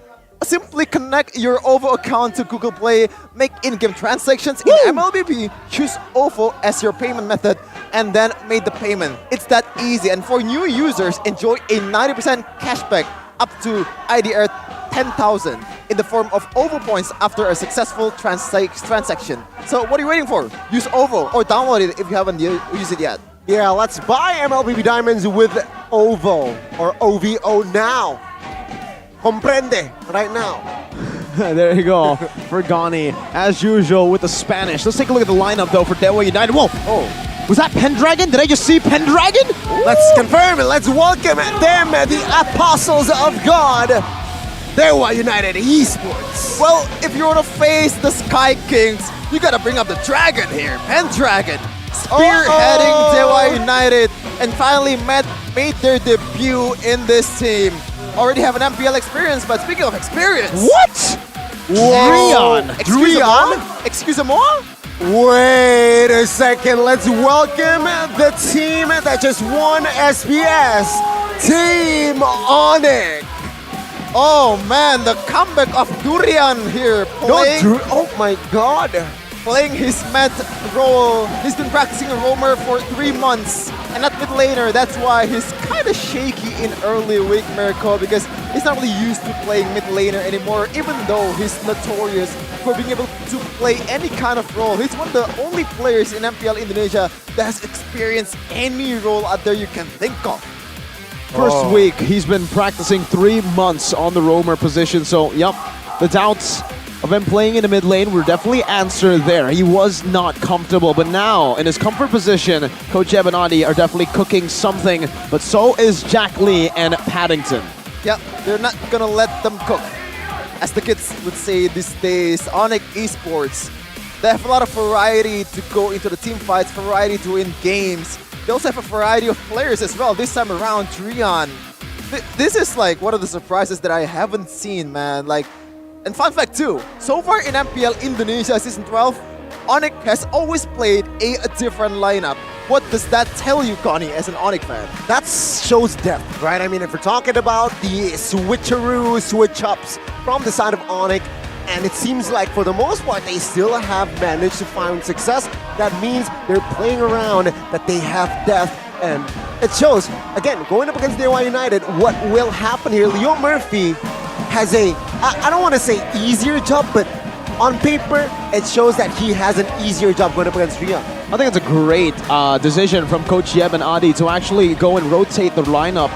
4 matches, 4 different lineups we've seen here. First week, well, it was due to Sans just being sick, but now we are seeing really a new form of Onyx, a new form of Yeb's coaching style as well. In Season 11, when he took the helms as the leader, the head coach for Onyx, it was very different to the Aldo days, where Aldo was able to still utilize every single person on the lineup. Yeb chose to play the ones who are good, the ones who are the best at their roles. But now, it seems like giving the others playtime to also increase the depth, but I think mainly to hide the best lineup, the best roster, the roster that we have seen in ESL, in MSC as well. Oh man. Yikes. That is scary. Like imagine, like, this is the highest level of Mobile Legends in Indonesia, and you haven't bring out your championship lineup yet, and you're still dominating the game. Yes, you lose one game because of Sans being absent in the first week, but so far in Onyx other games, like, it's just absolute domination. Even yesterday, when we thought the draft was kind of lacking for Onyx, they just pulled through with their mechanics, with their combat mentality, with their championship mentality, especially Keyboy, man. Yeah, I mean, if we're talking about Onyx, they're a unicorn, right? I mean, a lot of teams, most teams in MPL ID Season 12, their target is to go through MPL and secure the playoff spot. Not for Onyx. They know they will secure the playoff spot. They know. They know they will secure. What their target is to stay in that upper bracket. And see, this is usually the curse for winning teams. Usually you see teams, after winning a massive trophy, a big trophy, they get too complacent, they get too comfortable, and they get overconfident. Watching Onyx now, it really feels as though that is not in their dictionary. Complacent, comfortable, they're always striving for better, for greatness, even greater than the MSC trophy. And right now what lies in front of them is the Season 12 and M5 trophy. Let's take a look at the top 3 Week 1 junglers. Supercan at the top here with the Lord rates, 86.6%. But when it comes down to the turtle rate, it is Versick. Now, unfortunately for Kyrie, he did not have the best performance in week number 1, suffering a loss to Versick and RRQ. Versick was able to, I would say, out-farm Kyrie and outtake him in these neutral objective departments because he was placed on the utility junglers. Not just Versick, Kyrie as well. We've been seeing a shift here from Kyrie, when usually you would always just see him placed on the assassins to make the playmaking, to make the dash-heavy moves happen. He's been placed in a lot of utility. Maybe Yeb and Adi are trying to force him to go for these neutral objectives. So Retri, after the MSC incident where 7 Lords went to Echo. Oh, for sure. For sure. If you step outside of your comfortable area, then you become comfortable eventually. And I think that's the plan for Kyrie and his hero pool. But so far, the respect is still there, right? There's still a lot of ban towards Kyrie's heroes, especially yesterday. We've seen a very evident heck Kyrie, Joy, Ling, Fanny, whatever you want to name it. Kyrie is still somehow winning the match and also using a hero that he's not really, popular with, I guess, strong with. I would say uncomfortable because he's comfortable with anything, to be honest. Yeah, I mean, that shows, right, that it's very tricky going up against Onyx. Now, again, back to the point of the roamers here, right? Theo Murphy debuted back in Season 3. It seems like, of course, he has that extra value within this kit. But remember, Drian also started very, very old as well. Season 3 was the Kage era where Onyx was just unstoppable. And it's great to see that head-to-head back and now in Season 12. I love that you pointed that out because Leo Murphy and Drian have both lived through the Kage and the World Slayer era. Ooh, okay, the World Slayer, soon to become the World Champion. Am I going too far here, guys? Like, I know I'm hey, it's your opinion. I'm trying to spice things up, but I'm very worried about the outcome. And eventually, if it doesn't happen, like, what's the punishment for me? But we're gonna see here the draft for both of this team. Coach Jep and Jack Lee is gonna cook something up. Another Uranus ban for Coach Jep. This has been the consistent ban for Onyx throughout the early weeks of MPL. Meanwhile, Coach Jack Lee banning that Angela and Fanny combo. Fanny, very popular with Kyrie too. Okay. An early Hilda ban here. They want assassins. They want assassins, right? It signifies the Ling, the Lancelot, perhaps, potentially the Hellcat as well. That they might bring. Let's see. Final ban. Oh. We usually see Fanny Ling banned down in the first phase when you go up against Onyx, so this is a lot of confidence. Funnily enough, we just mentioned that Dewa shouldn't first pick Ling, but I think for Onyx, you can do that. Is it a bit too risky? Yes. I think the normal way is Paquito. No, it's Onyx. If you have the best player in the world, why not? On your team, you can do whatever you want. Yep. Man, like it always depends on who's using it, right? And this is Kyrie we were talking about. It's not arguably, for me, it's no contest, the best assassin in the world right now. I think a lot of Say Filipinos it, best jungler, best player, say it. Best jungler, I say it. Guess, but you know, let's talk about like the one that we're sure of. Kyrie is for sure the best assassin in the world, but we have a comment here for Ray, the opposing team of Onyx. I want to face Onyx because they were champions last season. Very straightforward. I mean, like, this is the mentality that you have to have when you are the newcomer. You have to be out for blood, not depending on who's you're facing against. Well, looking at the response right here, very, very solid and very composed, I might say. With the Kaja and Valentina, it adds the mid rotation towards the side of Dewa United, right? Clears okay with the Kaja. You can pick off more, let's say the Ling, you can adds just good, stable pick. But Onyx, oh, nasty. I don't necessarily like this combo, Kadita and as well as Franco. It's still one-dimensional, very pick-off-ish. And one thing that I don't like this combo, it lacks wave clear. Yeah, it also leaves Kyrie, you know, popping off on its own. There's no certain buff like Angela or Floyd or any kind of feeling that boosts Kyrie's potential. So he has to make something happen on its own. But we have a comment here, Mirko. Watts was once part of Onyx Esports roster during MPL Indonesia Season 2, where he led the team to secure the 3rd place in that season. Now, right after he left in Season 3, the Kage era was begun. What does that tell you? That tells you that it just didn't fit. I mean, again, okay. Watt is the first ever MPL Indonesia champion and finals MVP. Ooh, yeah, that was very, very unexpected, by the way. Like, imagine NXL was, I believe it was like 6th seed, and it shows you that it doesn't really matter the seedings are, as long as you get into the playoff, you still have the chance to make it through the end. And NXL has proved us with their legendary lineup, Billy, Watt, whatever you want to name it. And we have seen here Martis Big coming in for Coach Sheckley, countering all the locks, all the knockup for Adrian and Sans. Well, it seems like it's just rinse and repeat. Dewa United, what are they trying to say? They really like to prio their trio mid, their jungle, their mid, and as well as their roamer. They did it a lot of times this season, and no difference here. Game 1, Martis, Kaja, and Valentina. Let's see, though, the response from side of Onyx. They might take away the marksman here. Paquito has been the most picked and banned hero in MPL Indonesia Season 12, but today we have been seeing a little bit of a difference here. Paquito has been left ignored in Game 2, I believe, of EVO's Legends versus Geek Fam earlier, and now in Game 1 of Onyx versus Dewa. Still, there is no Paquito ban through, even in the second phase. Does seem like Dewa want to pick it up for themselves, otherwise that's a very scary Paquito that you're going to let into the hands of the Heavenly Fist himself, Boots. Oh, Heavenly Fist, but speaking of EXP laner, Fredrin is been a very peculiar ban, I would say, because we have Martis, which is quite notorious for countering that Fredrin. I mean, it's not really like a rock and paper scissors counter, but it still kind of works against Fredrin with a lot of CCs to kind of fight that with Mortal Coil. But I think Onyx here, I think they should get rid of the Beatrix.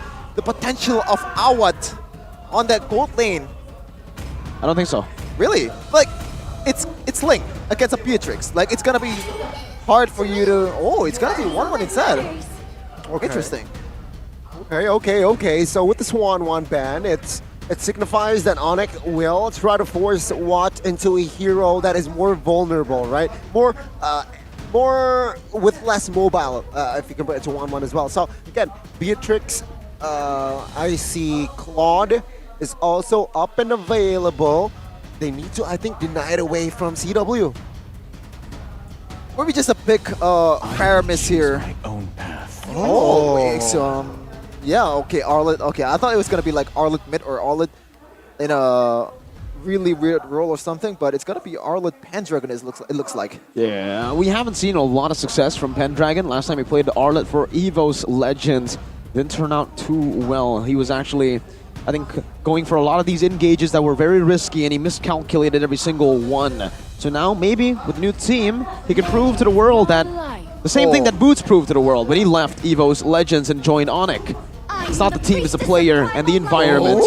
Edith coming down for Boots and the Harith as well. They're relying on Ling, Kyrie, one soul physical damage dealer to hold down on all the physical damage. Interesting here. Interesting, Connie. A lot of magic damage dealers coming in from Onyx Esports, but Kyrie being the sole physical damage dealer, do you like that? I don't mind it. I don't mind it at all. And this is, FYI, the first time we are going to see Boots on that hero, Edith, this season. So it's going to be very interesting to see how it will pan out, going up against Pendragon on that Arlet as well. And I think, like, when you see picks like this, which is very, very peculiar, it kind of, like, the goal was to counter a certain hero in their lane. And I think Boots might be eyeing for a counter towards Pendragon. I don't know how the lane matchup works for Edith, because I'm not a Edith main myself. I personally haven't played Edith at all, but you can see here the spells coming in. Pretty standard. A lot of flickers coming in from Dewa United Esports, but Boots choosing to go for a flicker for more potential with the combos with the rough waves too. You know, it does make sense, right? Seeing the composition from Dewa, a lot of melees, but take us to the land of Dawn. Game number 1. The Battle of the Skies of Onyx versus Dewa United. Here it is. Kyrie, let's take a look at his emblems here. Still with the killing spree. Focusing mark as well. Boots. Ooh, interesting. Brave Smite on this Edith. A very interesting start for the emblem here for Mr. Boots himself. Let's take a look at the others as well. Pendragon. Wow, Quantum Charge Arnet. No Brave Smite. Okay. Very interesting start to this game with very unique emblems.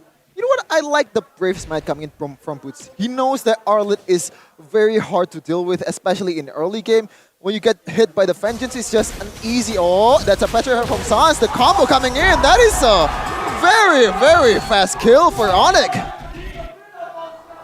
That's what happens when you start the game with so much map control, so much more pressure. This Edith is very underrated in the clearing department. You saw that Boots actually was able to get the lane prio up against an Arlet. Something that you would never have thought could happen. Last season, Kyrie wins the Red Tree battle as well here. Very good to clear as well. But yeah, I don't want to say here, 3 melees from side of Dewa United. So, you know what, with that Edith, right, especially if you play the passive, right, oh, that's going to hurt you if you want to engage. From the side of Dewa United, they need to take care of that. And with that Brave Smite, it adds more sustainability within his kit. Early game itemization though. Harith rushing that magic item, that's very weird. Usually when you're playing Harith, you want to prioritize that cooldown reduction to be able to pop off with that Zaman Force. You have at least 30 or 35% cooldown reduction to be able to spam that Zaman Force combo with a Synchro Vision. That's why I'm really interested to see what emblem he actually took here. Because honestly, yeah, he went for the Mage emblem. Oh, he went for cooldown, technically, in one of his talents here, one of his emblems. So maybe he already has that in his arsenal. That's why he's just going for more. Oh, Petri! Oh, good Petri. Oh, good cancel as well. Sounds now we're forced to use the rough ways. Oh, Leo Murphy whips the flicker. Let's see. Pulls back. Suppression comes through. He gets taken out by Sans. Now take a look. Kyrie in the backside trying to do damage onto his keys. But no casualties more. Oh, wow. The turtle taker, I might be wrong. Boots jumps in. Pendragon quite low. Tempest of Blade pops as well as Kyrie picks up the kill. Comfortable kill, I might say, from the best jungler in the world. Where's the mistake? There is the mistake. Like, Onyx is playing perfectly from 0.00 to 250 right now. There's absolutely zero mistake that Onyx made. This is like the best team in the world playing the best MLBB in the world too. You know what's scary? This isn't even their best lineup. This isn't the winning lineup. This is a new lineup that may be able to rival the winning lineup, but we will never know until we see that winning lineup again in MPL Indo. But for Dewa, it's not over just yet. Yep. I think we're overhyping Onyx right now. Sure, they deserve the hype, but Dewa definitely have a chance to come back in this game. It all relies on Watt. Remember, oh, nope, Case. Low HP still survives. Again, Sans wasting 0 time in that Petrify. 3 Petrifies in a game already, 3 minutes in. Yeah. But back again, it lies on Watt. If Dewa United can get Watt into a position where he can carry that mid-game power spike for Brody, that's the reason they picked up the Brody on Watt. They know that the Brody will hit that power spike much faster than, say, a Beatrix. And that's why they're trying to bank on that fact. As Kyrie already is dealing more damage than Ray out, damaging him. Forces Ray. Oh, take a look at the pull on towards Rion. He will soak a lot of damage. He will be taken out. That's a 5-man rotation though from side of Dewa United. Onyx now looks for a re-engage. Does not really connect just yet. Okay, I was saying no because I thought for sure Kyrie would try to fight back, but I know that apparently Kyrie doesn't have the blue buff yet, and he prioritized that, and that is the best play to make for the best jungler in the world. 1.5k gold lead, slow and steady now. Onyx, they've gone the lead. There's no real reason to push the tempo even faster. They can hold out and wait for the game to pace it for them. Neutral objective, that's the next fight that we will see from Onyx versus Dewa. Never mind. Oh, take a look at mid side. Suppression does come through. K's taken down for the first time in this game. And that's not a good sign. Just a pre-turtle.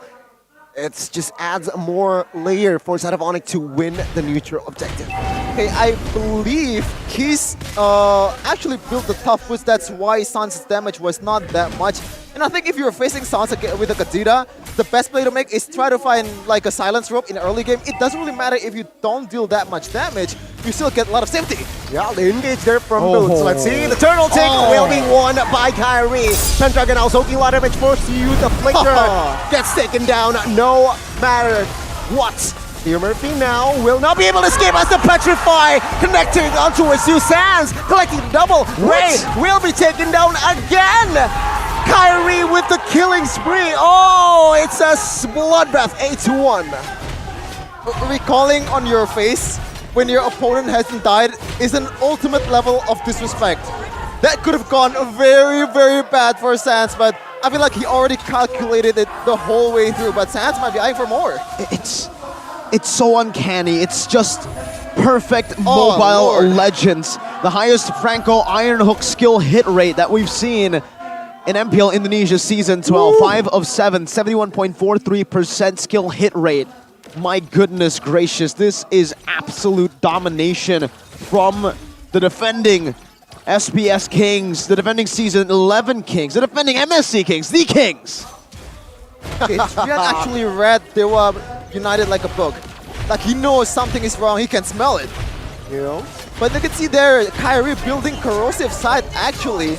I believe Kyrie mentioned about whether to build corrosive or not when you're playing Ling, and one of the ways to determine that is if you're free playing your Ling, then build that corrosive side because it's gonna stack. Oh, flicker Bloody Hunt on towards one. Pendragon now will be the no way. To the backside though, Kyrie finds one. With the blade. What? Mega kill. What? Oh, the collapse is just beautiful by the yellow porcupines. 4 mana taken out.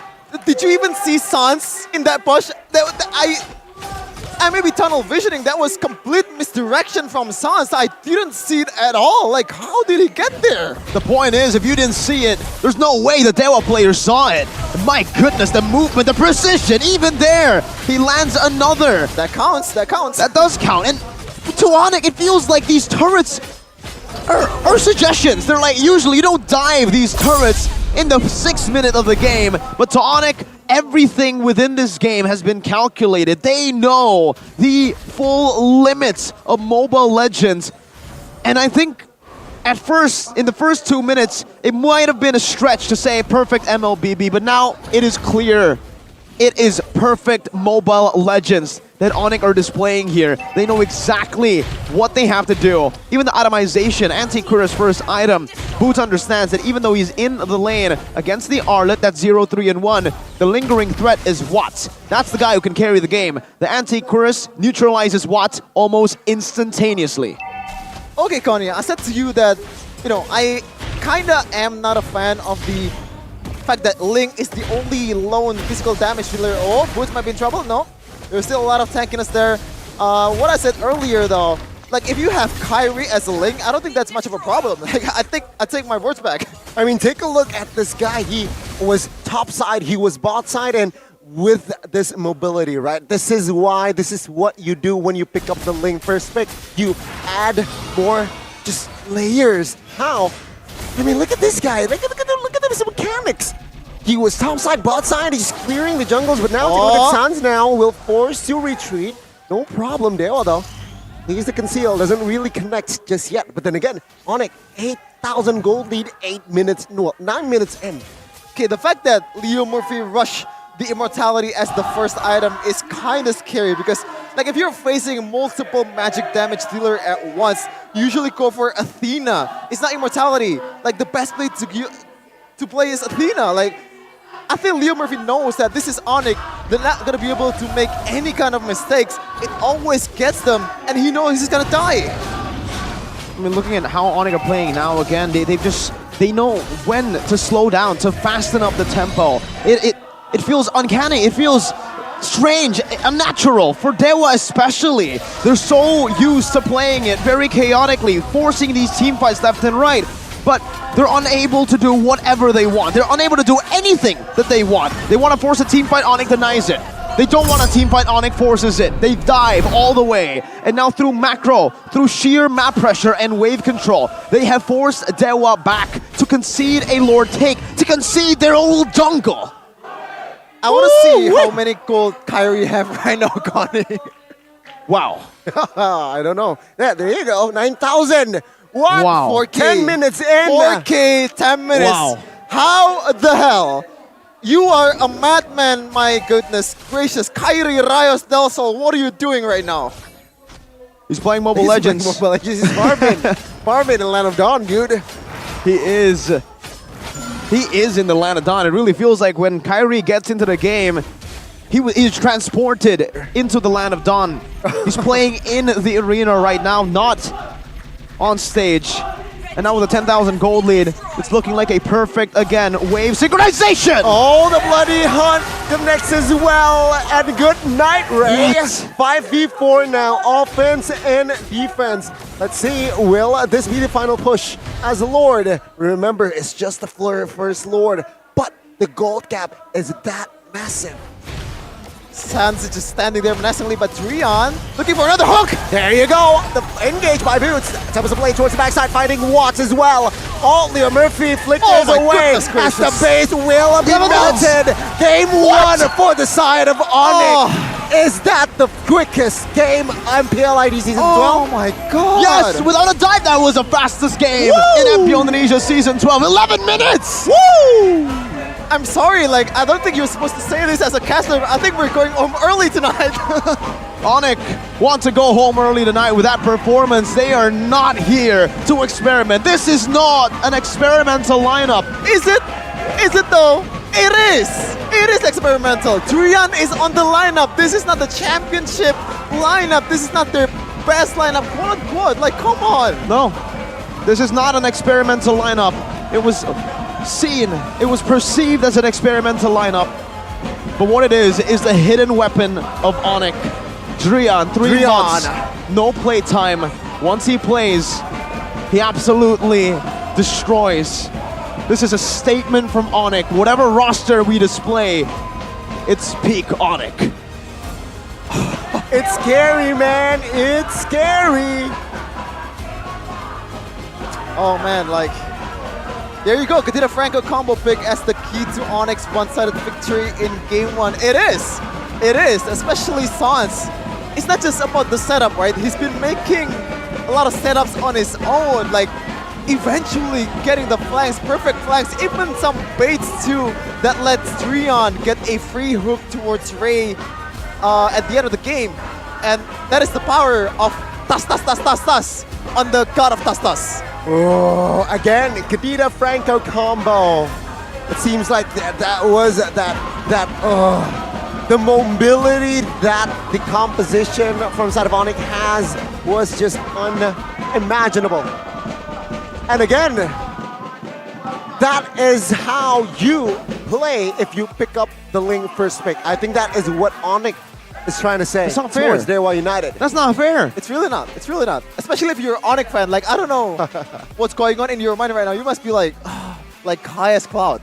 No, that's not the right word to say it. Okay, like, what I mean is, like, you are up high there, like, oh man, there's nothing to worry about. We're gonna win this game. Dewa United, who cares about them? Forget about them, just like Zayn said. Oh man, I don't know though. Like, Dewa tried their best. It wasn't like Dewa were bad. It felt like Onyx were just too good. It's uncanny, it's unnatural. It doesn't feel natural. When you watch it all over again, who does that? 5th minute dive under the tier 1 up top in the gold lane.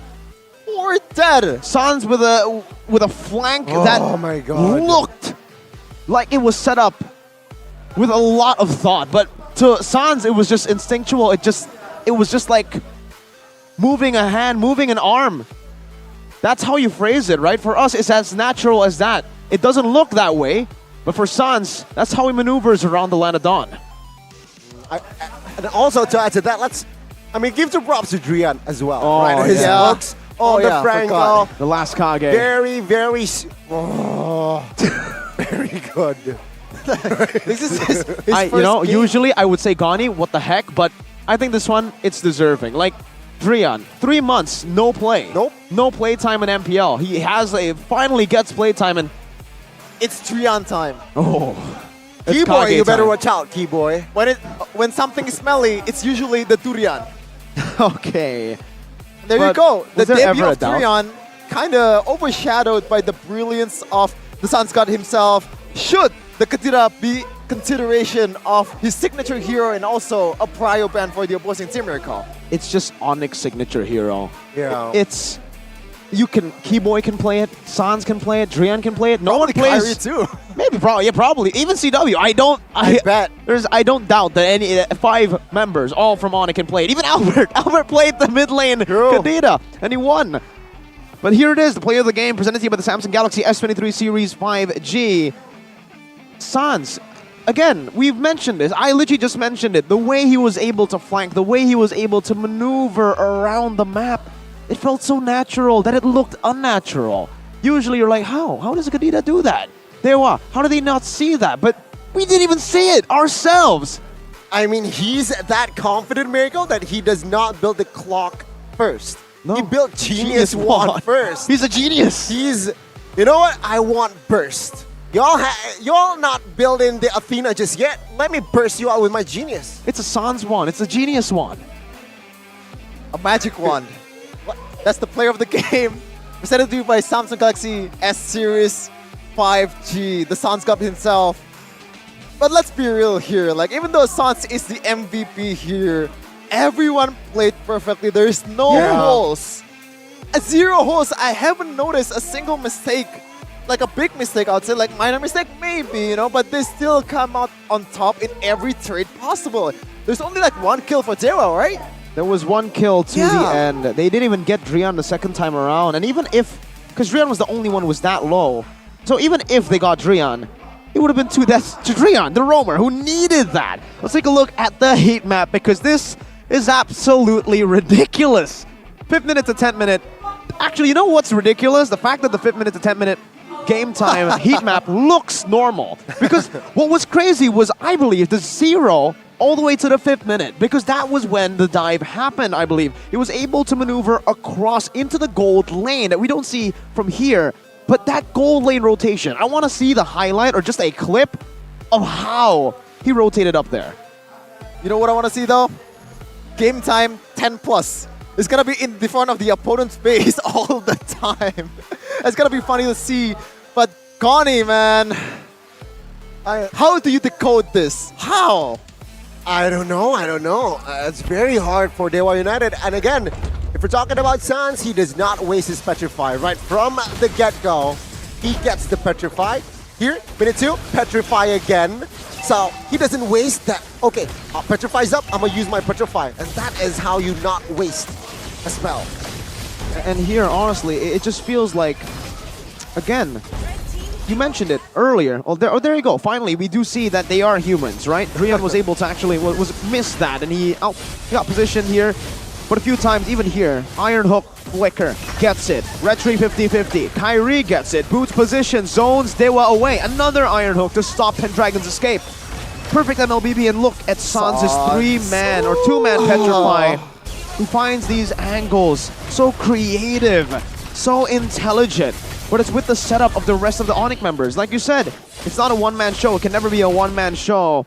In this case, it took 5 to tango. This dive, the best dive in MLBB that I have seen. My goodness, clean. You can call Onyx janitors because they just clean it up. Look at the HP. Look at the HP, and this is just how. It's kind of sad. How do you hook a Martis with Mortal Coil, right? I mean, Drian's timing on that Iron Hook. And again, this dive, they did it again. The turrets are just suggestions. They're not there. Look at the movement from Kyrie, though. I think he has played with multiple hands, more than 2. The perfect, how do I say it? The perfect nickname for him is the Ashura. Oh. I like that. You like that? That was pretty cool. But, you know, Leo's given him a name already. What? He's just the chosen one. Oh. He was I like future. Ashura better. Now he's just the one. Someone gotta edit Kyrie with multiple hands, like with a lot of weapons out there. Like this is Link Blade, this is Lancelot's Blade, this is dual wielding Fanny. That would be so cool.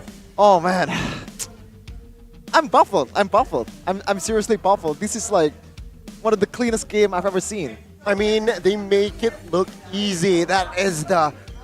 They make it look like it's routine. Going up against an MPL team, sure it is, but to get to that level playing I don't know. It's very, very tough.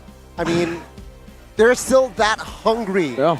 Is what I also need to shout. Why I need to shout them out. This is a point where, again, as an analyst, I had difficulties coming up with things or opinions, advice for Dewa United. They played how they usually played. It was just that Onyx were able to do everything perfectly, even diving in. And honestly, it might be due to their connection. Yep.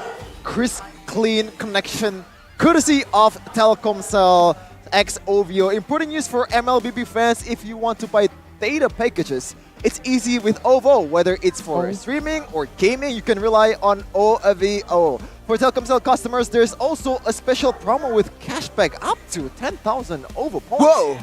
Awesome, right? Don't miss out. Well, in that case, I think we can throw 2 breaks too. Okay, there's gonna be another match here. Whether it's 1, whether it's 2, we'll see after this break. Stay tuned.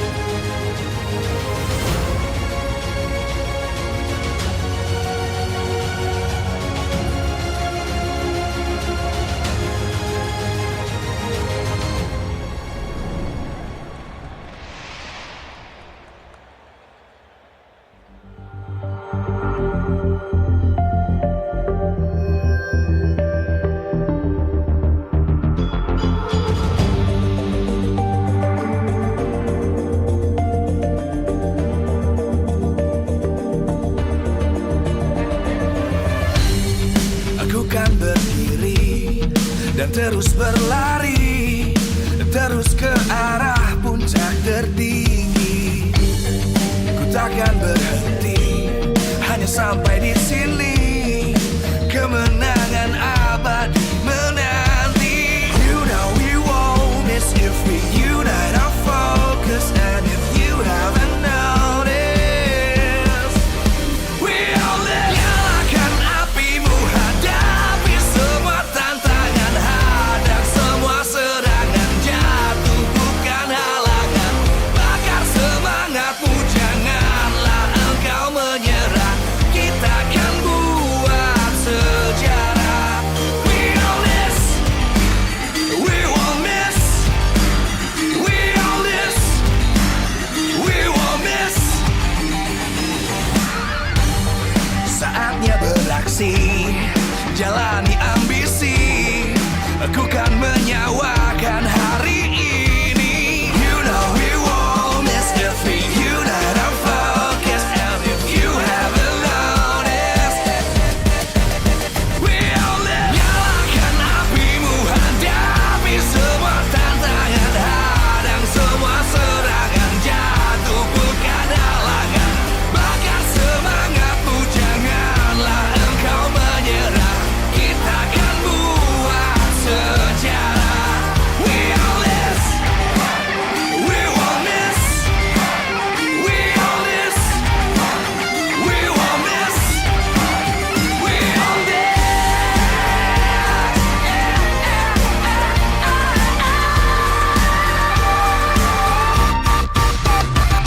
Nyalakan apimu, hadapi semua tantangan. Hadang semua serangan, jatuh bukan halangan. Bakar semangatmu, janganlah engkau menyerah. Kita akan buat sejarah. We all this.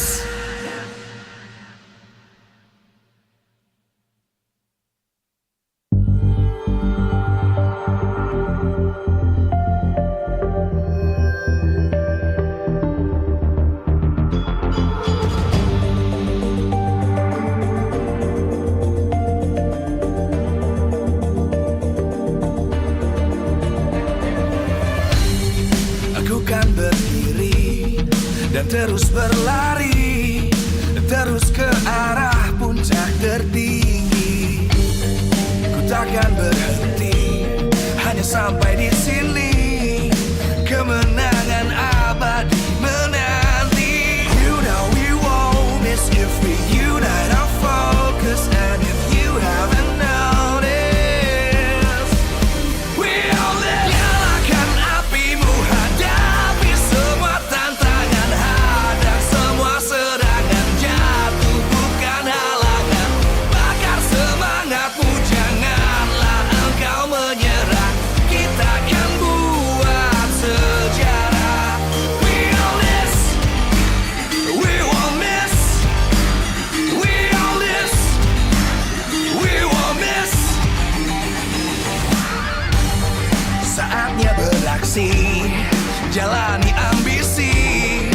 Aku kan menyawakan hari ini. You know we won't miss if we unite our focus. And if you haven't noticed, we all live. Nyalakan apimu, hadapi semua tantangan, hadang semua serangan, jatuh bukan halangan. Bakar semangatmu, janganlah engkau menyerah. Kita akan buat sejarah. We all this, we won't miss. We all this, we won't miss. We all this.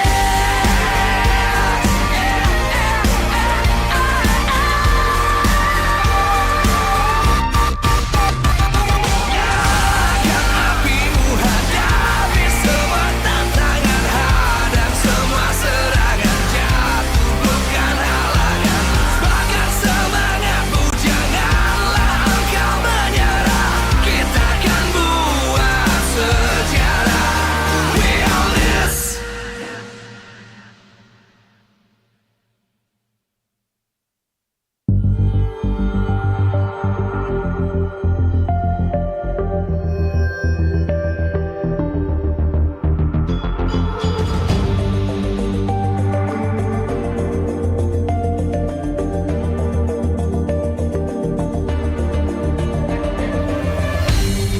Aku kan berdiri dan terus berlari, terus ke arah puncak tertinggi. Ku takkan berhenti, hanya sampai di sini. Kemenangan abadi menanti. You know we won't miss if we unite our focus. And if you haven't noticed, we all live. Nyalakan apimu, hadapi semua tantangan, hadang semua serangan, jatuh bukan halangan. Bakar semangatmu, janganlah engkau menyerah.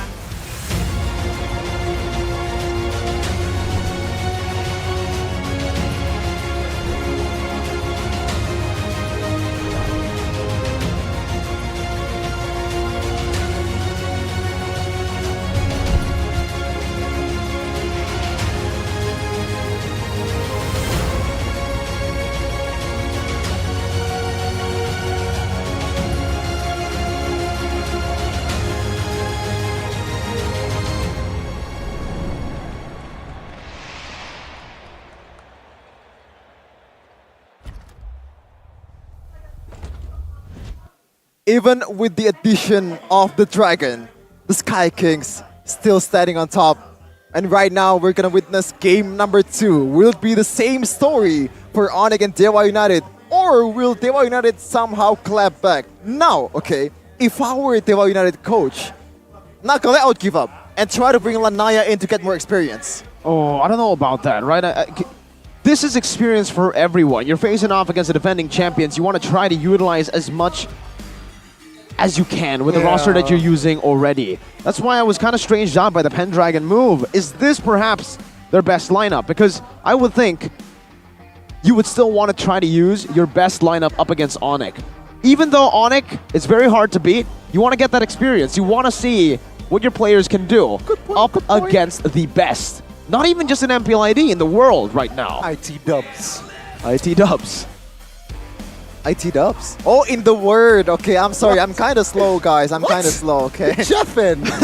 Yeah, I'm sorry, but yeah, okay. I kind of take my words back right now. I think you have more point, Mirko. I think the experience with your best lineup against the best in the world is definitely will come in handy further into the season, especially if you make the playoffs. And if you're Dewa United, if you're a newcomer making the playoffs, that would be pretty cool achievement. That is pretty cool, but what is also cool, take a look at your screen right now. That is the last Kage. Earlier, I was talking about it. Yeah, now it's Leo looks Murphy. very lost. Yeah, Leo Murphy going up against a Drian. Again, it's within their keys to victory. Leo Murphy needs to win that match head-to-head, and it seems like it is not evident in the first game. Okay, if you don't want to be like Leo Murphy, okay, you gotta play solo because solo is fun. And it is to compete with solo players other than you, it's PBASI official tournament Liga Esports Nasional 2023. It's an open league for from PBASI with a total prize pool of 3.2 billion rupiah. That's a lot of zeros, man. I don't know how much that is in dollars, but I will say that is a lot of money. And, you know, usually I'm against the idea of solo kill, like Sheffin, completely opposite Sheffin here, but if you are a solo queue player, go test your might. Okay, but they United will definitely not play solo or maybe play on their own with their individuality against this behemoth of a team in Onyx Esports. Still with the same lineup, both of them, no changes just yet. So this says that Coach Yep is very, very confident, and Coach Jack Lee, as you said, Mirko, might be looking for more experience to get to their main lineup. I mean, seeing the sides has switched. Already a different approach, right, from side of Onyx. They left out the Paquito in that first game, in that first phase as well. But now it seems like they're on to something. They're trying to change their approach as well. Banning out the Paquito, asking a question. Dewa United, will you pick up the lane first pick again? Oh, no. That is a very, very scary question to be asking here. But for Dewa, they've already adjusted everything. They've completely changed their bans. It was Fanny Angela Lance, now it's Kanita Kanja Fred. So it's already completely different, a different take from Coach Jack Lee and Paddington. But that's a Faramis ban. Okay, I think if this is a Eve, Kyrie will... It's not the lane first pick. It's the Fanny. But it's going to be an assassin though. Okay. Like, moving like Nile here for Ray. Like, I haven't seen him on Fanny actually. I will say Ray is better than Nile though. Oh, okay. Is he? Based on MDL, from the matches I've casted. How about the highlights? How about the highlights? For the highlights, you know, I mean, Nile has the edge in the highlight department because of that one play, but now it might be the Angeling combo. I was gonna say, if this is gonna be a Yif, it's gonna be an instant Kyrie Ling Angela combo or Kyrie Fanny Angela combo, but the Angela here is pretty flexible, or it can be a roamer, and it can be also a pseudo mid laner too if you put like a frontliner in the mid lane, but it's gonna be a Joy which has a lot of flexibility for Onyx. But if we're talking about Onyx, usually when you see the Joy, it's usually in the hands of Kyrie, right? Yep. You rarely see Boots on that Joy.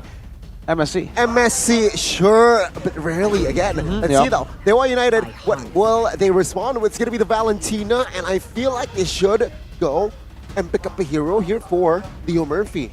I don't know. I really like their approach, just securing the trio mid as per usual, right? Franco? Yeah, Franco, I was gonna say that. Usually, sure. Yeah, I'm denying it away from the hands of Drian. Franco is definitely like the go-to pick here, but I don't know if that's... It's quite straightforward, isn't it, Mirko? Like, but it is quite straightforward indeed for Coach Jack Lee, limiting the counter for Array and also countering Kyrie with this Joy. I mean, you know, Leo Murphy is a very straightforward guy. He likes to go for the initiation. He likes the flashy hero. So getting the Franco up here in the first phase makes sense. It always comes down to the trio mid. If you're up against Onyx, you need to match that trio mid. There's no way you can play around it. For sure, for sure. Again, what will Onyx pick up here, it seems like? There's a comment though from either for the first time experiencing the thrill of being a team that is just addicted to being the champions. Let's go, MPL Season 12 and M5 next. Okay, this time, Connie, you know your basketball, right? Yes. This is like KD moving to Warriors. Do you agree with that? I mean, KD was a player. KD is a player, Adi is a coach, so very different, but I do get your point. Okay, it's gonna be Arlet here, possibly for Boots. Doesn't really, close the opportunity for this Arlet to go mid. We've seen this. Rome as well? Yeah. Possible? Oh, yeah, it is, actually. We've seen Hijume on the Arlet back then in playoffs. Doesn't really work out. But in this season, we also have seen, I don't know if it's SPS or MPL ID. Arlet mid has been big, right? Yeah, we have seen that in a few tournaments as well. We have, but now I gotta give props to Coach Yep though, really. Like the creativity of his draft. It feels like even after the win. No, it feels like after the win, it's even more creative now. We are seeing so much more flex picks come into fruition for Onyx. And looking at the bans as well. They're up against Pendragon, they adjust. They're not a team who will go with one plan. That you never, I have never seen Yeb up there on stage with a book. He just does it on the go. He improvs. He's banning out the Masha in game number 2 here. And he banned out the Masha in game number 1. It's so much respect over to Pendragon, and it takes Pendragon off of his comfort hero. You don't see this a lot. A very improv coach. Very improv coach indeed. Maybe he already ate the book and absorbs all the knowledge. Maybe. Yeah. That's the way to go if you're... I'm not going to go there. But yeah, 2 bans left for both of this team here. Coach Yep. The opponent has not picked a gold laner and an EXP laner. It's going to be Taritzla ban for Coach Yep. Probably like... Taritzla is a good matchup, right? Against Arlet, against Joy. If it's going to go to EXP lane. So it's a pretty good ban. Especially if you're picking these heroes. It's a very clear target ban as well, right? I mean, 4 heroes banned out here for Pendragon. Yeb, he understands that, you know what, in the first phase, usually Jack Lee drafted for the trio mid. So let's start munching away that EXP. Again, possibly this Arlet is going to fall to the hands of EXP lane as well, but very smart here from Yeb. Asking a tough question here to Pendragon. What are you going to play? Ruby ban comes through again. It's just straightforward with the Fanny in hand. You want to eliminate the counters of Fanny. You forgot one crucial counter though. The CW has been using a lot. Well, hasn't been using a lot now recently, but has... Melissa? Well, Melissa definitely comes into mind when you're going up against a Fanny. Brody as well, but I'm thinking more Moskov here. Ooh. They go for the Edith. Meanwhile, Boots, the guy on the Edith, they're like our fathers, Coach Evan Adi, always reminding us if we make mistakes and guiding us to do the right things, to become responsible players. I think this is a beautiful comment here from Boots because whenever you see Onyx, whenever you meet Onyx, backstage, in front of the camera as well, they're always very friendly. They're always very welcoming, and it goes to show you how healthy the environment is. The environment that they have in their gaming room and in the team. Completely agree. Okay, but we can see a lot of dashes coming in from Dewa United, and also a lot of sustain from that Esmeralda. Countering the Joy, countering the Edith, but for Coach Yep, this is still a very, very flexible draft. I think the only thing that's very, very certain is Kyrie going to the jungle with that Joy. But aside from that, Edith can be played as a mid laner, I would say, because the wave clear is there, but maybe that's not the play. Boots gonna play the Edith in XP, and it's gonna be a pseudo mid laner of Arlet. You know what? They lack burst, right? So again, they should add in, considering going up against Esmeralda, who will counter your Angela. Melissa. It's going to be the Melissa. So again, they need, they add burst / DPS in that Melissa. Wow, okay. It's crazy. Okay, this lineup, I put more faith in Dewa United. I think they have a chance. Really? But this is Onyx we're talking about, okay? I only see it from the draft. I think they have a chance, but it really depends on how good Ray is on his Fanny and how much he's gonna contribute in the early game towards that mid game. Because in the late game, it's gonna be hard for you to punish all the members of Onyx Esports because they know Fanny down to the bone with Kyrie on their lineup. Now it gets even harder for Dewa. KB mentioned early on in the season that Dewa is all the way in the bottom. They need a miracle. And now Dewa, they need to produce a miracle up against the defending champions. Interesting spell here from Pendragon, going for Purify. Okay, like if you're... Whoa! Like the only CC up there is just all and everywhere, but this is game 2 for Onyx versus Dewa United. But back to my point, it's Purify on Esmeralda against... Okay, Drian. There you go, the pseudo mid laner of Edith. Yeah, I mean, it just brings back to Season 7, Season 8 vibes where Drian, give him anything and he will play. There you go, Edith roll, why not? And take a look at Sans here on that Angela. He will fill that position of the mid lane and still on the support emblem. Yep, for both teams again, just looking at the emblems now, getting a quick scan. Boots and Pendragon both with the Brave Smite. Esmeralda, as usual, with a basic common emblem here. Doesn't really want to go for anything else, knowing he's very... Oh, good Iron Hook onto Sans from Liam Murphy, who has also taken that route. The basic common emblem, which is... We've seen a lot of different Franco emblems so far in this, in just today alone. I think earlier in our first match, Geek Fam versus Evil's Legends, Dreams went for support emblem for the extra cooldown within the kit. Now Ray. Oh, Drian now needs to be careful. Good first blood there. Dewa United staying proactive. Looks like the mid control is there for Dewa United. They have a bit easier time compared to the first game because they have Valentina, they have that pressure, the pseudo pressure. Even though the Franco is not there, it still is a pressure towards your mid laner.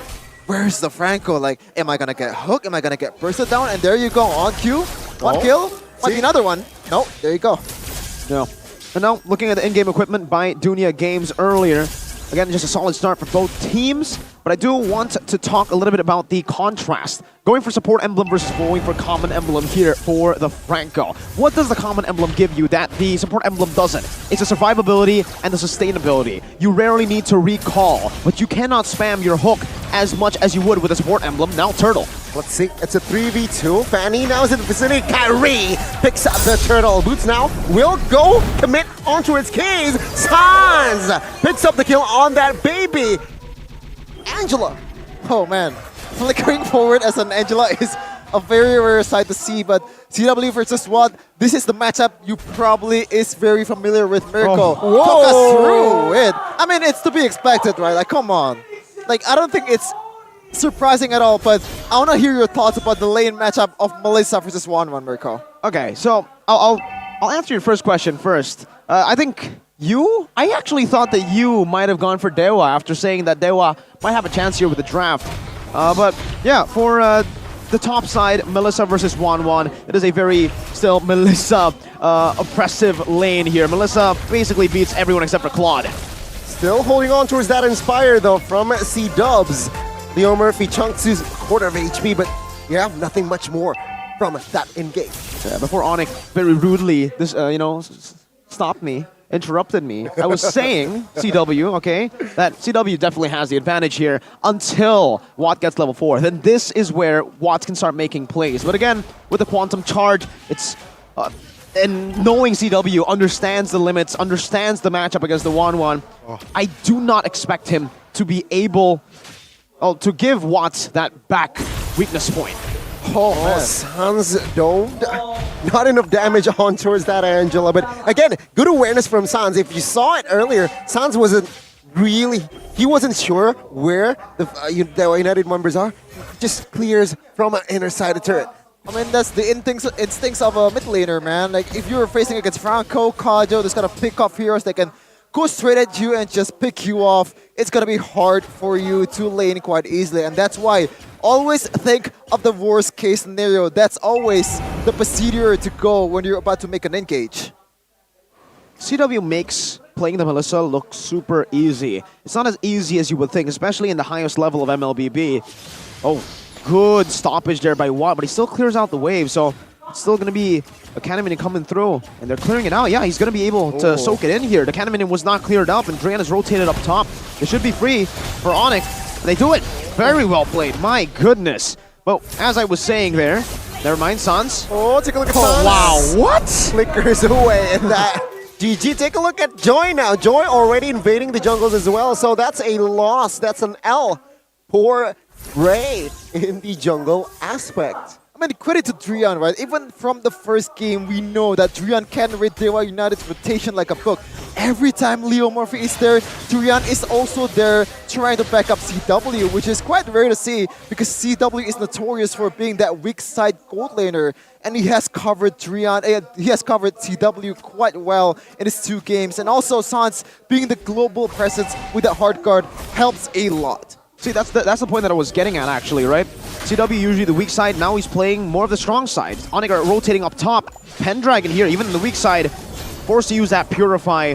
But now there's a fight! Oh, take a look at top side. Yes, Rian now very low. Will be caught though. And there you go, no more engages. CW hasn't popped that Inspire as well. So that's a dub for Dewa United. It is a dub, and the gold lead actually is equivalent.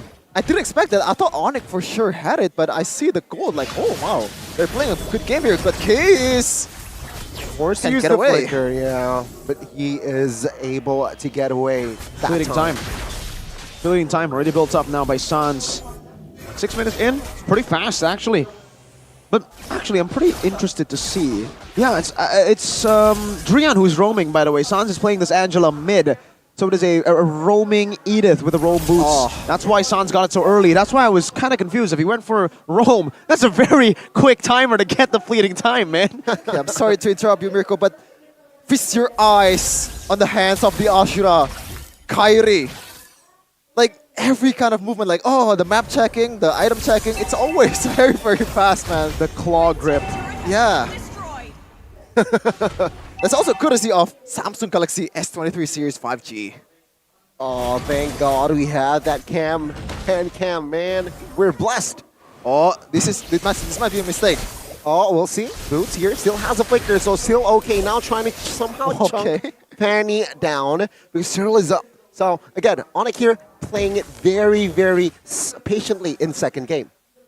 I really like the fact that you pointed out that this might be a mistake because to the naked eye, it does seem like a mistake. But when you have Sans on an Angela who has that spatial awareness to go and put or use the hard guard whenever someone's in danger, it becomes less of a mistake. It becomes an advantage sometimes. And if Boots, or if Ray committed onto Boots there, he would have lost. By he, I mean Ray would have lost that skirmish. The hard guard is always going to be there, and look at what Onyx are doing now. They're playing strong side CW. They're ignoring the turtle. It also helps the fact that Kairi is using Joy, which has a lot of abilities. They can get into team fight quite fast, but Pendragon is just tanking everything here. Oh, I don't know about that, bro. You're playing against Onyx. Don't poke the bear, bro. Or don't poke the porcupine. The Porcupines certainly have a way of reacting to these team fights. But the proactiveness as well is here. Onyx slowly but surely losing that grasp on the gold lead. They're still waiting on that power spike though, so for both teams, they're gonna wait for their power spikes. For the Fanny, I would expect the Blade of Heptases to be his power spike, and the Windtalker for Watt. That's almost built up. Meanwhile for CW, we'll be waiting on that golden staff. That is quite a far purchase away. CW is gonna get that golden staff a bit later compared to Watt with his Windtalker. So Dewa will hit their power spike first. Yeah, there you go. Watt, highest gold by Kairi.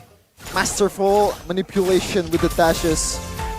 And not hesitating to use the electrified beats to just clear the lane. But so far, Dewa United doing really good against Onyx. And I think one of the ways to make that happen is through playing 1-1, because when you're playing 1-1, your opponents are going to be very careful about which engage to make.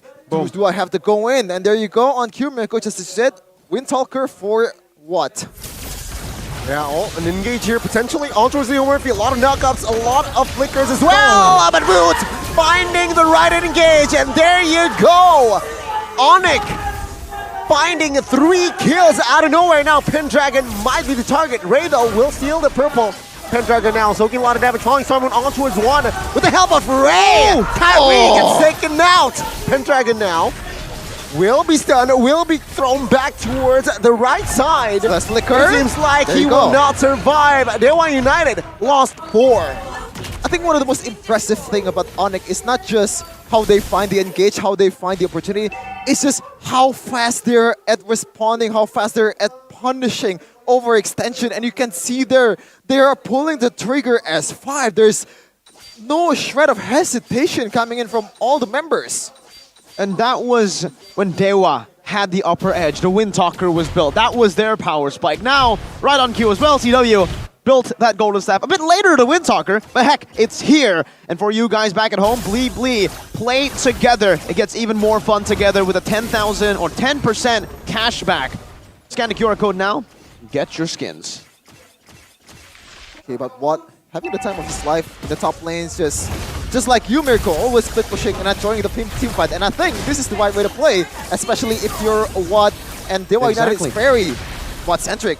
But Boots might be in trouble here. A lot of CCs. Conceal play already popped as well. Kyrie though. Oh my god, Kyrie finds a Lord! No problem! And now let's see the fight though. What? They might lose it all. Kyrie finding one, Boots in the backside will be the recipient of that crossbow. 10 gets taken out as well though. It's a 3-4-1 for Dewa United. Suns in the bot side. Oh, the damage too much. He's a baby girl. He gets taken out. Okay, finally. It's not really a sign of life because I think we've been mentioning Onyx way too much that we forget that Dewa United is still very much in the game. Even after that mistake when 3 people goes down and after that Lord take, they're still very much in the game, especially with Awad getting all he wants. 3-1-2 so far in this game and both loads of items. Instant replay. Let's see what happened here. Dewa United played it to perfection. Ray with that Leo Murphy Iron Hook was what caused it all. See, because on paper, Onyx should have the better teamfight composition despite Watt and Pendragon being in the fray with Ray. But that pickoff, that Leo Murphy signature pickoff, can always turn the tides around. Now, he's on the wall. Trion! What flicker on an Earth Shatter? Doesn't really connect though. Yeah, that's about it. Dewa United here still with the economy lead. And Onyx, they're still somehow finding the rhythm here in that mid-game towards the lane. I think Watt has to rush Athena Shield here. I don't care if you're, very aggressive with 1-1. You're up against a Kyrie, which already had a Blood Wings. Also Drian, which also deals magic damage a lot, by the way. This is Edith we're talking about. It's a tank that deals damage, but Drian might be looking for a punish here.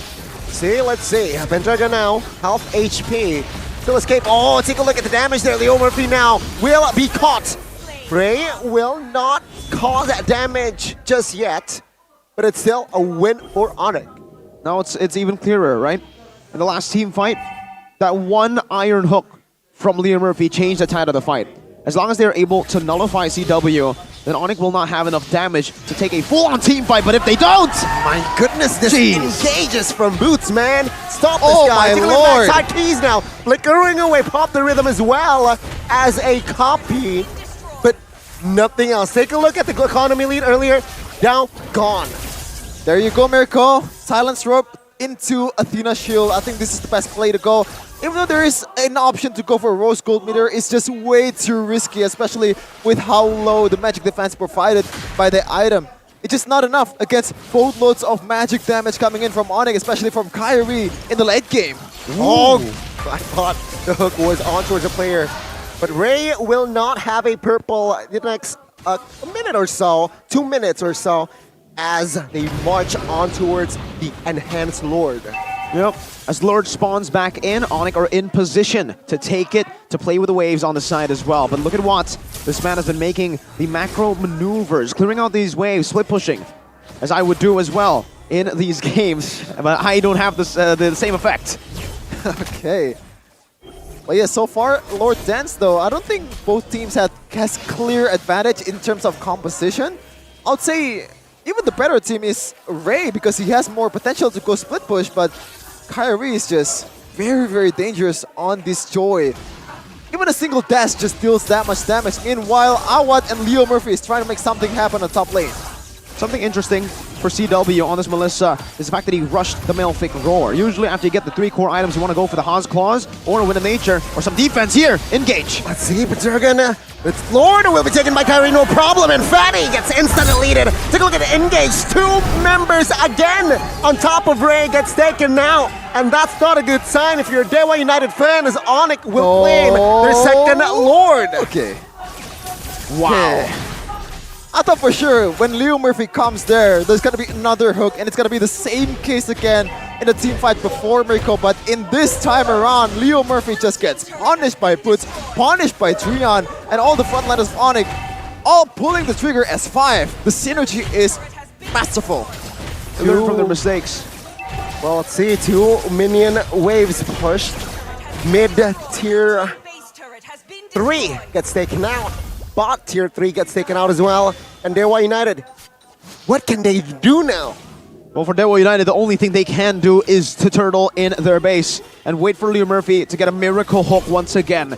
If he's able to land the hook properly onto the back, onto CW, then there's a win condition. But if not, Onyx can steamroll and end the game right here, right now.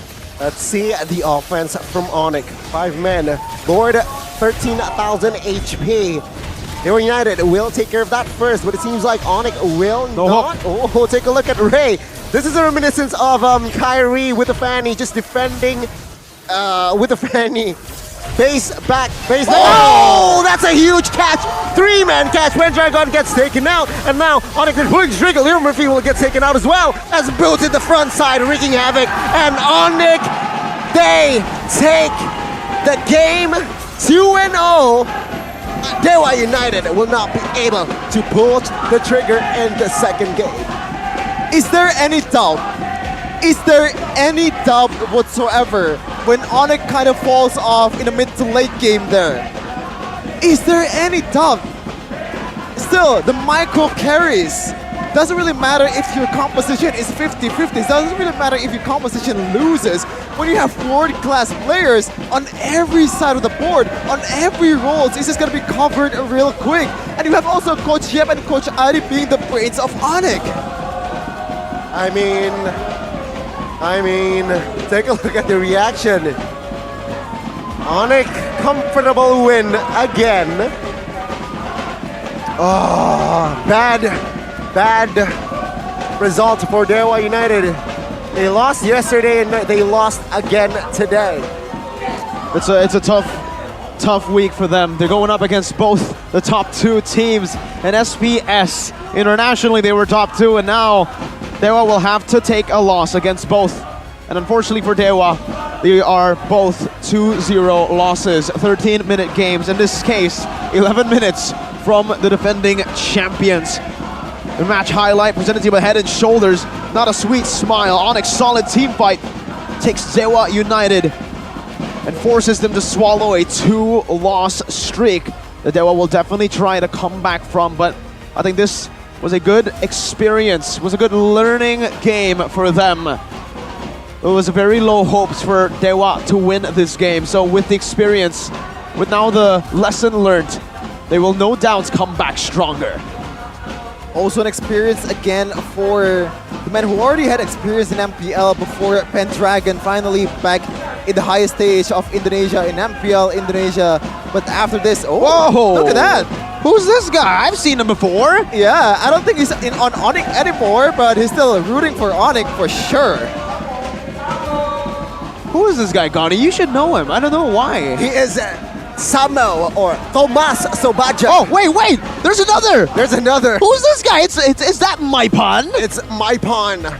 The gym bro Maipan who's going to Japan? The dynamic duo here is in the building. Samo and Maipan. There's been some rumors, right, Connie? Yeah. And what do you think about the rumors and the loss of Samo? I think I will answer this first. It will be a good buy. Ooh! I agree. I do agree. Like when you have a player that's not really used to playing that role, I think it's better to just replace it with someone that has veterancy, that has experience. But after this, looks like we're gonna have an interview real quick, but we're gonna see the atmosphere around our Head & Shoulders. I was gonna say, man, like don't interrupt me. I was gonna say ambassador of Head & Shoulders himself, the key man himself. Don't interrupt Chef and Mirko. I'm sorry, but what about you, Gani? Yes? What do you think about Samo? Do you think he would be a good fit in the rumored team that he would join? You know what? Looking at the situation that the team is in, I think they need a good, solid addition. And I feel like Samo is a good addition. MPLI Finals MVP. Remember, a lot of people remember him as just a bench warmer, but he's much more. Oh, there you go, there you go. Okay, my fun. Who's Thomas? Who's Thomas? We don't know who Thomas is. We only know who Samo is. Okay. And right now, sitting between two girls, he's not just Samo, he's Samuth. Oh, okay, there you go. X-Onic. 3 girls right now, by the way. X-Onic, I like that already. Oh, no. He got negative wrist. No, Samo! No, live rejection. It's fine. Maybe Aura can accept you. Okay, you already said it, but we're gonna take it to the host. Monica, take away to the interview. Mana suaranya untuk Godik? Wow, di week yang kedua. Ini match yang kedua di minggu yang kedua dan kalian berhasil memenangkan game ini lagi. Drian, gimana rasanya bertemu dengan sang pendatang baru di MPL Indonesia Season 12, Dewa United? Gimana rasanya nih ketemu Dewa? Bisa dikasih kesempatan main yang demo. Oh, dan anyway Drian, ini kamu flashback ke season 2 nggak sih ketemu Watt lagi di sini? Enggak sih, dulu setim sama. Iya, makanya flashback nggak sih kan? Kiranya musuh lumayan. Tadi kan bercanda-canda sama Watt gitu. Oke, dan selanjutnya Kairi. Gimana rasanya ketemu Dewa pertama kali di panggung MPL Indonesia Season 12? Senang, soalnya main sama Kak Adrian. Oh, senang ya. Dan Kairi, week 1 di minggu yang pertama, Ray itu sempat ngomong dia pengen banget ketemu kamu. Jadi sekarang udah ketemu, kamu ada pesan-pesan mungkin untuk Ray atau gimana nih kesan-kesannya ketemu di Land of Dawn dengan Ray? Dia jago, tapi belum ada experience. Jadi Nggak sombong. nggak sombong, ini adalah masukan motivasi. kritik motivations, right? Yes, ini motivasi ya untuk nggak sombong. Sekali lagi dong kita kasih tepuk tangan dong buat Onyx. Nah, dan Sans, gimana pertandingan tadi? Ada pesan-pesan untuk Leo Murphy? Nggak ada ya, senang hari ini menang lagi 2-0. Ya alhamdulillah, nggak ada pesan-pesan. Nggak ada, tenang aja. Ada juga nih hari ini Boots dan juga Pendragon bertemu lagi. Kalian dari alumni tim yang sama, gimana rasanya ketemu lagi? Ya seneng aja bisa ngelihat Pen main di MPL lagi. Ya santai aja sih, baru awal-awal jadi semangat terus. Oke, dan cewek-cewek, gimana ini di week yang kedua? Kalian performance-nya konsisten sekali hingga ke week kedua ini. Gimana untuk menjaga konsistensi ini sampai week selanjutnya? Sebenarnya ya kita jaga konsistensi kita dengan ketawa-ketawa bareng aja sih. Sama jawabannya ya, masih konsisten dengan jawabannya Coach Yep dan Adi tadi ya. Dan yang terakhir, sekarang ini sedang berlangsung juga WCG 2023 dan Onyx Overlord sedang bermain juga ya kali ini. Bisa dikasih dong pesan-pesan untuk teman-teman setim yang sedang bermain saat ini? Buat tim Onyx Overlord yang lagi bertanding di Korea ya kita ngucapin dukungan buat kita kasih dukungan buat kalian. Semoga hasilnya juara. Amin. Tapi bukan cuma dukungan buat tim yang bermain, tapi Kairi bisa dong ajak teman-teman sobat Onyx super fans biar dukung juga tim Indonesia, khususnya juga Onyx Overlord yang bermain di WCG.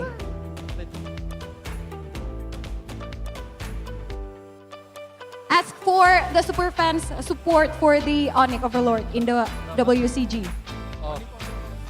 Support Onyx guys because support apa? Onyx apa? Onyx Overload. Support Onyx Overlord guys. Soalnya mereka Onyx juga. Yes, wow. support Onyx karena ini tim Onyx juga dan tentunya kita support tim Indonesia di WCG 2023 kali ini. Teman-teman semuanya udah penasaran siapakah player of the match hari ini? Kira-kira siapa? Tadi di game yang pertama MVP-nya Suns. Tapi kira-kira apakah player of the match-nya masih Suns? Gimana menurut Suns? Gimana Suns? Kira-kira player of the match juga nggak? Nggak tahu siapa ya. Karena kamu tadi MVP di game yang pertama. Jadi kita langsung aja lihat siapakah player of the match kali ini adalah Boots. Congratulations Boots. Boots gimana tanggapan sebagai player of the match kali ini? Nggak tahu sih, gue ngerasa digendong doang sama tim gue. Digendong, humble, kata Coach Yap harus humble. Berarti drakornya aman ya, makanya Aman. jadi player of the match. Aman. Sekali lagi teman-teman semuanya kita berikan tepuk tangan untuk Oni. Dan selanjutnya untuk mengupas lebih tuntas bagaimana pertandingan tadi antara Onyx dan juga Dewa United Esports. Langsung saja kita tanyakan para caster yang ada di sana. Caster, back to you.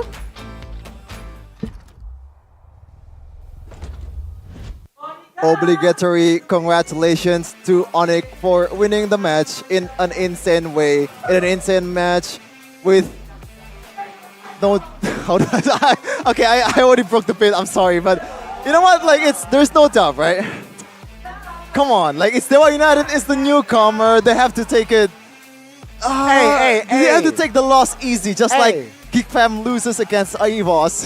I mean, game 2 was a bit somehow close. Closer. Closer, especially if we're talking about that mid game, right? Onyx falls behind economy wise as well. So if Dewa United was, I feel like a little bit more proactive, maybe more confident in their plan, just ready to pull the trigger in that scenario, we might see a game 3. We might. We never know. We never know. We already know. There's no game 3. Yeah, what we know here, I mean, might, if, buts, and maybes, but right now Onyx are speaking in absolutes, and the absolute is that Onyx just won 2-0, and also Evo's Legends just won 2-1 today. Those are the results. This guy right here doesn't really like the results because he's a Geek Fam fan, but it's all good, right? Because Onyx fan Gani over there on the right, he's smiling, he's all smiles. Technically, Sheffin is also smiling, but he's dead inside. Yes. Yeah, I mean, Sheffin now, it shows, right? I mean, Geek Fam with their loss, it will increase their L's as well in the standings. What are they? What record are they though? I think they might be 0-3 now. 0-3 or 0-4. Okay, like let's talk real here. Okay, like 2-match lose streak, that's all right. That's comebackable, but 3-match lose streak, that's a lot. You know, like what's the saying? Like 3 times the charm. This time 3 times the curse. There you go. Maybe we might see a different side of both, or all 3 of the teams who are now 0-3. Remember, Alter Ego pulled off almost a Cinderella run in MPL Indonesia Season 11, losing all 4 first matches and then coming back to make it to the playoffs just barely and then getting 3rd place. It's never over for any of the teams in the league, especially in Week 2. We still have 8.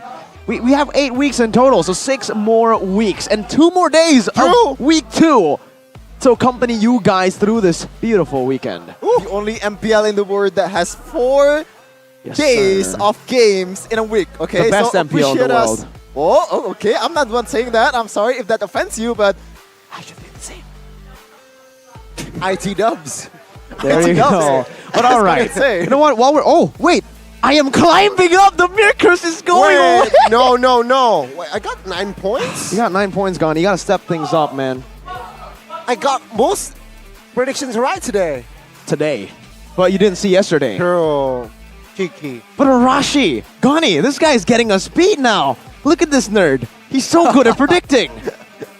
Yes, he has done his homework just like Boots, the player of the match by Samsung Galaxy S23 series of 5G with a lot of sustainability there. Tank emblem tenacity, a lot of extra physical and magic damage as well. Also, Brave's Mad Miracle, very, very tanky. Yeah, and looking at the itemization here, this is the standard for Arlen nowadays. Player of the match presented to you by the Samsung Galaxy S23 Series 5G. Fury Hammer first item into his full defensive. Even towards the end, he never fully built the Fury Hammer. And when it gets all the way to the end stage, sometimes you see the Fury Hammer getting built up to maybe a full item like a Hunter Strike, but you rarely see that. Most of the times you see an Arlet just sell that Fury Hammer in towards that later stage, getting an immortality, getting a lot more defensive items, and then, boom, bang, bada bing, we have Boots with a very, very amazing game here on the Arlet. He's always been a team player, and the Arlet just suits him so well. Usually it's the Grok, now it's the Arlet. Whatever you place him on, he can always be that team player. Good target acquisition, good positioning, and good understanding of when to go in and set up for the team.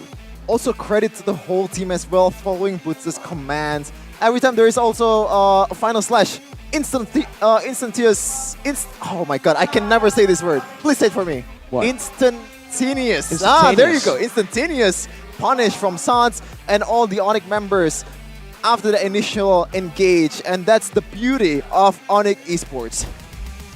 Let's take a look at the highlights though. Gani, do you want to take us through the highlights? No, all right, a good head shake there. Let's take a look at exactly what happened in the game here. And honestly, you're right, it was much closer than it was in game number 1. Dewa United, why was it much closer? Because they actually played through their winning condition, through what? But even then, it did not work out exactly as planned. This was when Dewa actually hit the power spike first compared to CW on that Melissa. The Windtalker was built up, the 1-1 was in prime fighting condition, but they weren't able to utilize that. However, they were able to fight this one out. I thought right after Kyrie got that Lord, it would have just been Onyx disengaging or maybe even winning out in the fight. But Leo Murphy, you can always rely on this man to be the game changer in these games, and certainly in this game, he was the game changer. He actually gave Dewa United this lead back, but as I said as well in the game, Onyx have built a composition that completely counters Dewa United's comp. When a Fanny wants to assassinate CW, you can't do it. And look at this beautiful catch by Drian that we didn't get to see on in the game, but in slow motion, we get to see the brilliance of that read by the last Kage. He might not have a lot of playtime, but that experience is very visible. Watch out, He's been in the game for a long time, and this is the beautiful Boots slash in the back. That 3-man making a line out of Dewa United, and then CW is popping that Inspire, using that first kill, even popping the Wind of Nature there for a little bit of flashy effects to end the game. Okay, you know what? I already picked Kyrie as the player of the match earlier, but after seeing this highlight, my mind has changed, and I think Boots is definitely deserving of this MVP. Hell, a lot of beautiful engages, especially in the end of the game. A lot of flicker final slashes. Here we go. Cute success for a Boots. Our analysts take us through it. Onyx pick-off strategy, that's number 1. Because in game number 2, it was truly the pick-off strategy, but how they pick people off were a bit different to the usual pick-off strat. Usually you go for 1 member, you isolate them. Here, they don't. They go for 3 people instantaneously with the final slash. It's the pick-off that ends up being a team fight, forcing them out. And Boots' final slash in the last Lord engagement. This really sealed the deal. This zoned the enemy team because, again, they learn from their mistakes. Onyx, you can expect them to adjust even in the game. That's how good they are at improv, right? The Lord fight when they lost, CW was picked off. Why? Because Boots did not zone the back line or zone Leo Murphy away. Now that he understands his job description after making that 1 mistake, he goes back, he reevaluates, and he adapts right on kill. And Onyx flexible draft makes it difficult to predict. I would say almost impossible. Yeah. That draft, the Joy, Angela, Arlet. We didn't know where it was going to go. The Arlet could have been a mid laner, could have been a roamer, as the Angela could have been a mid laner and roamer. Joy could have been a jungle or XP. Arlet could have been an XP as well. There's just so much flexibility in that draft. And it shows, right? The flexibility based on the players as well. In M4, there is Heka Kyrie, and it works. It works. They got absolutely demolished by Echo, but right now, it's a whole different breed of Onyx. But by the way, do you know what's the secret of Onyx dominance and their survivability and their durability and their stamina as well? Caffeine. Caffeine. Caffeine or caffeine? Caffeine. Okay, I'm sorry, my English is bad. And there you go. It's Point Coffee. It's a specialty coffee brand with made-to-order concept, so you can enjoy a fresh quality coffee made with 100% Indonesian coffee and made by a professional barista with international standard brewing machines. It's an international coffee for international winners. There's also a special discount on the collab menu from Point Coffee with MPL ID. Put the code KOPIENAKPC to get 30% off of your order. Get yourself the always on point taste and make your day or your game or how do you do it, Gani? How does Eterna do it? Legendary. That's a bit too deep. A bit too deep. You gotta go higher than that. There you go. That's closer.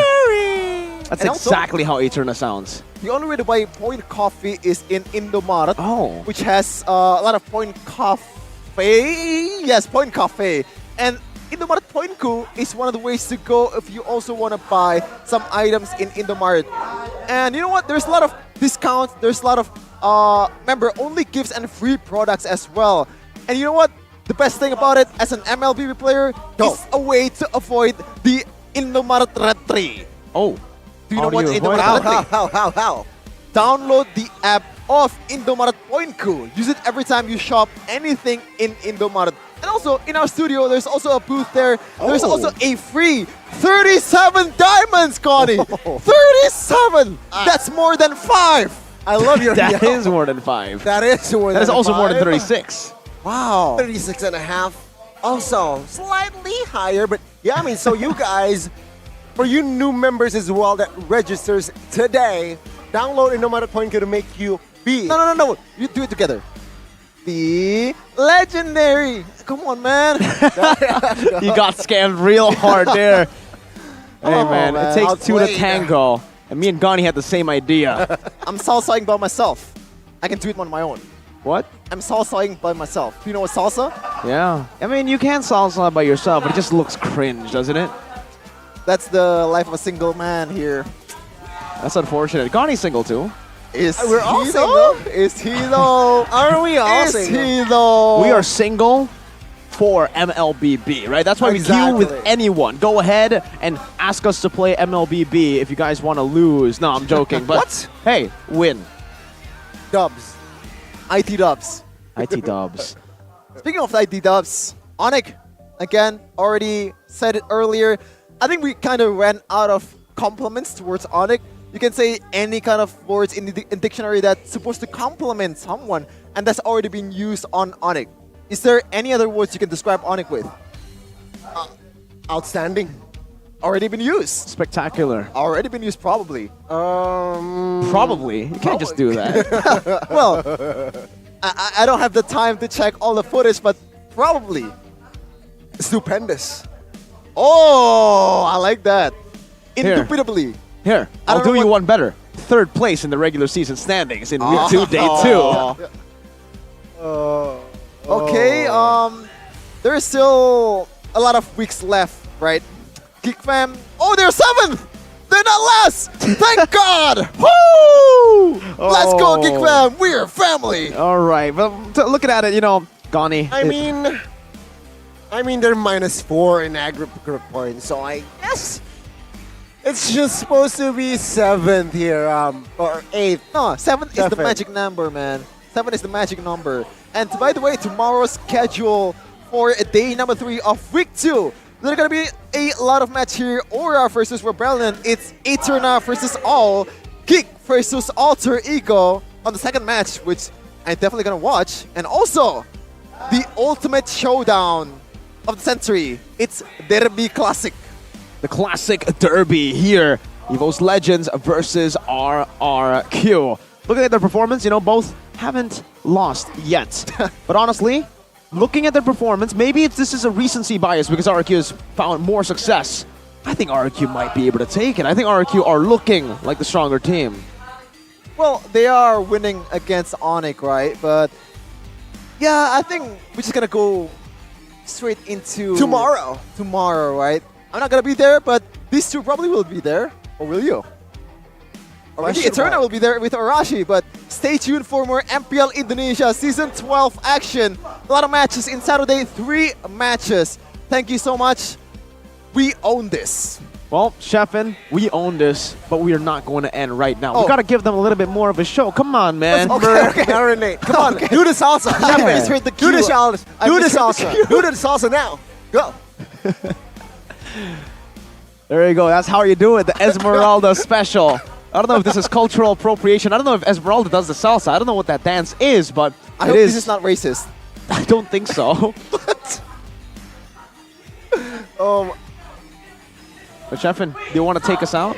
No, I'm busy dancing. Please close it. Well, there you go, ladies and gentlemen. Thank you so much for watching. We'll catch you tomorrow with 3 incredible matches and to end off the 3rd day with the classic derby. It's been Mirko, Sheffin, and Donnie.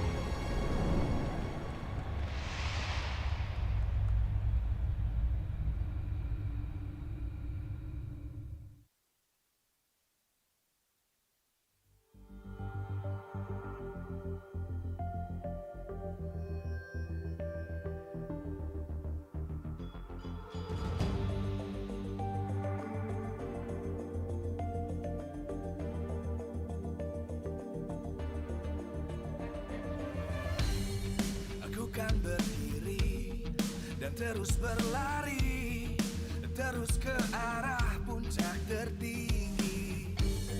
Ku takkan berhenti, hanya sampai di sini. Kemenangan